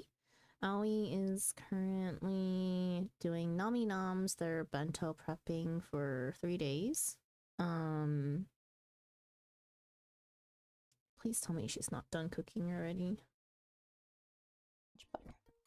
Okay, she's still cooking. I don't get to raid into Aoi very often because we run on the same time zone, but Aoi also like sleeps way later than I do and streams at relatively different times, honestly. So we're gonna send you guys over to Aoi and just watch a cooking stream for once. Aoi is somebody that we do play Final Fantasy XIV with every once in a while. There's someone I met because of Final Fantasy XIV. And yeah, so she's been a good friend of the community as well as we have a lot of mutual friends. So yeah, let's send Aoi some love and support. Mentioned. Finally, some picked up. A raid message is cozy raid. If you would like to say something when you get over to Aoi's stream, if you would like to continue lurking, that is perfectly fine cool. as well. That is for your your shenanigans. Next time that I will be streaming is going to be on Wednesday. Today is a Monday for me. Or it is Tuesday now, I guess. But I'll be streaming on Wednesday and we will be doing Coral Island actually. I don't have to read patch notes so I won't get distracted for like 2 extra hours. But yeah, Maddox made that. But yeah. It's so much fun. And then we'll be back on Friday with Final Fantasy. Literally my favorite. I will not be doing the 7.2 stuff because I'm not there yet. We'll just be doing some Final Fantasy 14 chill stuff, crafting, side quests, etc., etc. Triple triads, maybe. But it's so tasty. Yeah. But if you would like to join our Discord, let me link that for you again. That is where we kind of organize everything, and my schedule is also posted there. Most updated schedule is there if you're interested in following along with that. I would also appreciate it if you would like to drop a follow and keep up with us and our journey through everything. Have a good morning, good afternoon, good evening, good night, no matter where you are in the world, and I'll see you again next time. Bye-bye. Well, time to shut down my body on bed. Alright, you have a good night. Ochasu nasai.